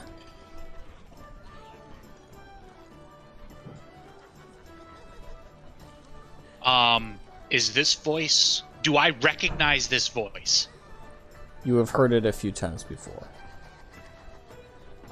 Okay. I would like to continue my own inner monologue and say, oh, great pact. I understand. I thank you for providing me with wisdom and grace, and I shall do as instructed. You now hear Rokan's voice in your head. You're going to listen to that thing. He is, well, the skull is now facing unlike, you, but it's not talking out its mouth. Unlike you, he's given me power. That voice.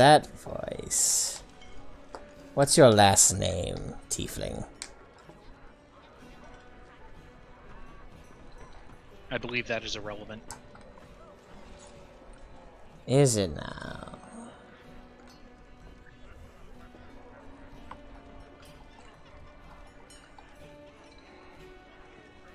You feel Rokan go quiet in your head, like he's left.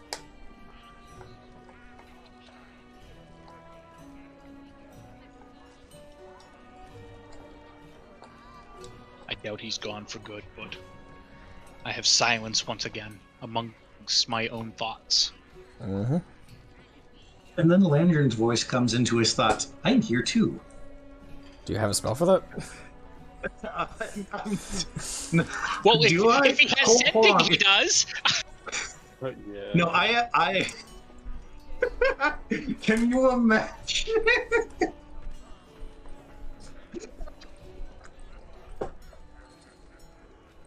No, I'm not spending a spell slot right now. That was just a bit.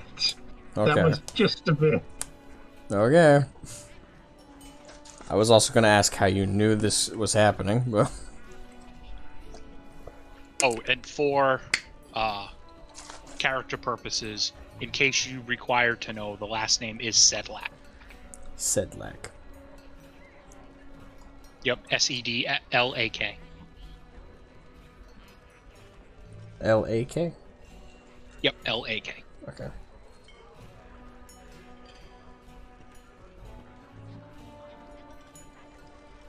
Right. But I choose not to give my last name for reasons, and I mean, you know the reasons why, so. Yeah, alright.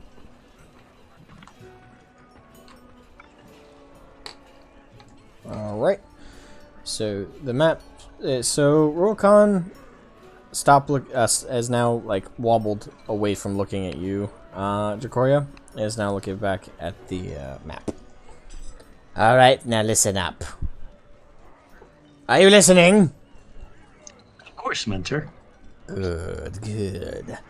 Now, if you wish to know the specifics of where in the catacombs we need to worry most, it would most certainly be here.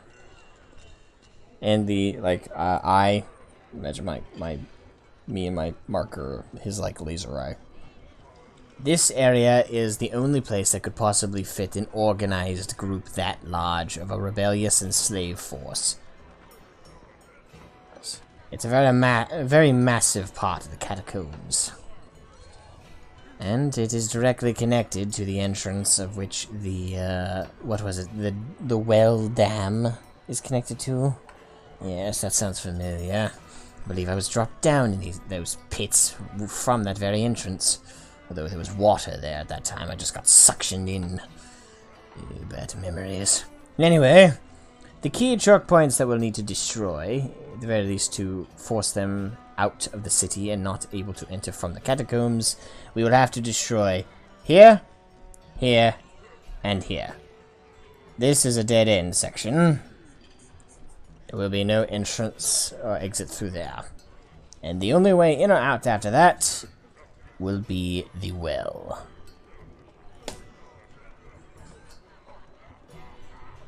Now, So of course, we can what destroy is- the well as well if we want to go to full execution. Now, what is the entrance in the lower portion? That would be the one that you all found, although not directly from the surface. You'll have to travel along the tunnels of the, what is it called, a sewer system? Yes, I believe I heard Miss Novaris say that one was twice. Once you travel along the sewer tunnel for about 200 feet, there shall be a interesting divot in the wall. This is a false divot. It's actually a secret entrance. You'll notice once you enter, the wall is an illusion, easily seen through if you have half a mind's eye to look through it. And from there will be a tunnel downward to the proper catacombs, which is what that is. Okay. So our entry point is through here.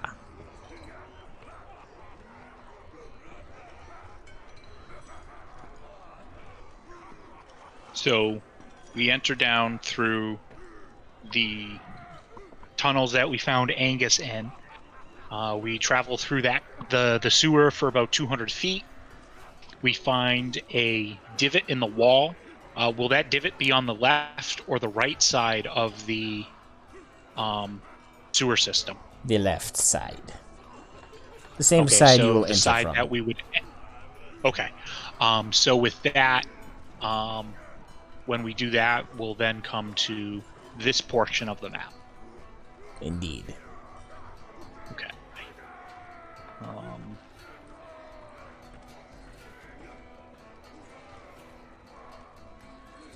Any input, guys? I think it's relatively straightforward.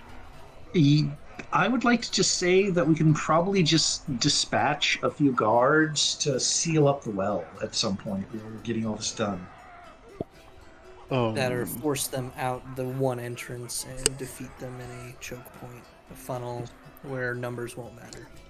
Yeah, I'm just saying the well is an above ground entrance and exit, so it's just it'd be pretty easy to break the cover opening and just seal it. Alright, so you're talking about this wall, correct? Yeah, the one they'd have to do a bunch of climbing out of. Alright, so keep in mind, Lady Ruga and Braun are there. Are you saying this out loud, correct? Yes. I'll say, if we cover up the well first, then they'll probably be alarmed, considering, Alarmed is one way to put it. They'll die down there. Fresh corpses for the catacombs. That or they'll If I'm find a way to tunnel their way out where you won't expect or be able to look for them. I doubt it. Once the gemstone is removed and the anti-magic field is disengaged, those tunnels will be sealed permanently. The enchantments on these skulls is very powerful. They act as a stronger wall than stone or solid rock. They'd have a better chance digging through solid armor. 500 feet of it, of course. well, if we cap off the well first, they're going to be alerted, and they might just scram. Possibly. It certainly would be an alarming presence to me. So we'll probably just seal them off and then close. That's the idea. Have the guards wait until they hear the cries of dismay to seal it up. Right. Lady Ruga Or- interjects here. We have several... as far as I'm aware, we only have one large barrel of explosive black powder, correct? Braun says we still have it in confiscation. I believe. He looks at Belstarius. No, we believe returned it to you. Where is it? Return is with my packs carefully hidden away on my little pack walker.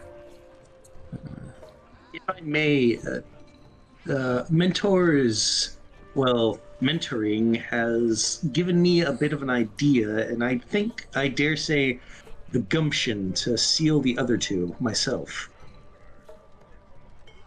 If you think you can do it, go for it. Oh boy, can he! Careful, lizard. Bravery is one thing. Stupidity is another. And they often disguise themselves as one another. Well, I was speaking means of firepower. Literally. Oh no. Indeed. Fireball! Fireball. Many people are jumping to many assumptions, and I love all of them. Oh no. I would say, can you learn, well, out of character, can you learn stone shape? Probably. Let me recheck the wizard spell list, because I'm pretty sure. Yeah, I can learn stone shape.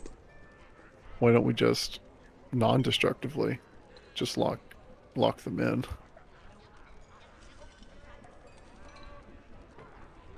Let's see. It's Rokan a is fourth put level off by this. It's a 4th level transmutation. That's why. Oh. Don't be so boring.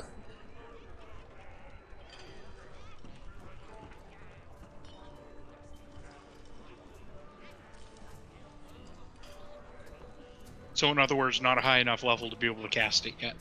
Yeah. Yeah, because I think we're still kind of locked to 3rd level spells. Well, the wizard is, anyways. I'll say I think we know someone who can, though. Yeah, but we need her guarding the home front. But if we could get a spell scroll that allows you to do it, that would make sense. Yeah. Especially since we have, 3 mages in the party. A scroll for any one of us would be super useful. I mean, you could use it too. I mean, anybody can. All you got to do is read the scroll and you have the ability to do it. Oh. Well, that works too.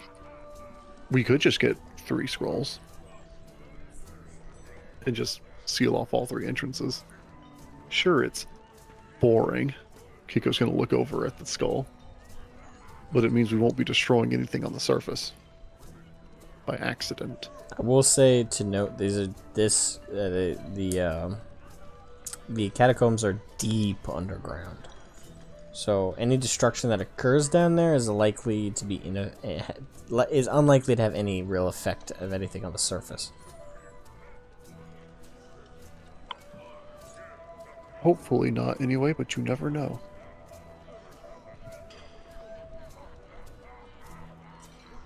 My extra cautious mind is now thinking of all the possibilities. Fireball. Fireball. Kiko, say the thing. Oh, elite goblins. Yay! it's your catchphrase. Oh no. It is at this point Rokan speaks up. Now that I've been so helpful and useful to your group, perhaps you should all consider what we should do after this escapade. Well, I'm hoping for a bit of noble murdering. I was hoping, though that would be fun, no doubt, I would much rather enjoy having my body returned to me. Perhaps starting with... legs back. Oh, not just my legs. My chest, my rib cage. You know what they say, Mentor. You can never go home. But if you want, I could give you some little spider legs you could walk around on with that skull. Turn him into a servo skull. Oh my god, let's turn him into a servo skull. From the moment he understood the weakness of his flesh, it disgusted him. He craved the strength and certainty of steel. I would much rather prefer my original bones returned to me. As much as a nice metal carcass would be good for transportation, it's not quite the same as having your old bones back together. Yes, but the metal ones tend to last quite a bit longer. Nah. My flesh will last quite a long time when it's returned to me. I swear to you all, if you return my body to me, I will not kill all of humanity and raise every nation to the ground under my own banner for 2 years. It would give us ample time to stop you after the fact. Indeed. So, I'm trying to build my own robot army armed with Anyone guns. want to roll insight?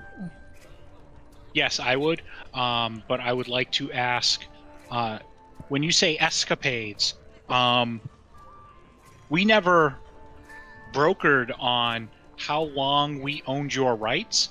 So technically, As far as I'm concerned, we you make don't the own my rights. determination. As far as you're concerned, it doesn't matter. You're just a disembodied skull. I we're being disagree. rude here. We own you now. We own your rights.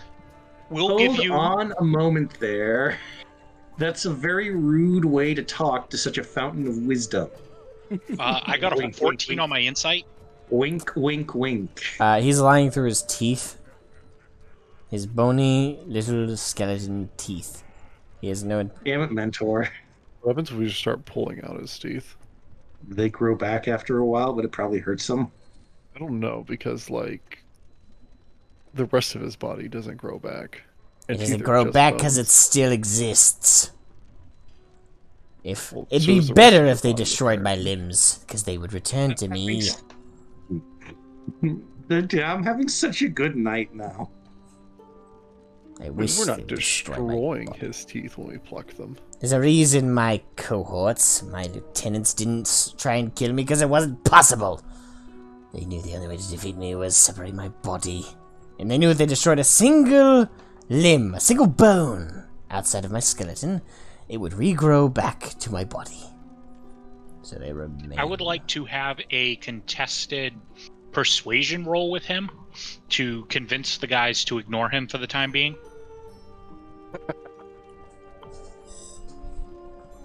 I mean, to be fair, We'll probably it's our initiative to do or do not. I rolled a 21. He rolled a -5. On the other hand, you also rolled a 21. Oh no. Wait, I thought I was rolling persuasion on behalf of Rokon. Yeah, that's what it was. Yeah, Okay, yeah, I got -5.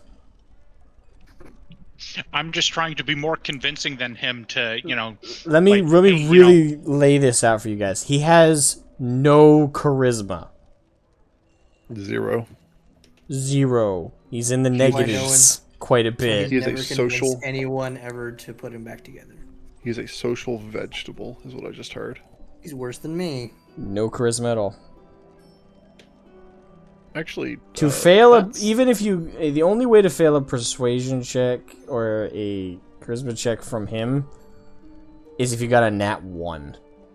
And that's solely because it's an instant fail no matter what.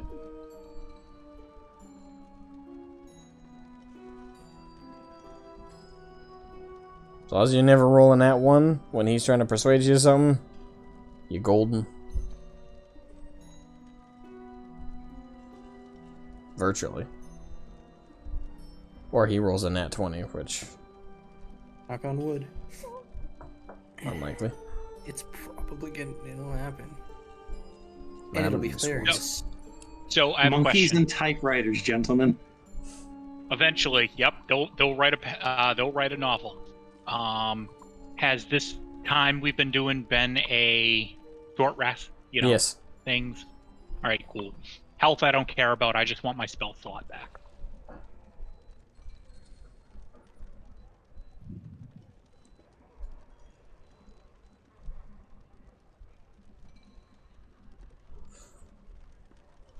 At this point, Braun points to the map and says, "So you'll need 3 explosives of some kind for these 3 entrances, correct?"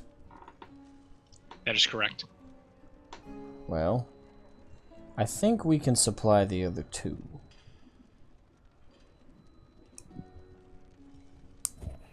Well, what do you have in mind?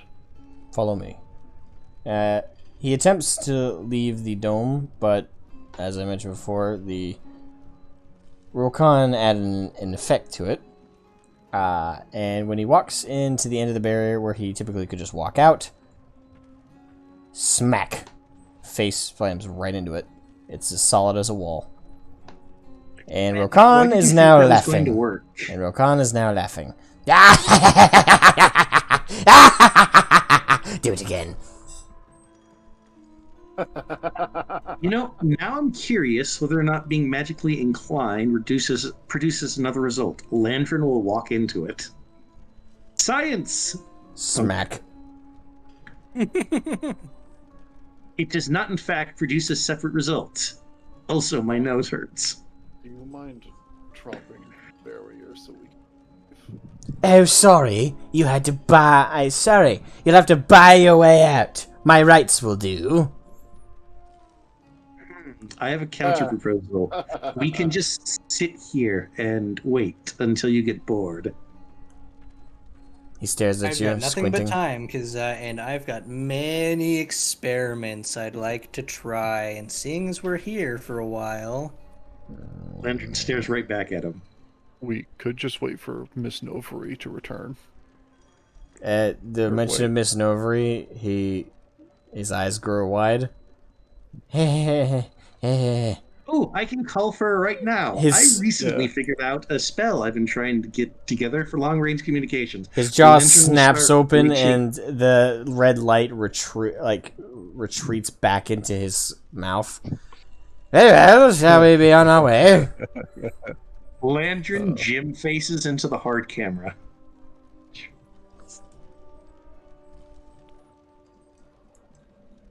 The smug satisfaction. Oh, he respects his new mentor dearly, but he's not a bitch about this. Like, if the hammer needs to come down, the hammer comes down.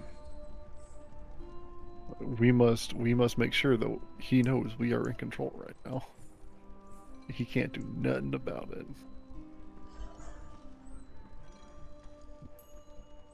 That is true. There's a difference between respect and submission. He has one of those things from us, but not the other. Yeah. Alright, so you guys follow Braun down the hall into a separate room, a back room you didn't see before. It's even further down the hall than his office. It's down a short, and once you enter the doorway that is there, it's like two double doors. There's a flight of stairs that go down, and you see him grab a torch and light it. Follow me. And you guys go down for what feels like it's around a 5-minute decline all the way down as you walk down the staircase. And once you reach the bottom, there's now the ground is just dirt. There's no, like, other than a single stone block archway, you're now subterranean. It's dirt. There's sand and some clay on the walls. You are underground at the moment. And through the archway, there is this large, what can only be described as hall. The walls are entirely made of mud and clay and dirt and rock, all leaning aside. This room is the ceiling is easily 20 feet above your head. The room is about 40 feet from either direction. This is a gigantic underground subterranean storage area, and there's crates, boxes, and barrels everywhere. This is where we store a lot of wartime goods, as well as contraband. It's not used for much else these days. It also used to be a protective bunker against aerial spells and ancient magics that would attack from above. And dragons, to say the least. It's an effective defensive deterrent, but we're still nowhere near as far down as the catacombs.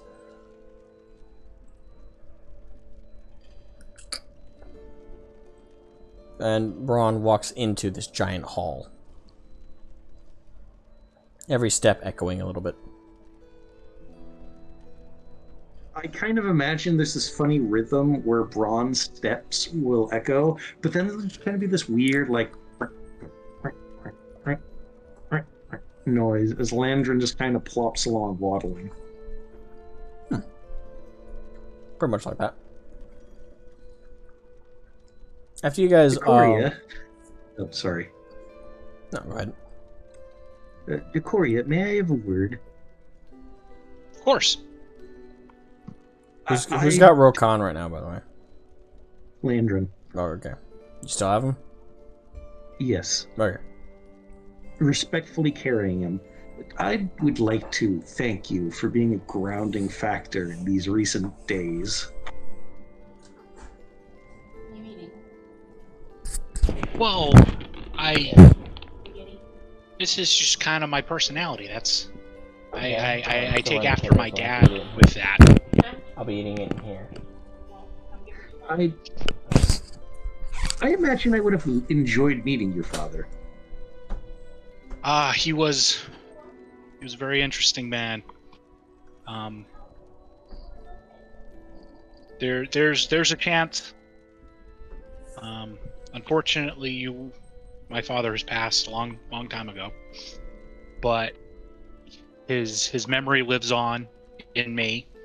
And if we ever have a chance to travel to Northholm, there's a good chance you'll understand how great of a man my father was. Well, Decoria, if you are anything to go by his legacy, I already imagine he's pretty darn great. And Lantern is going to pat his chin, because that's about as high as he is. Pat, pat. Thank you, my friend. I appreciate that, Landon. Those are kind words I have not heard in a very long time.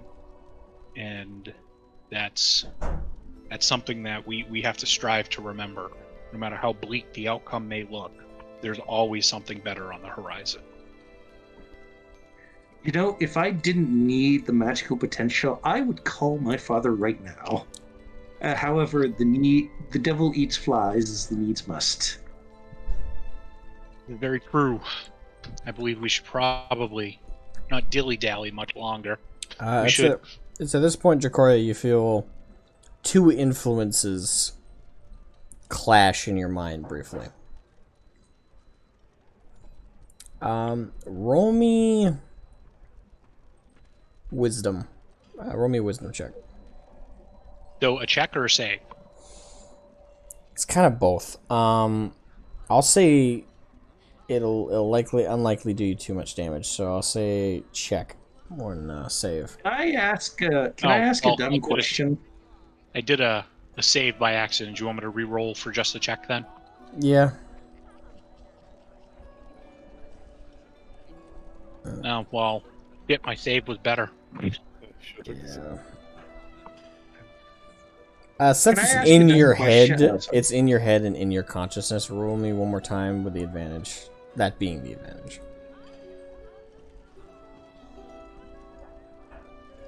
Ooh, 17. Much better. So in your head, you visually see Rokan, but not just his head, his whole body, and he has flesh.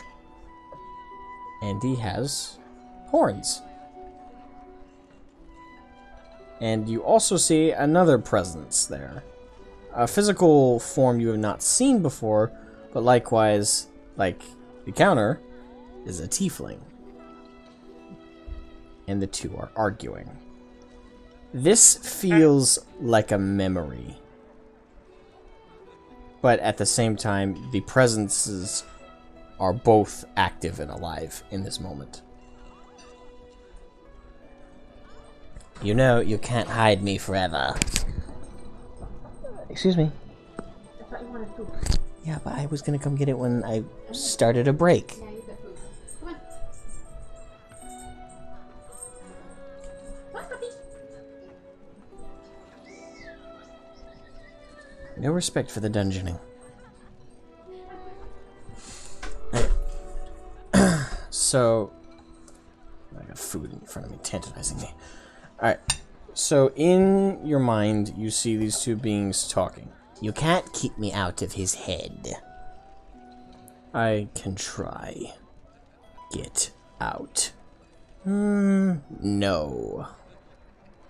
You lost your right to speak to anyone in this family. A long time ago, Rokan.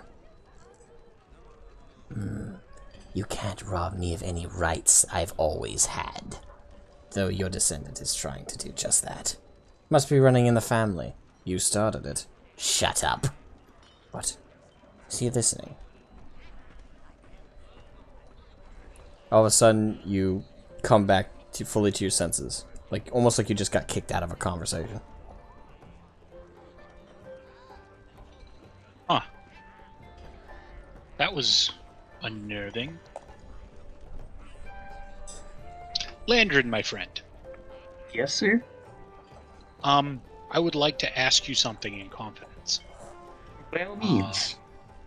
Have you experienced waking visions? Down, down, down, down, down, down, down, down, down. I've had a few unfortunate experiences when I fell into an experimental batch of potion before. Once or twice, but they passed eventually. Why do you ask? So, I would. It's the bangle you see is an item of great magical power. I'm pretty sure you and the rest of the guys have kind of figured that out.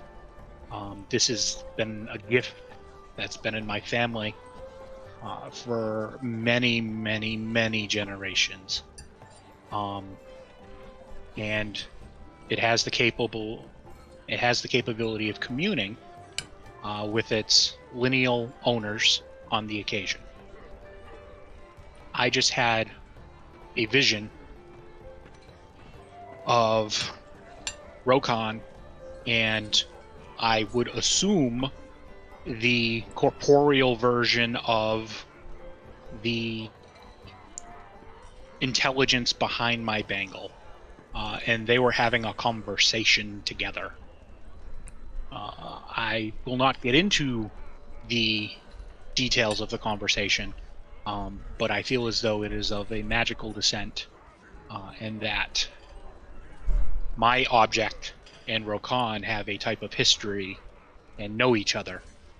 So I was curious if you have experienced such visages of magical items before.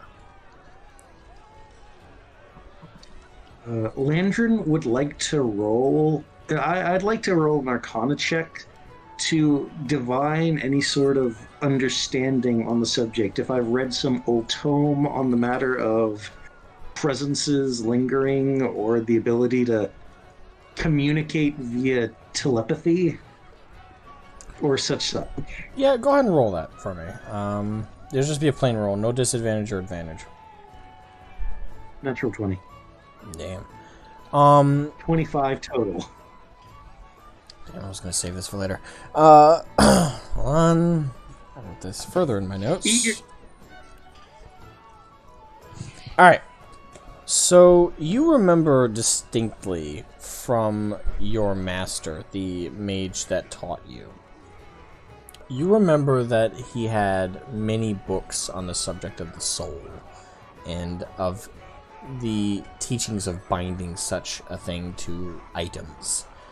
The spell and enchantment research has gone back centuries, but what most is distinctly has inspired it was ancient texts referring to a mighty dark necromancer and a talented, pervasive, and beyond impactful mage once clashed between one another. And after clashing, they also came to understand one another and they worked together to manifest new forms of magic. Some so powerful, which include binding of souls. One desired to do this out of a passion of just the understanding of what the soul is and how it relates to arcana and magic, whilst the other wanted to learn the importance of the soul and how its impact so they could permanently bind it to a vessel. Instead of the vessel, even if the vessel degrades, even if it falls apart, its mortality is a non-factor to whether the soul is bound to it no longer. The two opposing researches, oddly enough, enhanced one another. The drives behind both ended up spurring each other forth to great successes. It's commonly believed that they derived massive and unimaginable magics out of this time. But all of it was either lost, watered down, or faded throughout history. So soul magic is for much more renowned and higher teaching and higher learning mages to speculate and research and wonder about. But its knowledge is not quite there anymore. It's very much fighting against what was once there and is now not. And because that's a rather bit of windedness and this voice hurts my throat, can we say that Landrin conveys his understanding of the matter to his friend? Yes. Well, Decoria, explanation noises.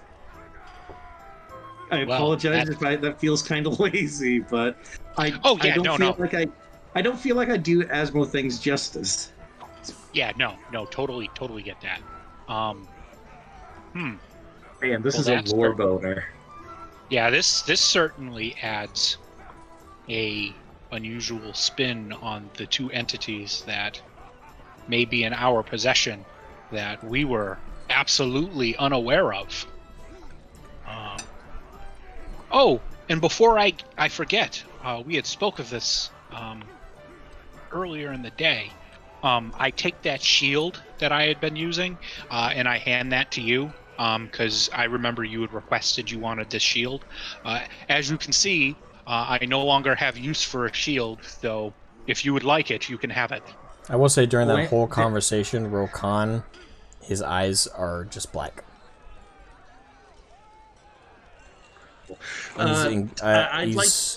He's oddly quiet.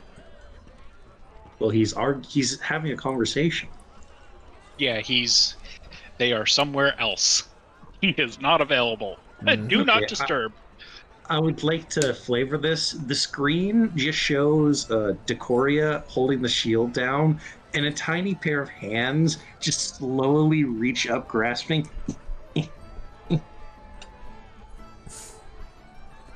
And when he hands the shield over to the tiny hands, the shield just slowly lowers out of the shot.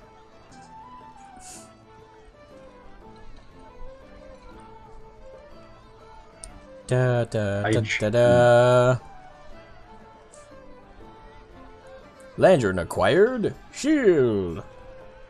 I foresaw getting a shield, so when I took the weapon mastery feat, I put it in the items I gain proficiency with. So I can use that and get the +2 to my AC. Spectacular.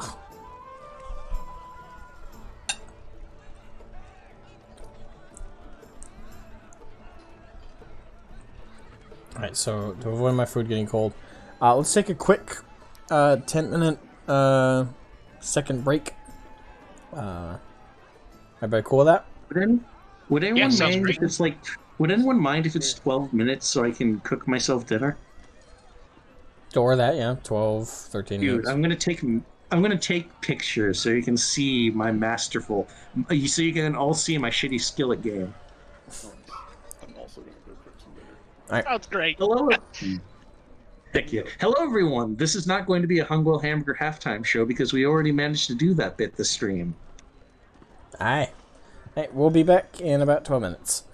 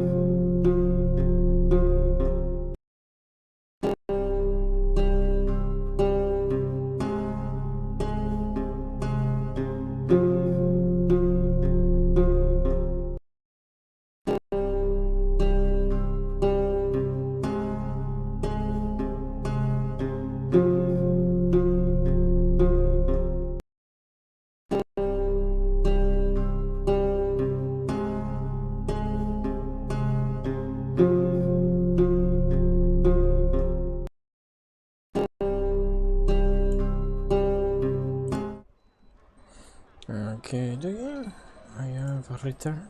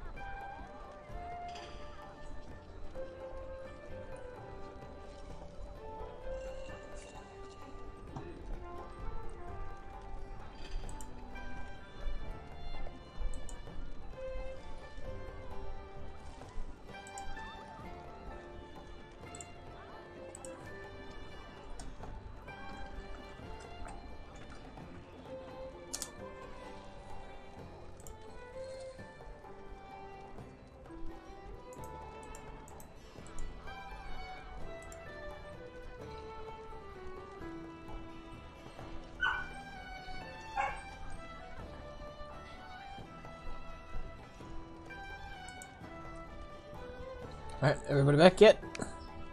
Alright, alright, I have returned. Good. Technically I returned a minute ago, but I didn't realize I was muted on the Discord front. Having fun? Isn't hard when you've got a library card.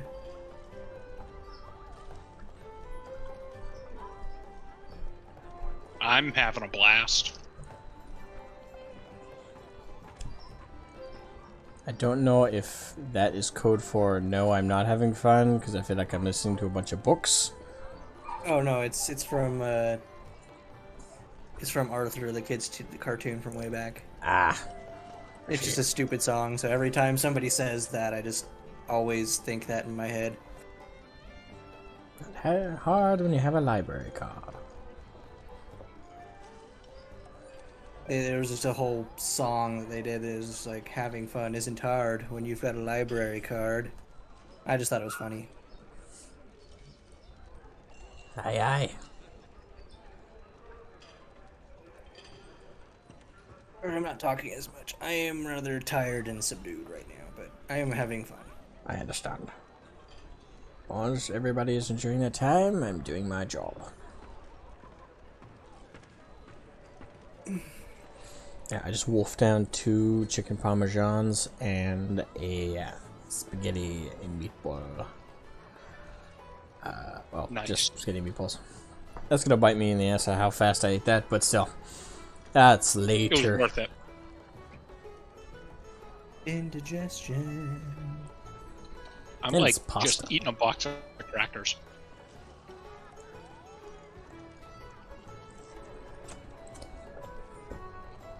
Actually, I need to use the bathroom like right now. Confirmation I did like 2 minutes question.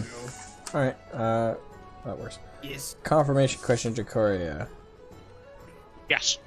Do you know the name of the ancestor that is in your weapon? No, I do not. I was never informed by my father. Gotcha. Alright, Because, you know, died.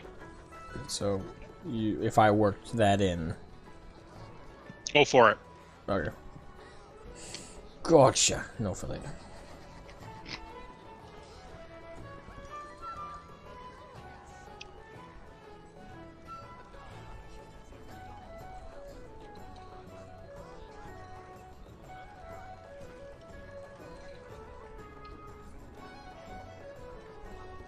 Oh, and while we're down here, like, looking for, like, I don't know, whatever it is, if I see some half plate, I'm gonna take it. Okay.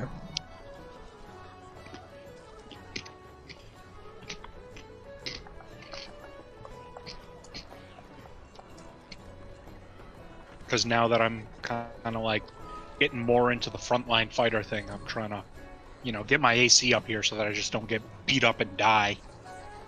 Lead the fray. The warlock leads the battle. Best kind of warrior.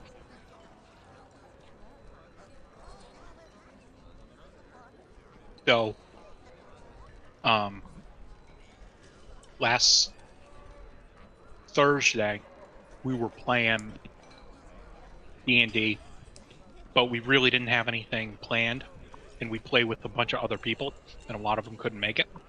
So I was like, hey, I have like this max level, like 12 character I'm trying to work out. And so it was Decoria, right? I was like, hey, can you run through a battle sequence with me, utilizing this character so I can figure out the nuances?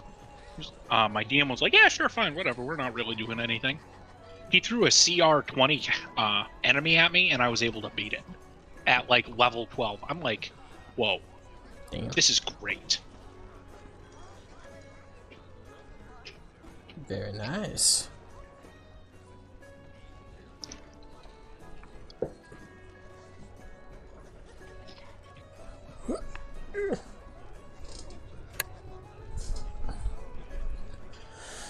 Whew.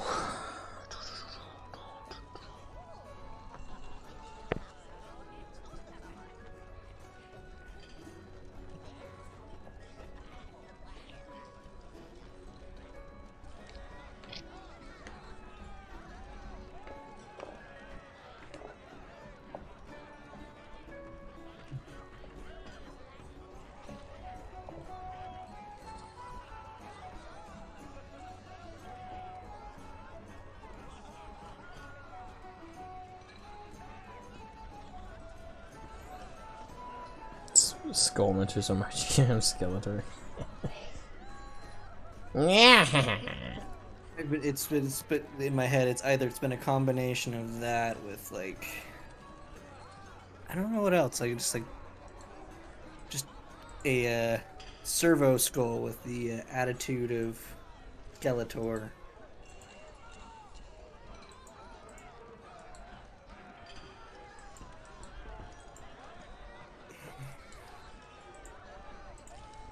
Oh, look at this guy.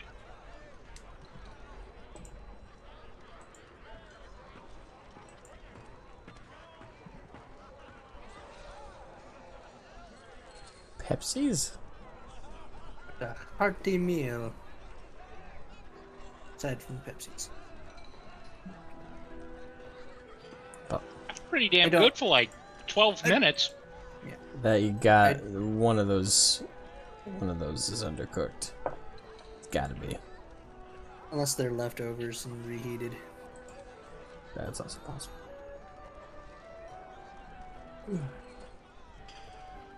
I don't mind Pepsi, but Dr. Pepper is the superior drink.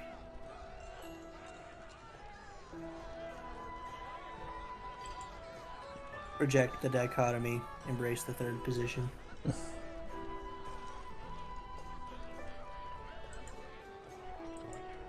Just not Mountain Dew. I don't like Mountain Dew. I survived off that, but that was for the sugar and caffeine. Yeah, I just don't. It's just. It's sickeningly sweet, but without any. I don't know. Like Dr. Pepper is sweet, but it has more to it than just being sweet. Does that make sense? I hate Dr. Pepper. Oh, Heresy of the highest order. I consume way too much of that stuff. it doesn't agree with my stomach, so I dislike it. And the booby skull thing, that's the skull from the Dresden Files. He's a what do you want to call it? He's a familiar to Harry Dresden, but occasionally he escapes, and he always seems to cause trouble at the local sorority houses. Respect. That's what I'm saying. That's why I thought he was modeling him after. I was like, oh my god, this guy's great. I love this. I love this guy already. The other thing that he made me think of is that the mysterious skull from the Halo multiplayer mode where you had to capture the skull or something. I can't remember. You remember what I'm talking about? There was like the mysterious skull that you. It was like capture the flag but different. It's basically you got scored for how long you held the skull, and everyone had to fight over holding the skull the longest. Yep. But while you're holding it, you can't use any other weapons, so except for the skull. You can beat people to death with it.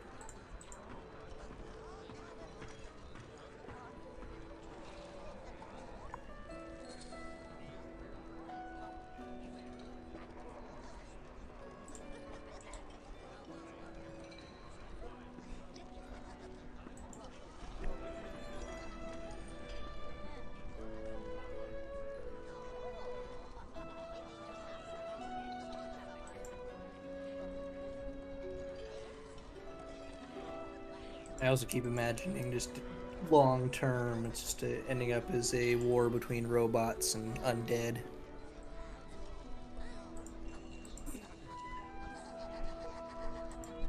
The ultimate cyborg wars.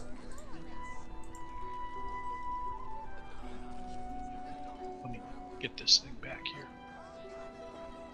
I mean, robots would be your best pick to fight against the undead, because then they can't, increase their numbers from your men.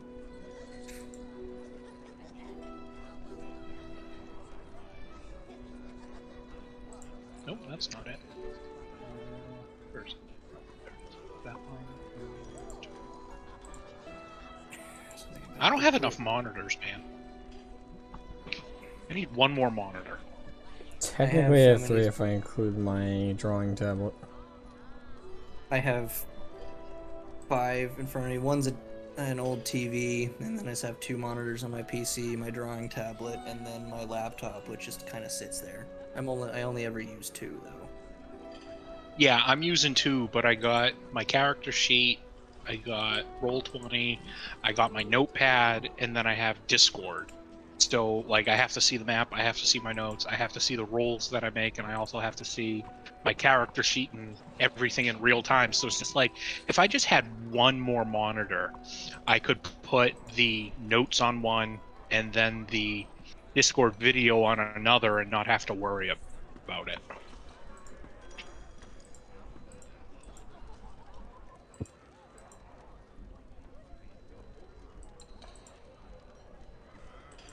And again, I don't think my computer can handle one more monitor. Yeah, I've got my D&D Beyond sheet up for character sheet, the Roll20, and then Discord is up on my I have my drawing monitor on instead of my second screen. So I've been doing a little bit of art during minor lulls. But don't worry, I am very good at listening and multitasking while I draw. Unless it's math or science, in which case, meh. Hey, as long as you're still having fun and are still engaging. I pissed off so many history teachers because I hardly ever took notes. I would just sit in class and draw and just absorb everything like a sponge. Best way to do it, really. Yep, I only notes I would take is like, this is what's going to be on the test, and I just write down a list of what's going to be on the test. That would be my notes. The rest was just doodles. Doodly doodly.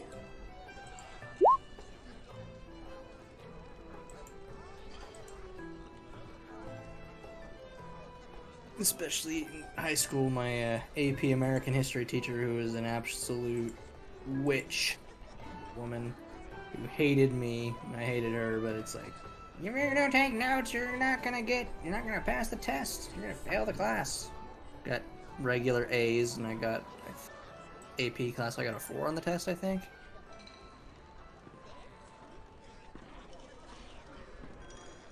She was awful. I bet. Let's get those teachers who take themselves way too seriously. It was less that, and she was more of a screeching harpy, and she'd always harps like, you have to know this because it's gonna be in the test. Half of it wouldn't even be on the test, and the other half was stuff she didn't even talk about. Education. Isn't it Indeed. perfect? Histories is one of the things that histories and it's just story time. So anything story or narrative, it's easy. I just have to listen. I would do great in history stuff until dates got really important.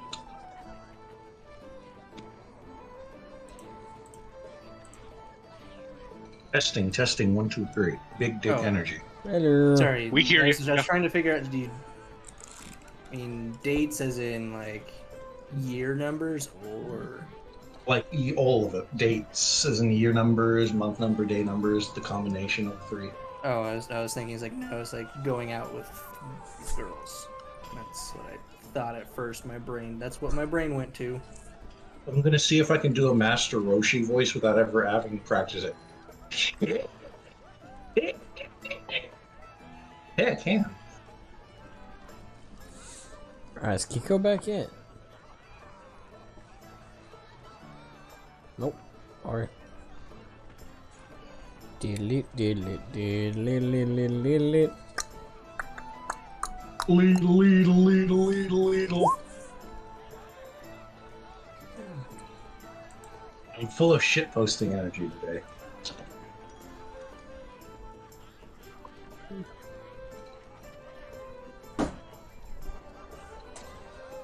Holding one of my sharp swords, just enjoying just feeling the weight of a murder weapon in your hand. Demonetized. It's just that there's something special about it.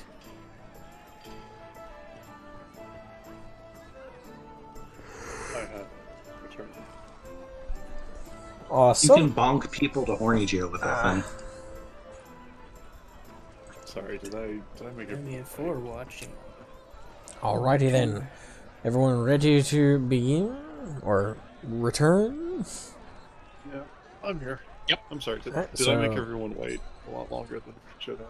Nah. No. Okay. Righto.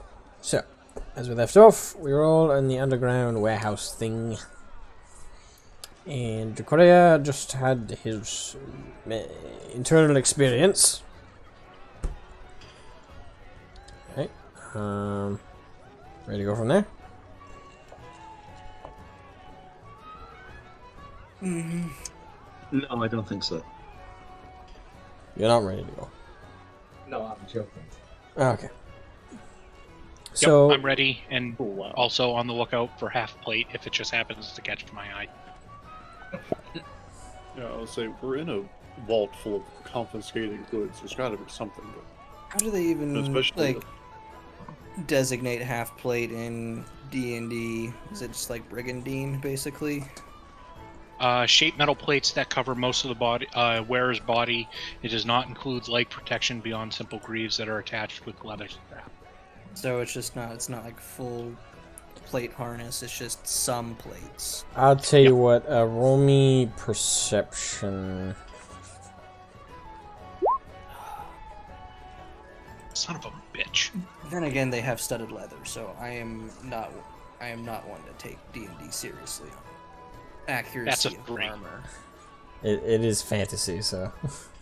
As far as you can tell, Dracoria, there's a lot of stuff in this place. There's barrels, racks, lots of junk. I even see a taxidermied parrot-like creature. Nice. I was like, what does Dr. Braun want to show us, though? Dr. Braun. Commander. Seems to be some kind of enchantment or spell. That is illuminating part of the wall. It's kind of like fireflies almost with how the reflections work. So you guys are motioning through the halls and, well, it's one big hall, but through the aisles of junk. And he stops in front of 5 mid-sized barrels. Like, these things are about the size of Landrin. Like, Landrin could fit in this, and it would be perfectly sized. Nice. So, I think we found him his new house. Wow. alright. One moment. So, Braun throws, as far as he can, the torch. And it goes out. So now you just have the dim light of the fireflies on the edge of the walls. Alright. Make sure no sparks are on me. I look clear. He smacks one side of the barrel head on one of them, yanks it open. Now it's not as pure black powder as the stuff you had, but it's close enough. This is where we store some of the fireworks stuff from the previous year's celebrations.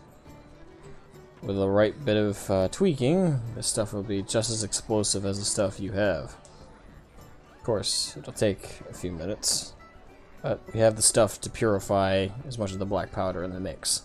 So the powder inside of the crate looks almost like ash. It's gray and You can tell the grains of it are a lot thicker and bigger. They're almost the size of beads, really. But it is also very clearly, just from the smell alone, that this is the same type of powder that you guys have come across. Except, again, it's not purified black powder. It's more, not literally, but watered down version of it. It's more for show than it is for actual detonation. Less of a boom and more of a whoosh. Oh. Alright, Belstarius. Grab those two over there, I'll grab these two. I'll bring them up. Alright, I will lift them up and follow. Right. So you guys, anyone want to do another look around? I would like to make another look, just for shits and giggles. Roll me another look with disadvantage, unless you have dark vision. I have devil sight. I can see in all magic, in all darkness, no matter what. Okay. Roll me a regular check then. Well, it was better than the last one. 5. You don't see anything. Oh. Well, you see plenty. You just don't see what you're looking for. Anything of value. Pico would like to also look through the stuff, but light a torch. Alright. Just see. Just to check, you're not lighting this torch near Belistarius or... No, okay. So I'd rather not go boom. Alright, so you guys you back off from him and Braun, who are currently carrying large crates. Sorry, large barrels full of powder. Blasting powder.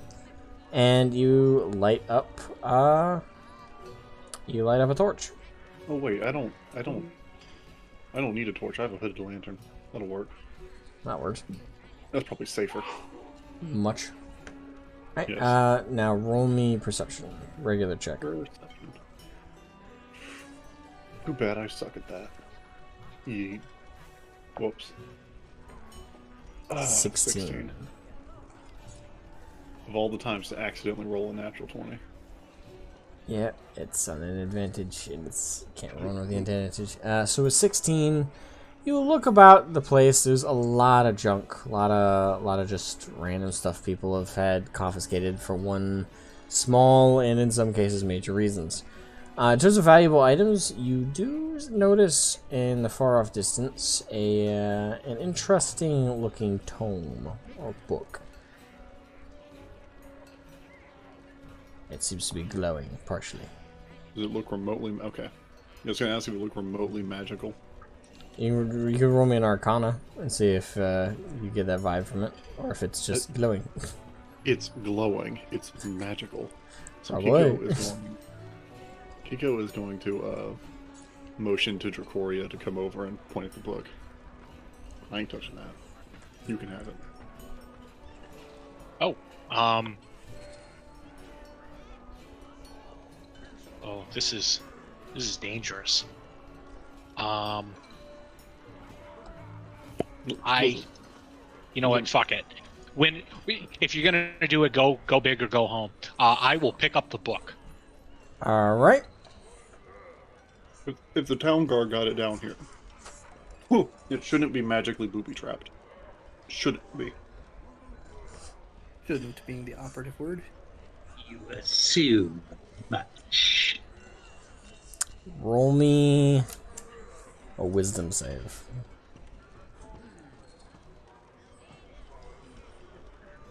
$18. Alright, that passes. So you feel a quick jolt, almost electrical, kind of push up into your head a little bit, but whatever it was that was affecting you partially, at most had like a numbing feeling in your head, in like the front of your head briefly, but then subsided very quickly. Alright, so do you want to open the tome, or just look at the cover? Go big or go home, baby. I'm gonna open the tome. Alright. As soon as the tome opens up, you feel an energy blast into you.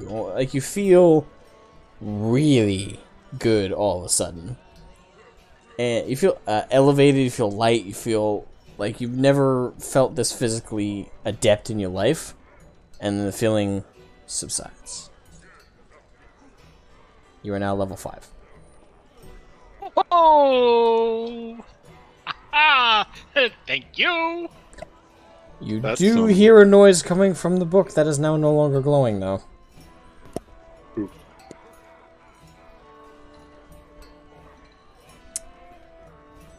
I was right. Some magic humbo jumbo. Not what I'm dealing with. To which Braun looks back, goes, "Oh no." Jacoria, did you open that? I'm going to lie and make a deception roll and say, no, I did not. Can Kiko assist? Oh. That's an 18. Oh, okay.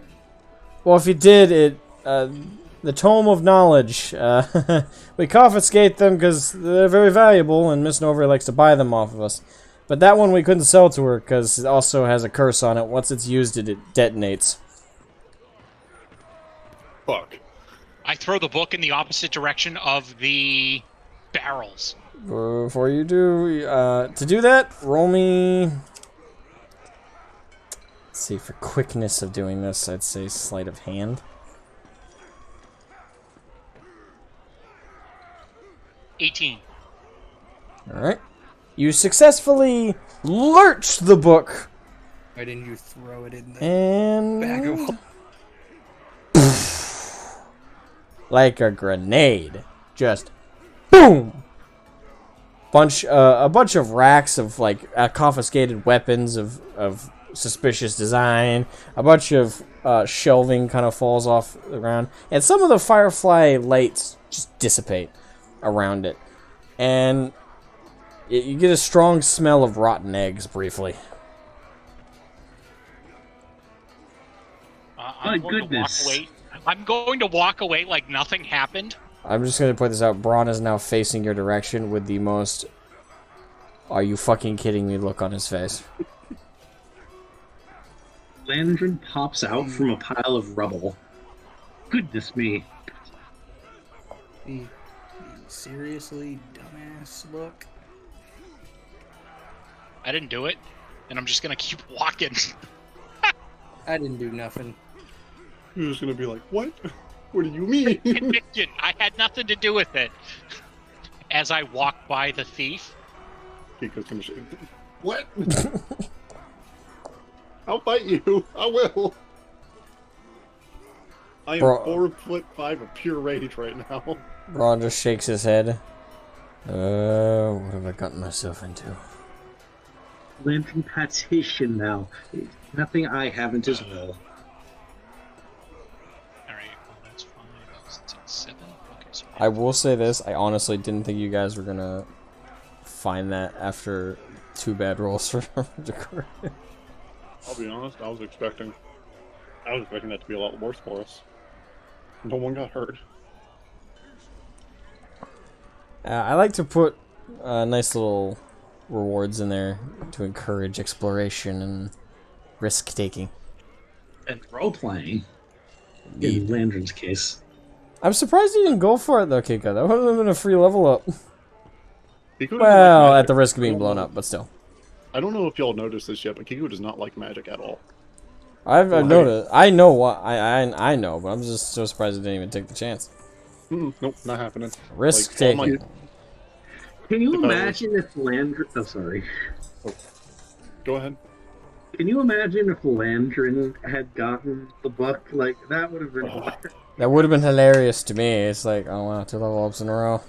Yeah, it was going to be a toss-up between Lantern and Decoria. All of y'all would have walked away going, he just likes Landrin more than the rest of us. He's like just handing him level ups. It's like, no, I had it in the room for anybody to grab, but y'all suck at rolling perception. Yeah. I didn't even roll for perception because I'm trying to... because I zoned out. Shit. So, I'm going to be completely honest. Had I been playing any other character in existence, I would have 100% grabbed that book and opened it without a second thought. Like, in the same motion. So just for the sake of argument, because we're all here and it's live, my health went up by 7. I now have 46 health points, and on top of that, my new Eldritch evocation is Thirsting Blade, which allows me to attack twice. Nice. No way. So now I have 3 attacks because my pole arm feat allows me to have a bonus action attack. So, you know, I can have 3 attacks in one round. However, my bonus attack is only a 1d4 opposed to a 2d4. Very nice. Alright. So, all of you make your ascension with Braun and the barrels up back to the security office. What, real quick before we do leave, you said there was a bunch of strange-looking weapons? Well, strange isn't like they're scrappy, some are like underhanded stuff that's damaged. Just Oh, okay. So just poor quality, not like exotic or anything. like rusty garbage Gotcha. Okay. that someone probably tried to pawn off and got confiscated. Yeah, that's all. I would like to ask Ron if I could acquire some half plate from him. I will compensate, given the fact that the stores are closed and there's no easy way for me to be able to acquire that at this point in time. Alright, make a persuasion with him, with advantage. Because you are taking something right from his men's armory, which... I rolled 212, so it's the same thing. I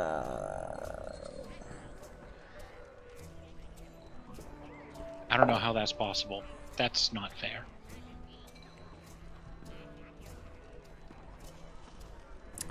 Alright, so you make your case to Braun, and after you all get upstairs and you're all back into the room, the confiscation room, a couple mages kind of swarm the barrels, and he quickly like says, "All right, purify this and make it as pure black powder as you can with the magics we have out of and alchemy we have available."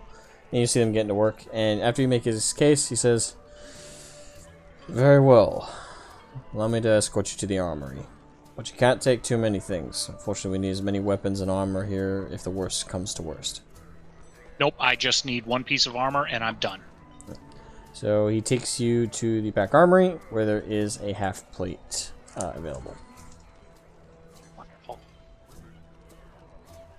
Now, if you want to keep that, when you get back, just give Carlos out front some, just give him 1 gold piece. It's what it's valued for us. We'll requisition a new one from Ivan after the fact.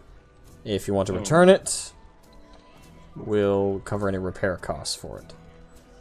I will give Carlos a gold piece on our way out. Alright. I would like to make a donation to the armory, actually.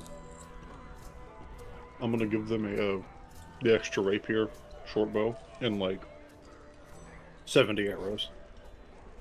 Oh, yeah, and if we're doing that, I will trade in my chain shirt that I have, and I will provide that as well. Alright. So...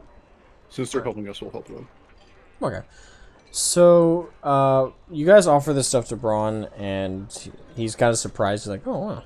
That's nice." So he quickly, another guard comes forth, one who doesn't have a helmet on, just some short hair. Younger guy. And he comes forth and says, "Well, I'm in charge of the armory requisition. These are some fine pieces of equipment. We appreciate the donation. Is there anything else you wanted to offer the city's watch, or?" I got... Because I can't get rid of these damn things and I don't need them. I'll give them 2 daggers, a light crossbow, and 20 crossbow bolts. Subtract that from your inventory.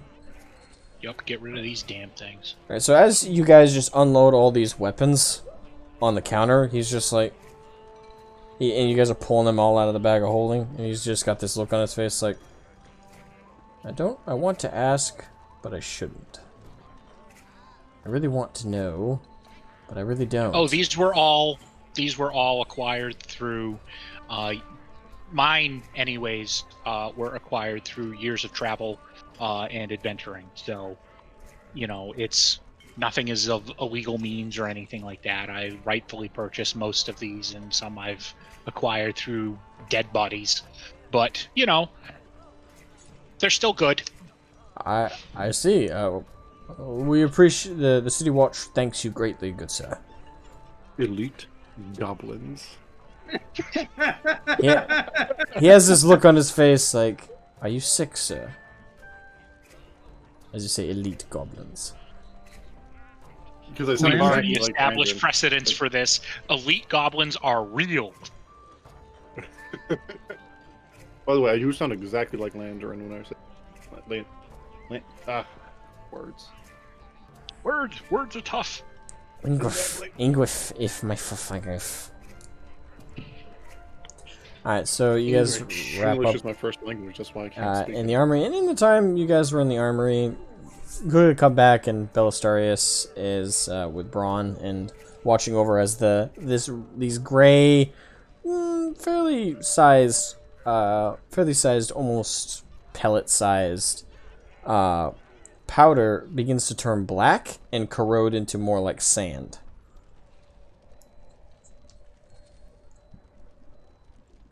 And after a moment, one of the mages steps back, says, "The transmutation is complete. It is pure black powder."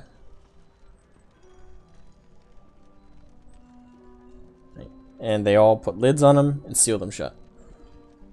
"Do you have a bag of holding?" We do, actually.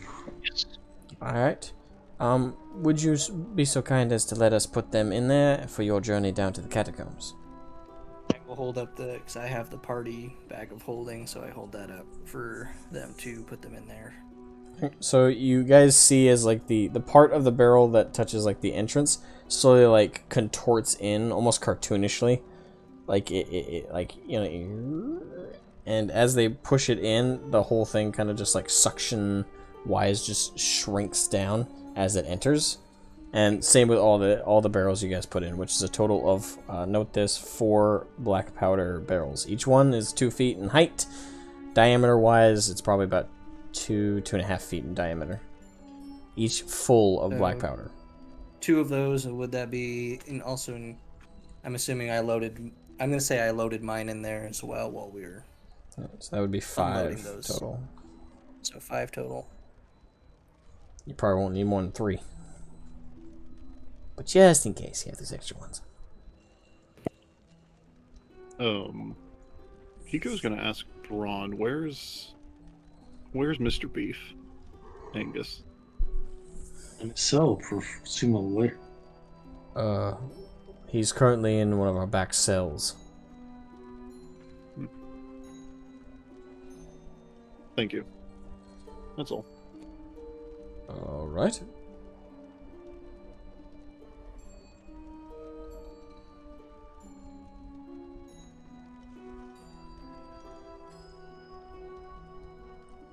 Was that okay. Yeah, that's all. Like Kiko said, thank you, that's all. Well, okay then. You're a simple kind of man, I suppose. I know what I want. Right. So you all gather in the front room. A bunch of guards are now in full plate armor. Everybody is clearly getting ready for essentially war. And there's quite a few guards on hand. And you guys can see outside, the guards are handing out armor and weapons to conscripts of citizens who are coming forth and getting geared up for a potential siege. And there's a lot of tension outside. Lady Ruga is in her full plate armor and looking tough,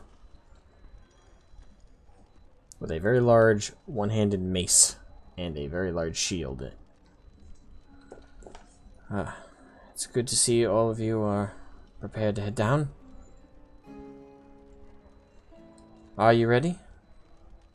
Ready as we'll ever be. Right. Oh wait, we're actually just going into the catacombs now? I thought we were... Didn't we have to rest and do it tomorrow? or something. You guys can ask Lady Ruga for a day's reprieve, but they could be attacked at any point. Well, we know the plan is at 2 days for them, anyway. You also know that Angus had a ear sigil, which he was forced to confess large bits of information, which was overheard. You know what? Fair, actually. Has to go now. Technically, as a DM, I shouldn't remind you of that and let you suffer the consequences, but at the same time, I'm like... Yeah, that... I was planning on doing something, but it's fine. I just figured we were taking a quick break before we, yeeted into the catacombs. I gotcha. So I have 2 questions. Right? How long before we head down to the catacombs? Is this for me? Yes. I can't define that for you. That's the party's decision. Okay, well, I...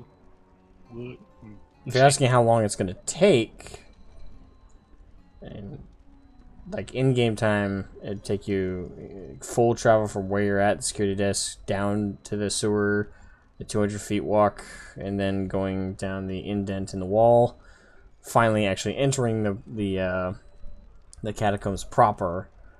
That'd be about half hour.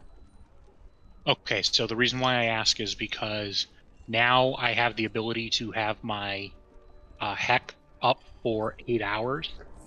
If I were to cast it now, would the simple act of walking count as a short rest, and I can get back that 1 spell slot?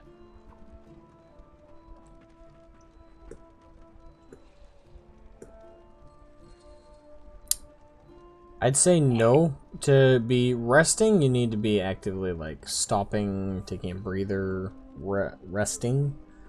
Walking, you're still traveling. You're still going with their purpose. You're still on alert. It's not exactly relaxing and allowing your energy to recoup. You're just using minimal amounts of energy, but you're still expending that. So I would argue that that is not at rest. Okay, that's fair. Well, regardless, I'm going to activate my hex now to be prepared, because, it's a concentration spell, so Right. I got 8 hours on my hex now. Alrighty.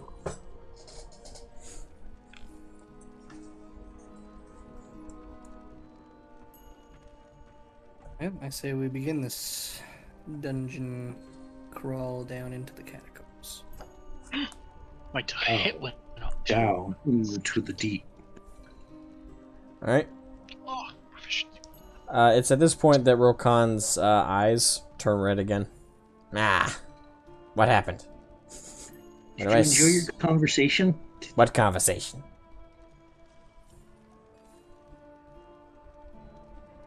Conversation indeed.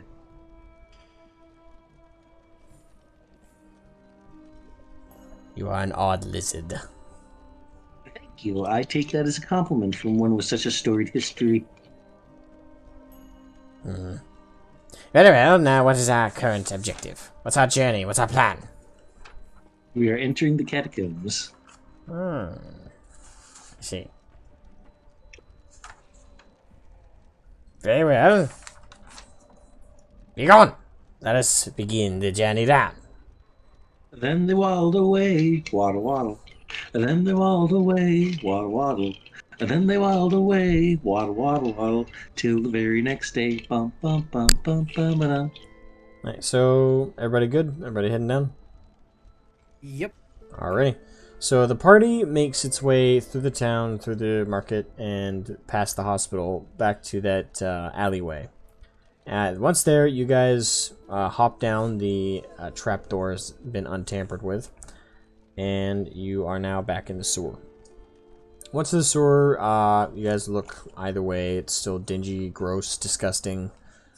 And Rokan gestures. Alright, now stick to the left side and travel 200 feet. I will let you know when you fail to follow this instruction. 1, 2, 3, I will murder you. 4. I'm counting out the feet. I'll murder you.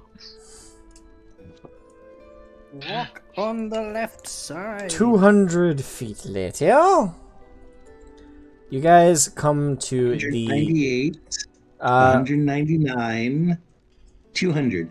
Alright, roll me perception with advantage because you are looking for it. You know it's there. It's just you gotta find it. Where is my... 18 plus 2. 21. I got an 18. I got a 14. Alright, so Kiko?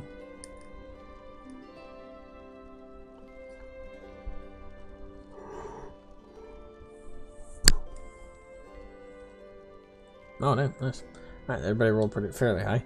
Alright, so you all immediately see the indent in the wall. It's fairly subtle, but it's almost an optical illusion. The indent, if you were to just keep walking by and didn't actually really look at it, it would look like it was just this weird, curvature into the wall. But in fact, if you lean slightly more your face to the wall, you can see that it's actually another hallway that has identical warping and the brick stonework to the rest of the walls. So again, just walking by it would have looked like just this weird indent, but it's a straight up the optical illusion. Once you actually look around, is a slight staircase down and a curvature further out to the wall.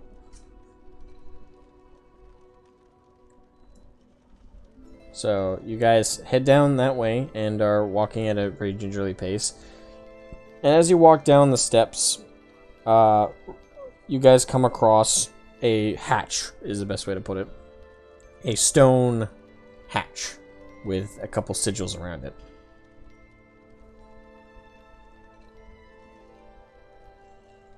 Alright, so to open up this hatch, you need to press the scorpion-looking sigil, then the snake sigil, and then the bear sigil. But be careful. Insight? Right? What is this Skyrim bullshit? At least we didn't write the combination on the key. Right. 11? He spoke the truth about the first two symbols, but you feel like he's intentionally leaving something out about the third.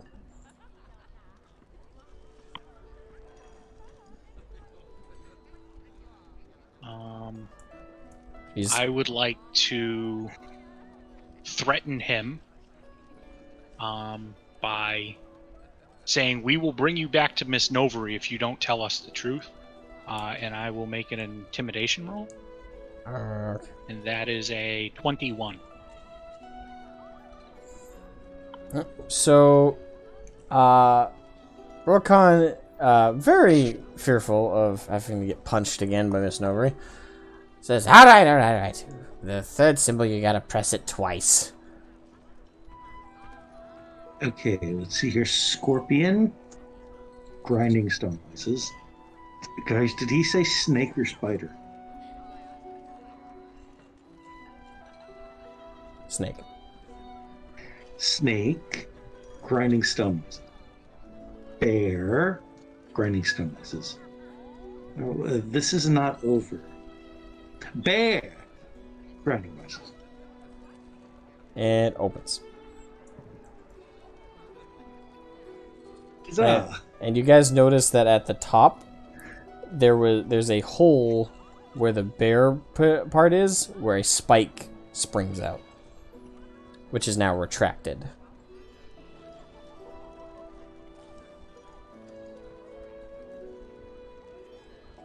So you were just going to let us walk into a trap? It would have been hilarious. Well, we can just leave you rolling around down here all by yourself again. Do that and you'll get lost in minutes. There's a river of Allegedly. feces next to us. We can go back a little bit and just drop him in the sewage system. No one's gonna know where he is. I mean, that's true, but we still need him for now. We'll probably do it afterwards, though. There are worse fates than death. To which he responds, I disagree.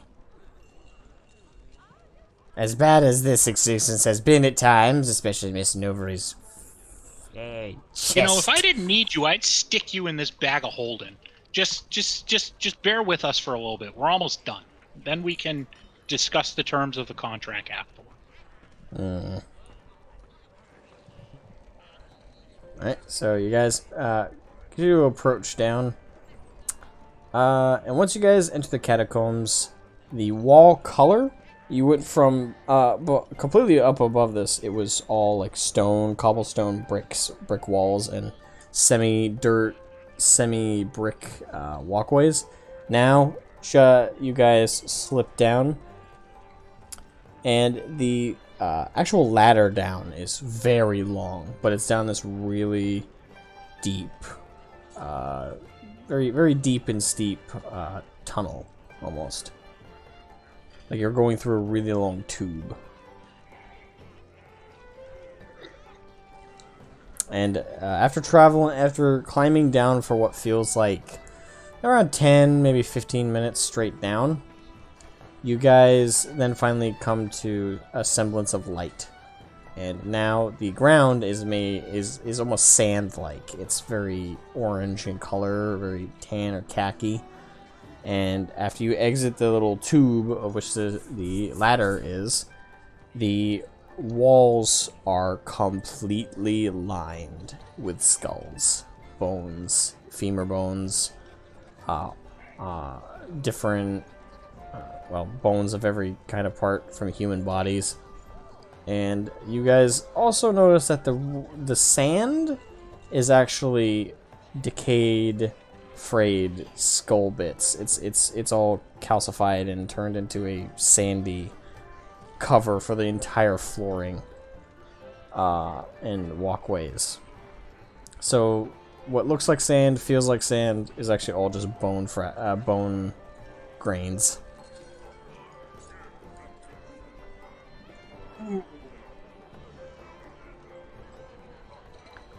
And the whole place smells very strongly of what you would compare to a combination of a rotting smell and also kind of like spoiled milk, like a soury smell as well coming through the place. A salty around tinge. a comment that's like, you meatbags are disgusting, living and dead.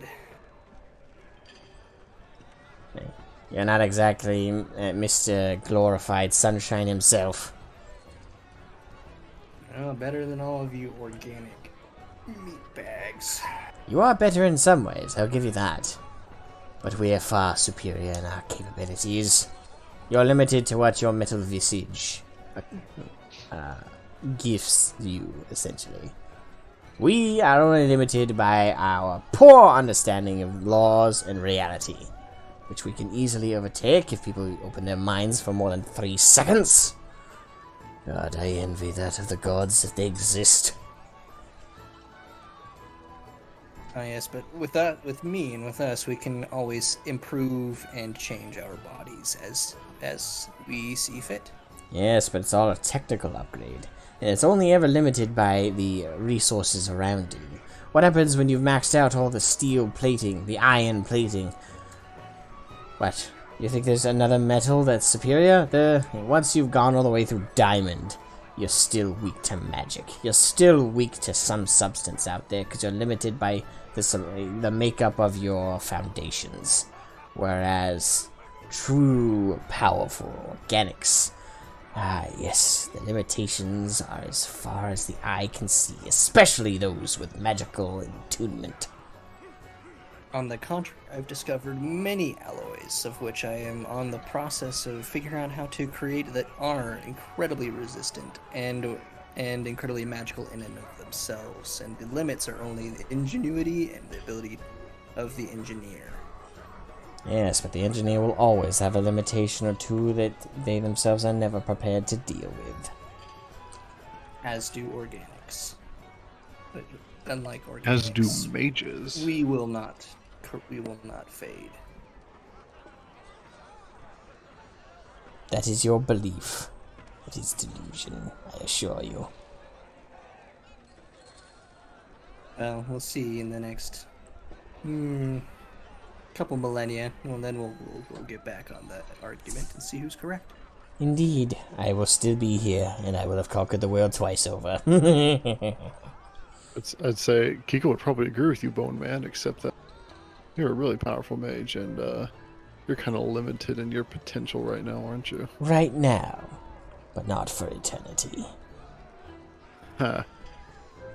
Even eternity, you can still be in the same spot as far as we know. Either way. Your weak understanding of the word eternity must really be sharpened, I do have to tell you, Birdman. Or has the feathers grown straight out of your skull and penetrated that meek little feeble chicken brain that's inside of there? My That might be a travels and chicken brain, looks studies. like not my flesh. In my travels and studies, I've seen constructs created by the ancient civilization that created this body that have far exceeded the deeds and accomplishments of the greatest of mages. By the way, everyone make me a perception check. Yeah, we should probably be looking out for dangers. Not philosophizing. 14. As much as I enjoyed that. Perception. Okay, plus 2. 8. 18. Alright. Landron? Second here, sheet is being annoying. Come on, you rassafrasser. Either way. The second, there it is, 14. Alright. Kiko, Oh no. roll me acrobatics. Natural 20. Alright, so as you guys were walking and Rokan was arguing back and forth, unbeknownst to you, you were walking at just a slightly faster pace than everybody else, Kiko, and all of a sudden you feel a bump against your toe. You hit something. And in an archway, spikes come shacking between both sides. However, you instinctually did a front roll and completely dodged the incoming spikes. But now you are separated from the rest of the party. Directly. Oh. That's no good. Specifically, now this is the big map. Using minis won't work because size-wise you actually guys are much smaller than that, so. Much smaller. Yes, so I will use this pen. This is the best substitute. So you guys are walking in this direction, and now the archway that just closed up is right here. And you, Geeko, are right there, and the rest of the party is here. Damn it. What do you do? You guys can see each other through the spike bars. Like, it's not like you're dead. Yeah. Yep. I Passing Mr. suggest, based on the map, we may have to go around a long way. You can either stay there, or you can scout ahead a little bit. Or you can scout ahead a little bit and let us know what's in the room. Yeah, I'll say, pass me Mr. Bone Man there. Or Mr. Bonehead. And I'll go check out the room ahead. Can he fit through the bars? The bars are the biggest gap between any of the bars is just big enough for your hand to fit through. We got a crowbar here. Smash him into pieces and pass his pieces through. I mean, he's just gonna reform. Yeah, but we don't know how long that'll take. So, Hey. To your point, though, we do have a crowbar. We could probably pry it open enough to pass him through. Yeah, I'm gonna pass one of my crowbars through. I mean, I have a crowbar too, so we can. I also have one. So. Oh, everyone's crowbar. Then we'll all help break the bars. If that's possible, but we'll find out.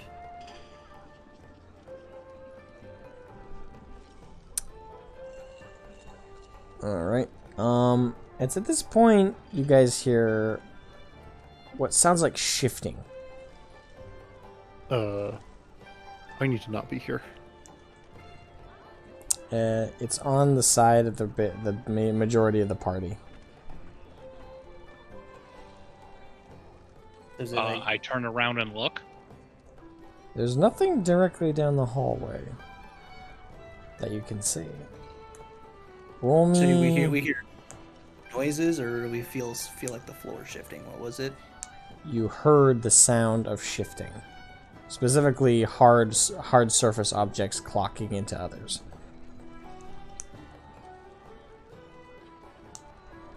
So. I think this is a continuation of the trap. Go scout out ahead, and the rest of us should beat feet and make the long way around. Alright. I'd prefer to have Bone Boy here. That's You guys could ask him more detailed questions about what's going Yeah. on. Ask him how long it takes for him to reform. Real quick. That was what I was thinking, but yeah, you can ask him that.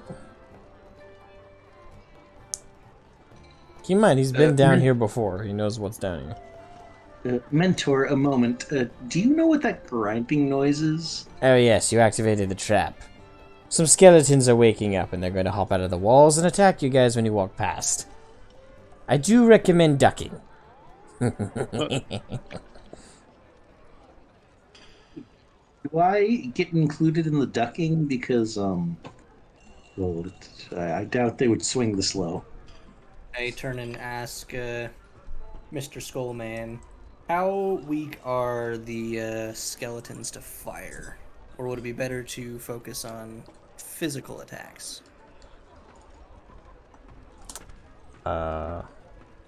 Repeat the question. That way, make sure I'm. I'm just asking.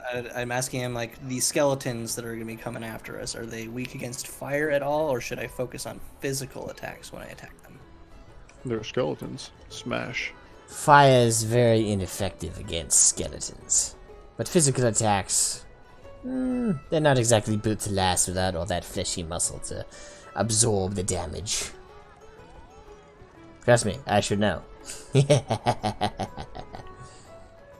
And as he laughs, he's like, he intentionally is like closing his jaw very fast to make the clocking noise of bone on bone. Nice. Hey, Skelly Man. How long does it take you to get back together? Peace yourself. If I'm completely shattered, it takes 30 minutes. How about split in half? 5 minutes, give or take. That's not that long. As long What as if I I held you together?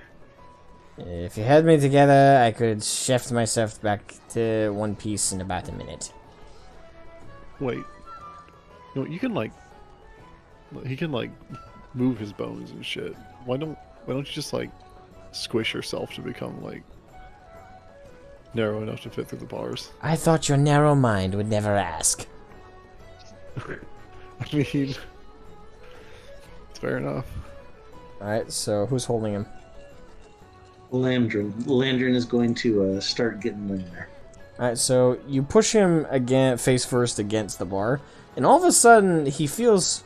He went from being definitively hard bone to all of a sudden you feel like he's just mushing together, almost like a jello. Like... And just seeps through. And as soon as he makes it to the other side, you hear a... As he goes back into a full calcium bone head. Yeah, I'm gonna hold him whenever he does, so he doesn't like fall to the ground. As funny as that would be. So you catch him? Ah. Yeah. Alright, I'm on this side. What do you want? So up ahead, that's where those traps are that you have to tell me how to disable. So I can turn off the anti-magic field. Very well. You can take me there. I can easily deduce and break down for you how to disable the traps. So, out of character really quick, I'm kind of confused on what this little device is. Right. In the middle. Like, you mentioned it was an anti-magic field? Alright, so the anti-magic field is produced by a gemstone, which is in this. It's inside a statue. Okay. and its radius is pretty much this entire room. So if you move it, let's say here, it's going to encompass pretty much the entire area you need to detonate. And because it's anti-magic, all the magic that is currently holding the bones together and is also controlling the skeletons that are now walking around, this entire field will disable that. So when you detonate these charges, the spell, the necrotic spell that is holding these walls together so hard it's stronger than stone and rock, will be alleviated, so the destruction will actually produce results, causing an actual cave-in in each of those sections. Whereas if you were to detonate these charges without that anti-magic field, there wouldn't be a successful cave-in. Okay.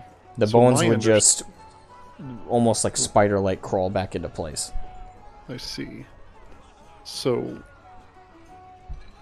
this is an anti-magic field, right? Yes. And it is anti-magic. You will not be able to cast it. You can how I operate with like mages trying to cast in anti-magic fields, you have just a disadvantage to all your to all spell related rolls. Okay. There is that chance that you're so determined to get your spell out that you could argue you somehow fought through the anti-magic field or its effects. I like to leave that open. That way it's just not like a fuck, mages are useless. So my question is, all like the stuff that keeps the slaves in line is all magic, right? Yes. The anti-magic would affect that, right? Yes. Okay.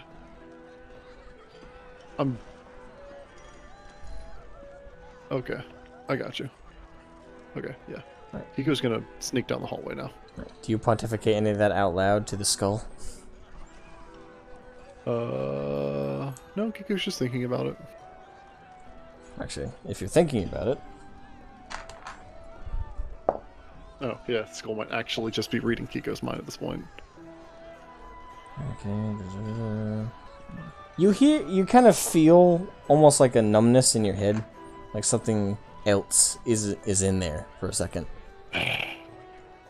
Ah, finally you figured it out, Birdbrain.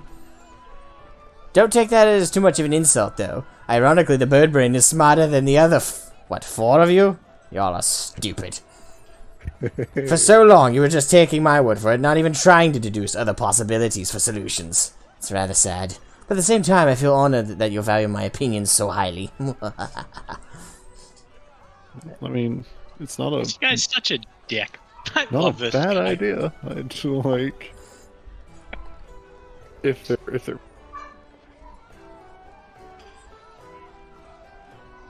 So Kiko's gonna sneak down the hallway. Alright. So you sneak down the hallway. Everybody else, roll me initiative. Let's go. 4. 4. Well, 16. wow. 24 on a natural 20. 16. Okay.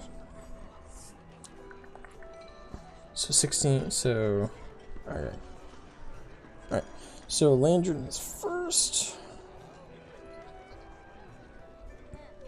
Belastarius is second. Actually, no, I forgot to roll for the damn skeletons. Maybe they'll roll a 1.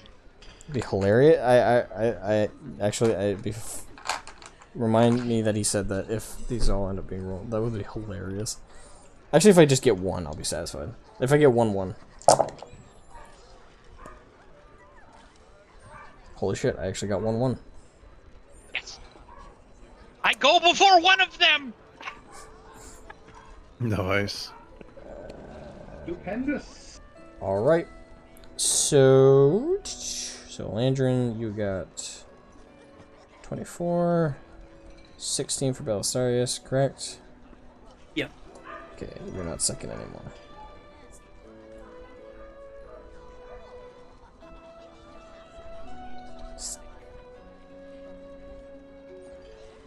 Okay. It's gonna take me a moment to write all of them down. Let's just see.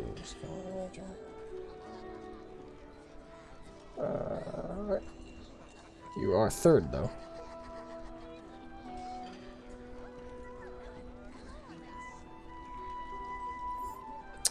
Alright.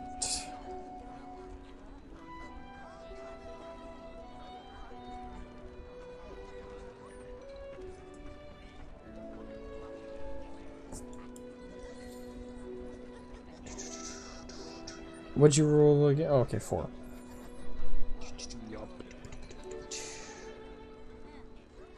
Technically, I may not be last. But it depends on what they have to their initiative.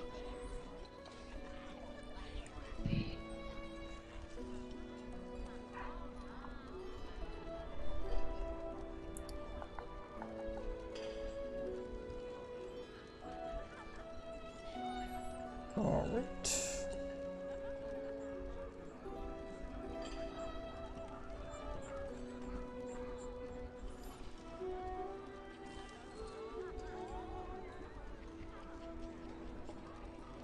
Alrighty.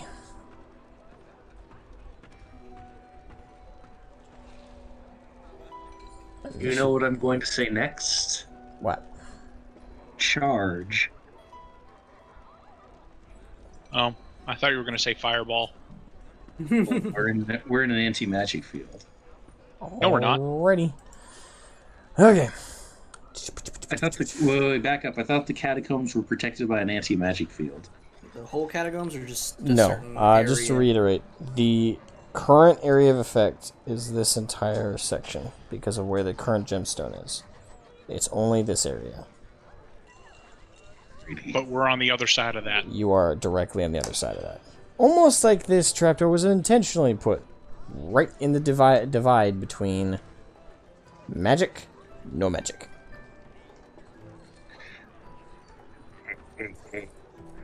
Magic must defeat magic. Props. Everyone knows where that's from. Hold on. It sounds very familiar, I just don't remember. Well, shortly after the man who says that, karate chops a secret agent unconscious and tells the rest of his buddies, "Who else wants a piece of uncle?" Oh, yeah, now I know. Okay. Sure, now that I put this over here, you The all battlefield. the battlefield. This is the hallway you guys are down. This is the archway.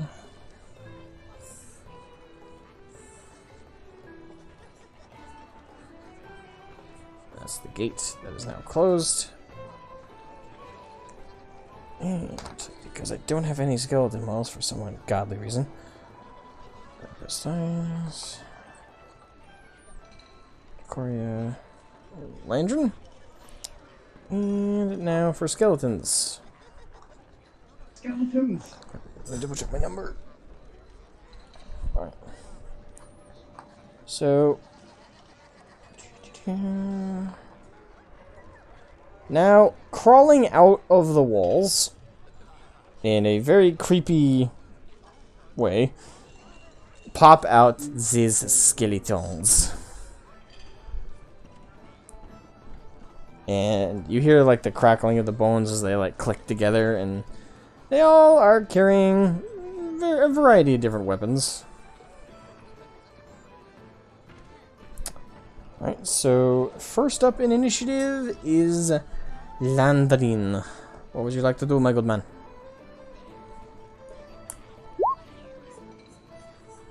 All of them need to make a DC 13 dexterity save, please. Alright, what's that? Alright, so DC 13 dex. Yeah, I rolled absolutely ass on the damage. Holy shit. Okay. Oh god, 4 ones? Oh,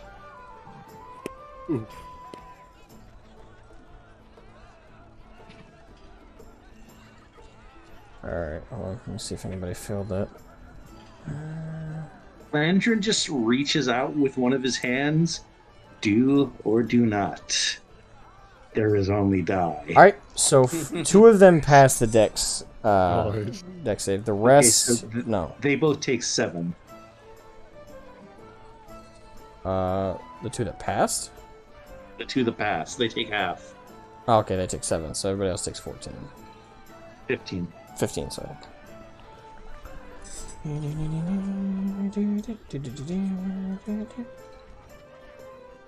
Alright, so I gotta do the It's actually math. very appropriate. I'm listening to Oh, so 2 of them Legend take of Zelda 7. soundtrack.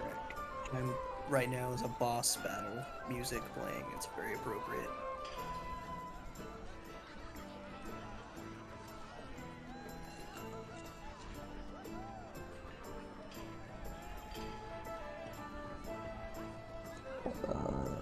Let's see, 1, 2, 3, 4. If 4 failed, and 2 succeeded, 15, 30, 60. Technically speaking, if I get the math right, Landry just did 74 damage in total. Alright. And the max damage was 15, correct? Yes, for those who failed. Alright. So, when you, would you like to describe the attack? Because since this is fairly a decent attack, I'll let you describe it if you want. If you want that creative freedom. You know, you say that, but Landrin got half the dice rolls as 1s, and the others were all 2s, 3s, and the 1 4. Like, oh boy, Fireball is so much stronger. Anyway, Landrin just kind of gazes out for a moment, almost going... almost as if he's zoning out of the encounter entirely.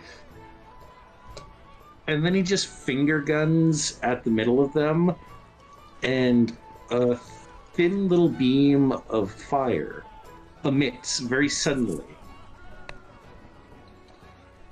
He's almost marveling at the power in his fingertips as he's kind of gripped around. His lower 3 talons are gripped around this tiny little ball of fire, and he's just like, bigger.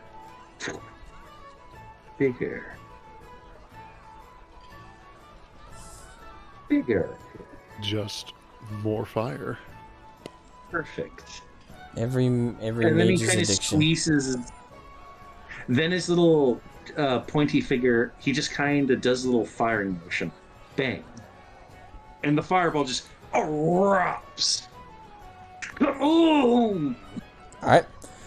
So, once the initial explosion hits, you all feel like all of a sudden, like almost gravity is pushing sideways for a moment as you all get like pushed backward by the shockwave of the blast, and you can feel the heat very Ben? close to where you guys are. Want to shut my door so that you don't have to hear me? Thank you.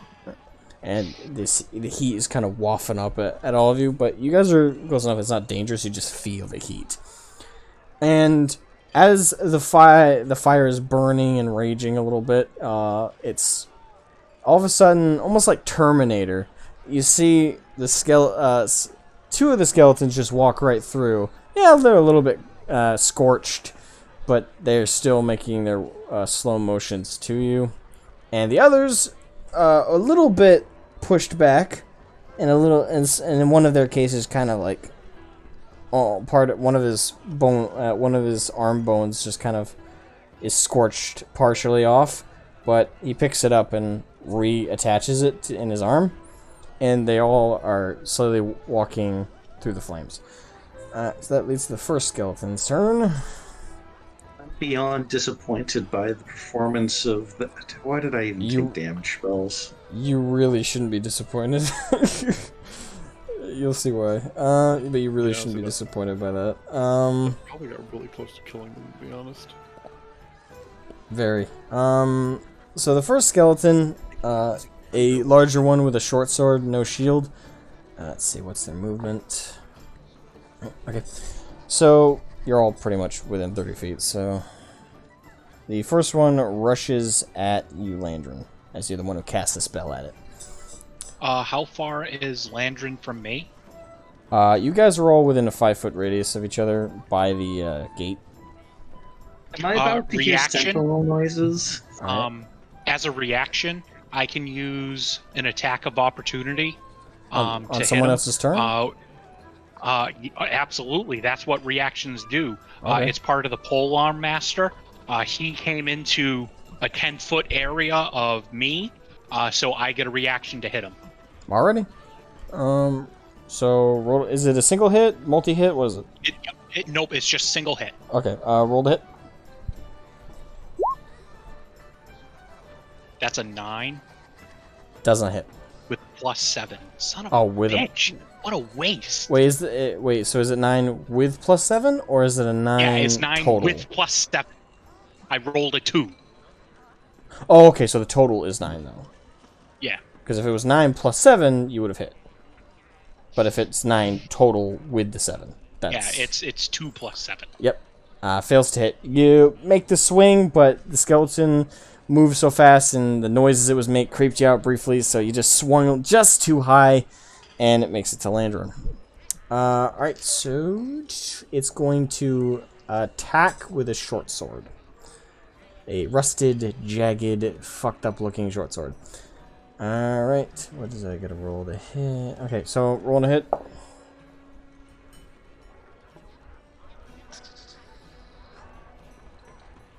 That would be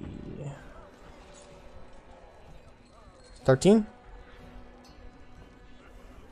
Landrin just deftly shifts out of the way of the slice. Alright. And that's its move.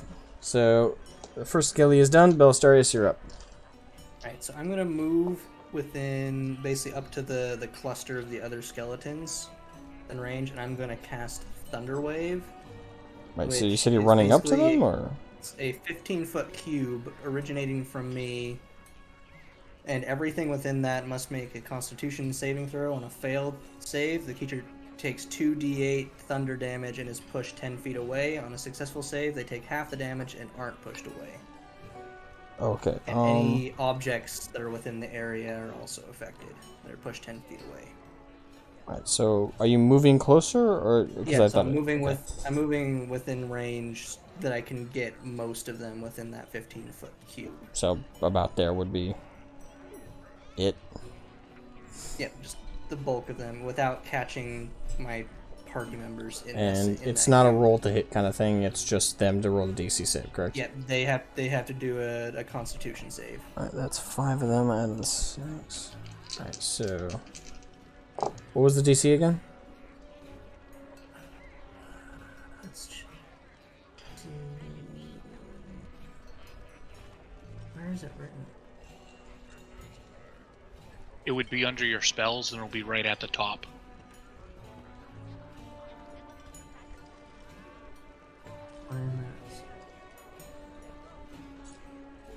One action ranger, 15. Oh, 14. They have to be 14. Alright, 3 of them meet, 2 do not. Well, 2 of them actually exceed, but 1 meets. Right, and what happens to the 2 again? The ones that saved, The ones that failed. or to the ones save.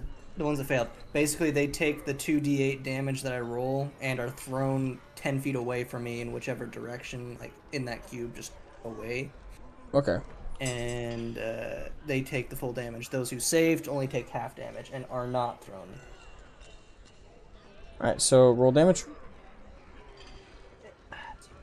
Yep, there we go. D8s.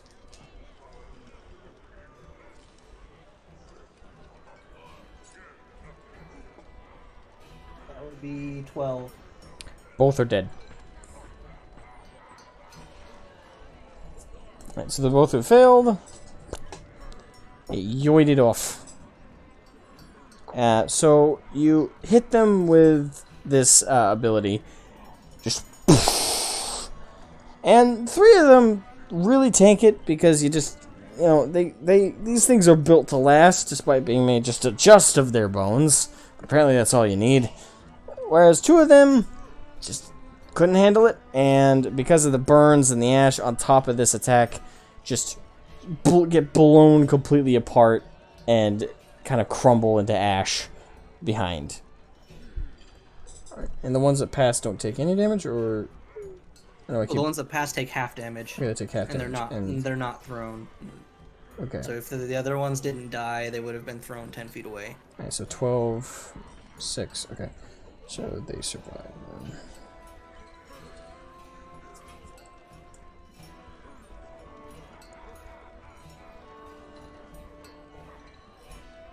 Alright. So that leaves just these damaged ones currently. Alright, so I think I have a bonus action left. So I think, yeah, Eldritch Cannon is a bonus action. So I'll deploy it as a Force Ballista. Alright.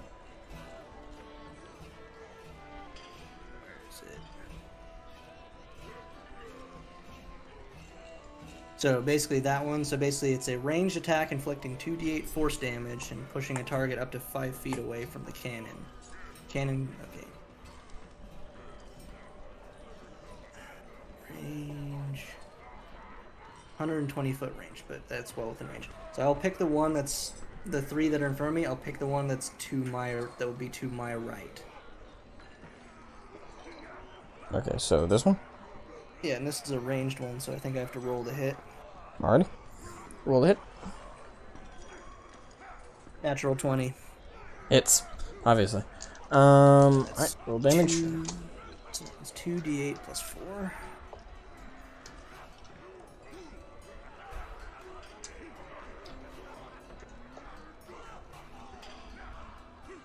And that's plus 4. That's 12 again. Gone. Crumbles. His bones just crumble apart. Almost like bowling pins. This thing activates on my shoulder, makes that little whine noise you'd expect from like a miniature rail gun, and just pew. And then bowling pin noises. You know what you hear in some distant land? Strike!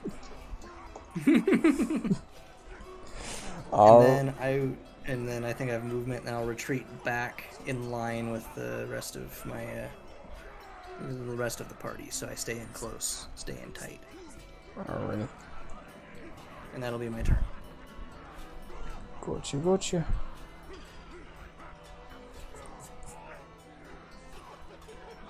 Alright. That is a skeleton then.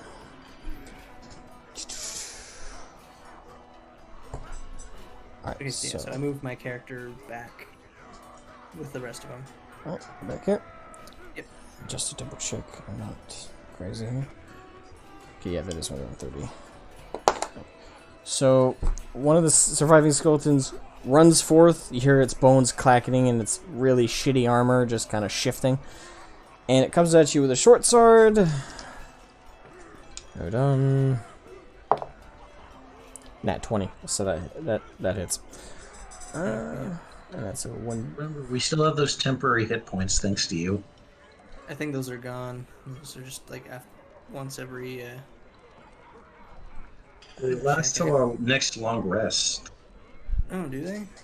Yeah, that's how temporary hit points work. Alrighty. We haven't rested yet. So I think I had 9 from the last. How many did I roll from the last battle? I don't You remember. rolled us up 13. So that would be 8 points of damage.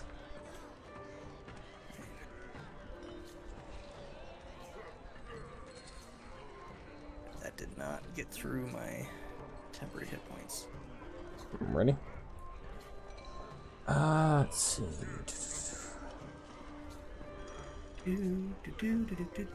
Alright, so that does that for its turn. And immediately after is the next skeleton, which runs forth full speed at Dracoria. I will say this, you guys killed all the ranged ones. Like, seriously, all the guys with bows just died. Oh, that was so fast. Alright, so hitting with a short sword as well. Ooh, that's really bad. 11. No. I Alright. have an AC of 18. Alrighty, so that it swings, bounces off the plate, and it's like, yeah, its bones clicking back into place. And that really does it because it has no bonus actions. Alright, Jacoria, you're up. Okay, I attack the one directly in front of me. That's an 18. Does that hit? That does indeed. Has 9 damage. Oh. And yep. Is it dust? Yep. I attack the one in front of Landrin. Ready? That is a 14. Does that hit? Yes, that does.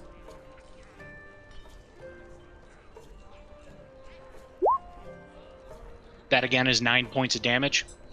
So you hit it hard and it shakes and gets hurt, but it's still on its feet. Bonus action. Do my final hit and hit that one again. Alrighty. Thirsty radio. That's an 11. To get through its AC? Nope. Well, I would have done 6 points of damage if it did hit. That would have killed it. Woulda. Alright, Landry, we're back at the head of the queue. Unless you had another action you could take, a bonus action you could take.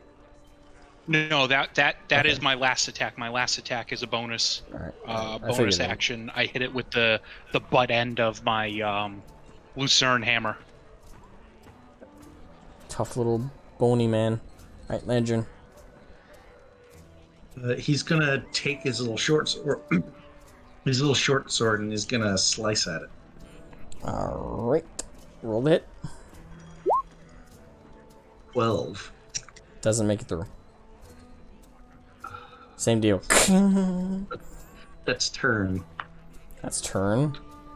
That's turn. Alright. Alright, so I have that's an attack. that same skeleton's gonna aim to attack you with its short sword.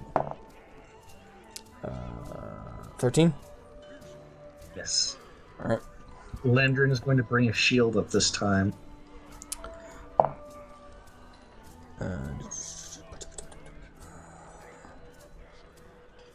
11.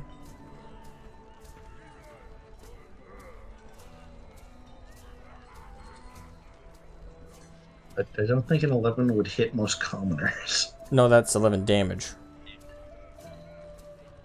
Wait, to who? You.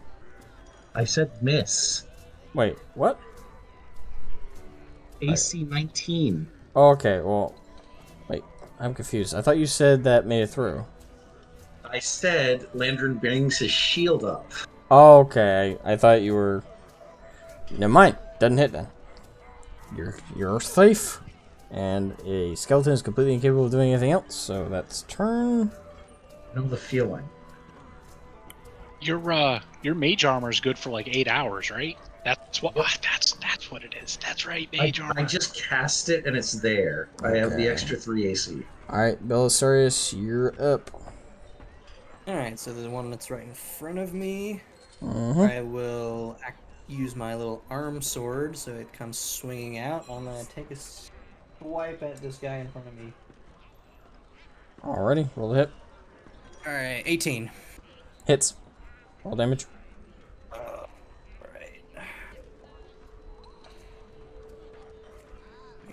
Where's the dice at?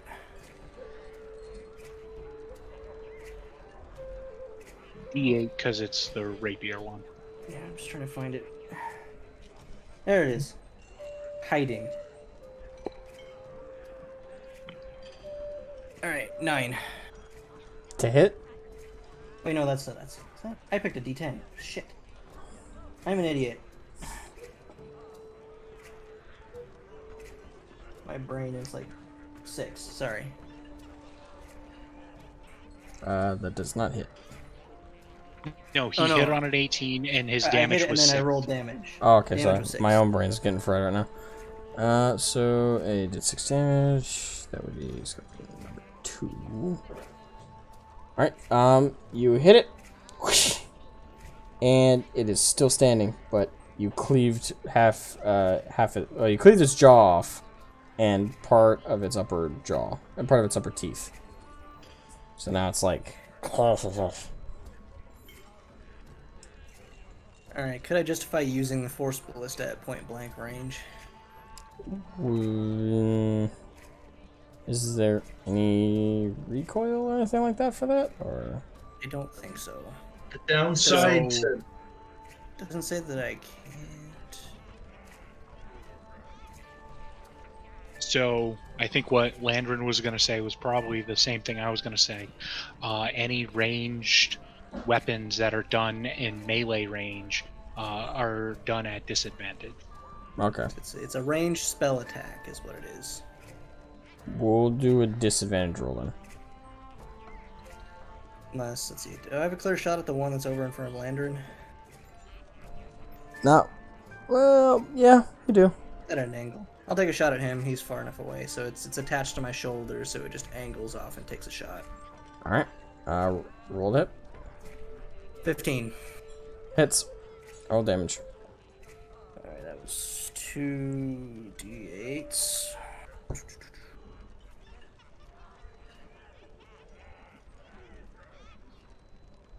7. It's dead. Actually, no, 7 plus 4. I forgot the plus 4. 7 plus 4. But it's still dead. Yep. So it doesn't matter. Dead as a doornail. Boom. Got the one left to deal with. So No. that done with your turn, Velstarius? Uh-huh. Already? That means the last Skelly boy's turn. Oh, yep. Take him off. He is right in front of you, so he's gonna try and swing his short sword at you again. Nat 1, so nope. This skeleton is just, when you cleaved part of its jaw off, its equilibrium is now fucked, so it just swings like not even close to you. Alright, it's Dracoria's turn. I take my attacks at this thing. Alright. A 12, an 8, and a 25. So as far as the 8 and the 12, I'm presuming those don't hit. Nope. But the 25 does. Yep.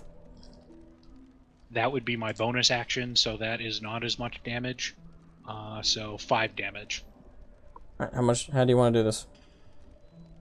I swing, I miss, and as I'm coming back around, I get the back end of my hammer, and I just hit him in the face, and like his I knock his skull off, and then that's it, and the rest of it just kind of like shakes and crumbles to the ground. And you can hear as the skull goes flying. That was awesome. Roll. Alrighty, so that does it for that round. Boom.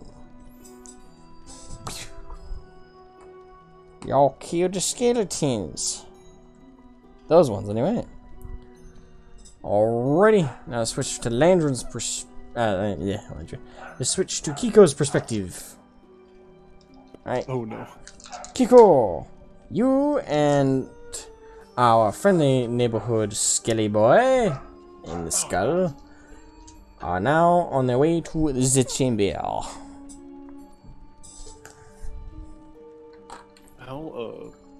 How loud is the fighting that I can hear? You can hear it echo down the hall. Like The it's... thunder wave creates a very loud noise that can be heard 2 feet off. Yeah, and this place is great for acoustics because all those bones just rattling all that noise. Okay. A rapid series of booms. I think they know we're here, boys. Yeah. I had to Oh try and Like pin them especially because not get swarmed. especially at hearing like the loud boom of the thunder clap. He goes like, all right, kicking it into 10th gear. Like, Alright, so you're making your way all the way over here. Let me roll something. I'll say right as Kiko like kind of gets to like the edge of the wall where the big chamber is, Kiko's gonna sneak. Okay. Roll me stealth. Let's go. Yeet. 11. Roll 3 on the dice. Oh. Oh god. Okay. So you are not stealthed. I'm not stealth very well. Alright, so Stealth with candy at this you moment. crouch and you're making noise, a little bit of noise, but the main thing really giving you away is currently, actually, Roka is smart gentleman, so what did he roll for stealth? Nat 20, okay. So the chatty asshole immortal skeleton skull is stealthier than you are. Does the skull by chance point out to me that I'm not stealthed very well? He sends a thought process to your mind going, for Kenku, you're as stealthy as my grandmother was when she was incredibly drunk and full of herself. Listen here, you bastard. Kiko thinks in their mind. Is gonna like attempt to hide themselves better. If that's possible. No. No. Going based on your first roll. Alright, you enter the room and you notice, a couple thugs across the way. Some guys wearing some armor and they have a symbol on one of their shoulders. Let me roll their perception. Perception. Okay. Yeah, you roll perception to see what you can pick up about them. I'll roll their perception to see if they notice you. They beat 11. I see. I Okay. rolled a 21. I'm sorry. I thought you were asking me to roll perception. Well, you can, but Okay. let me roll. I'm rolling there. Yeah, go for it. Okay. Of course, the stall gets a better stealth roll than I do. Ugh. So good news, they both rolled nat ones. And I'm not even shitting you. Both D20s were nat ones. I rolled them together, and they both cursed each other, and I'm not even shitting you. So your 11 might as well be a nat 20. Yes. Let's go. They're just, these two idiots are just engaged in heavy conversation and just They're both, gab. They're both like, what is it, Clancy from Men in Tights, the blind guy? I guess. Like, what are you? Oh, it's Blinken. What are you doing, Blinken? Guessing? Oh, master, you've lost your arms. But you got nice boobs. Oh, that movie. Okay. Anyway. Yeah, these two morons are just like, oh, what'd you roll for perception? 21. Alright, so from this distance, you can overhear their conversation fairly well. Hey, did you hear about what's going on upside? Yeah, apparently some top shot rogue that was hired on by our benefactor got caught. Enforcer my ass. This Conra, he's just a means to an end for us. This rebellion will lead to a brand new victory for Nordred, and then we'll chase out his scum like... Hey, don't you think it's a bit weird we're guarding this? What? You know, this statue. I know none of the skeletons come this way, but now that I think about it, we got no reason to be in here. Well, we were ordered to. Yeah, we were ordered to by the Kanran forces. Not by our bosses. We got a city to siege. We got a lady to put in cuffs, and we got a council to bring to heel. Why are we wasting time in here? Suppose you're right. Alright, let's head back to the main hall. Screw the damn statue. And they both stand up and leave. I mean, that works, I guess. Nat ones, man. Fair enough. They talked each other out of the room. Cool. Alright, Mr. Skullboy. There's traps in these corners, right? How do I disable them?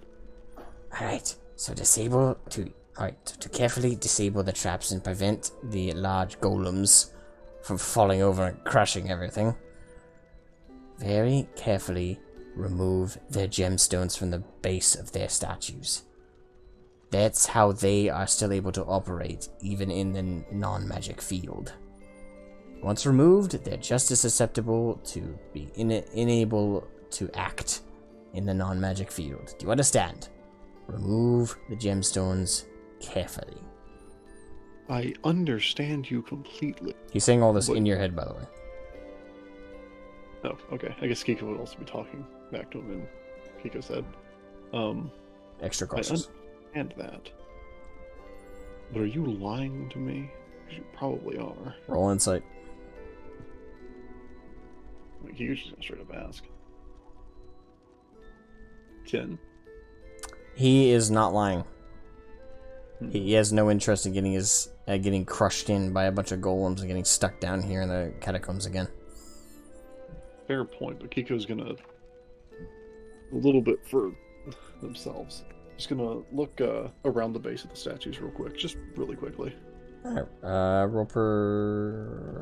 roll investigation. Investigation? Okay. 5. So You see the gemstone he pointed out. It's definitely there, and it's definitely wedged in, so it'll take a little bit of effort to plop out. But you can also tell that that's about it. There's some inscriptions, but they're in a language you have no clue what it is. Just chicken scratch to you. translate these for me real quick. Why should I? Because unless you want to be trapped down here forever with me, you might as well do what I say. And I'm asking nicely. The ancient inscription says, by gemstone, by order, by life, by death, we stand tall evermore, in God of our God's stone. I'm gonna do another insight check just to be sure that he's telling the truth. Alright, go on ahead. that one. I'd be willing to bet he is, because he doesn't have, like... He's telling the 15. truth. Okay, yeah, that's what I figured. Alright. Thieves' tools, pulling them out. We're gonna start prying away some gems real quick. Alright, you're gonna have to roll me sleight of hand on each of them. Alright. On all four. I'm using my Thieves' tool, so do I get my proficiency bonus added on? Yep. Okay, cool. So that means there's an extra +2 to this. So 18. 18. Alright, you successfully pry the first one out. And as soon as it pops out, this semi-white glowing gemstone just turns dark black. Just no light to it. Whatever energy was emanating through it, gone. Okay, cool. Alright, move on to the next one. Yep. Alright, so that was that one. You go into that one, or go on the opposite side? Like here. Doesn't matter. Either or. Oh, I'm just gonna take the gemstone though. Even if it's out of power, I might be able to pawn it off. Alright, you grab the gemstone. Make sure to note it in your inventory. Let's see how over this one. Alright. Roll me sleight of hand to get that one out. Same advantage. Wait, hold up. Advantage? Well, same +2. Oh, okay. So 13.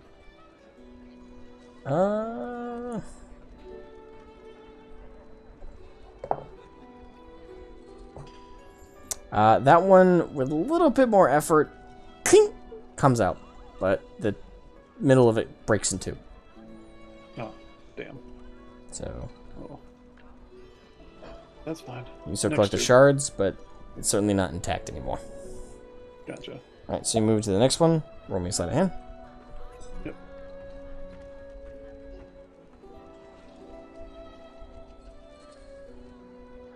$24. That one comes out perfectly. Almost no effort. Almost fell out. You just ding. Neat. Gotcha. And one last one. And last one. Natural 20. That one comes right out. Same deal. Oh dang it! This one doesn't keep its power or shininess. Now Yeah, all the that's pretty statues shudder, Ooh. Hmm. and they all crumble. These about 10-foot statues of just rock and some metals just crumble into spulders in each of the corners. Okay. Cool. So it's not like they just like. Okay. Yeah, They're not, like, the cut magical off. energies at their bases that were holding them together now gone through the lens that allowed it to happen despite the anti-magic field. Gone. So is what was holding them together. And what Okay. would have activated them. So they are now just rumble. Neat. Alright. Now head to the center. Mm-hmm. Right. And anything you should warn me about with this one? Roll me investigation. I was gonna ask the skull. Oh, the skull. Yeah. You can warn me about also 20. Alright, be very, very careful with this statue. Alright, so the statue in front of you right now is actually of a man. Think of like Greek traditional, like those ancient Greek mythology statues. Doing in this position like he should have a bow in his hand. And on the top of his head is an apple. Yeah. Now be very, very careful. This statue is old and ancient. The gemstone is in that apple at the top of his head. Now you need to remove it without shuddering the rest of the statue. I feel like a bow's not too useful on this now, is it? A what? I feel like a bow's not too useful on this now, is It's it? incredibly useful. Well, is it like... The it apple is attached, but the connection like the stone-wise that's connected between that apple and the rest of the statue is very small connection points. So it does have a stronger potential to shake the rest of the statue, if not precisely knocked off. Oh. But if you hit it in the right way, you can knock that stone apple free from the rest of the statue, and inside it supposedly is the gemstone. I see. So I'm gonna go to the bottom right of the cave. Alright, so the bottom... Or, a little bit to your left and up. Okay, so here? Other side. Exact opposite side. Yeah. Okay. So I can like shoot my short bow at it, hit the apple, and then knock it off onto the other side. Alright, that would be for a check. Probably be an attack roll. Oh, it's also it's about the precision of it, so There. Oh, something is up with my sheet. what would it be? Dex. Well, that'd be a Dex check. So roll me Dex. Roll you dex. Alright. Dexterity, let's go. Oh! Okay. That's So not good. you jerk back the arrow, and you, in your nervousness to hit this right, and all of a sudden, This is just where the thunderclap comes in. you jerk, I hear it. and you hear in the next room. You just knee jerk look behind you while letting loose the arrow, looking completely opposite direction. And in slow motion, you turn back, and your beaky mouth goes no, as the arrow clinks right into the eyeball of the god in the statue. It shudders and begins to rotate and sink into the sand, or the calcium-looking sand. Nope. I'm gonna run up to it as fast as I can, and I'm gonna just try to grab the apple. Acrobatics. Acrobatics, let's go.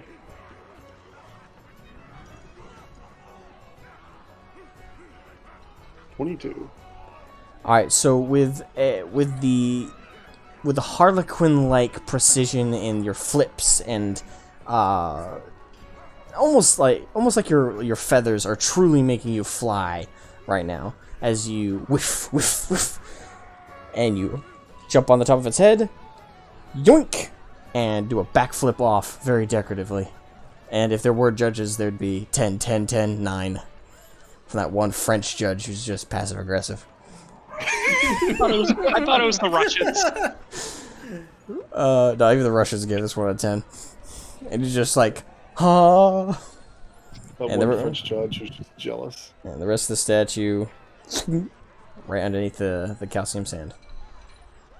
Well, that could have been worse. I'm guessing the arrow is. If I wasn't so impressed by your display of acrobatics, I'd be chewing you out for how terrible that shot was. One bad shot. But, oh. Now Kiko gets to make a call. Alright. Do we stick with the plan about detonating the place? Or do we try to cause a slight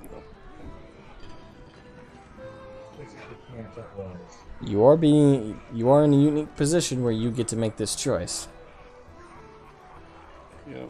I would say, if, But you are at a party as well. yeah, the party. I mean, I will support whatever decision you make at this point in time. So long as Yep. we're alive to complain about it. Yep. I would say, I think y'all can deal with skeletons. Or at least, I'm gonna ask the skull. How many more skeletons are they gonna have to deal with? Well, because you set off the statue sinking, quite a lot more. Now, switching perspective. Guys, if we're about to start another combat, would it be okay if we called it here? Yep, I'm actually planning on calling here. You guys, the last thing before we'll call it is you guys, after, you just beat them and then you all of a sudden hear what sounds like a sinking noise, like a down the hall echoing. You're like, what the hell? All of a sudden, the entirety of the catacombs' bony walls all shudder. Kind of like, those, like, door chimes? Like, ting, ting, ting. Well, imagine that, but, like, vibrations through the wall. And that'll do it for today's session, which was our longest session, easily. In my opinion, most fun. Yeah? I agree wholeheartedly. That was a lot of fun.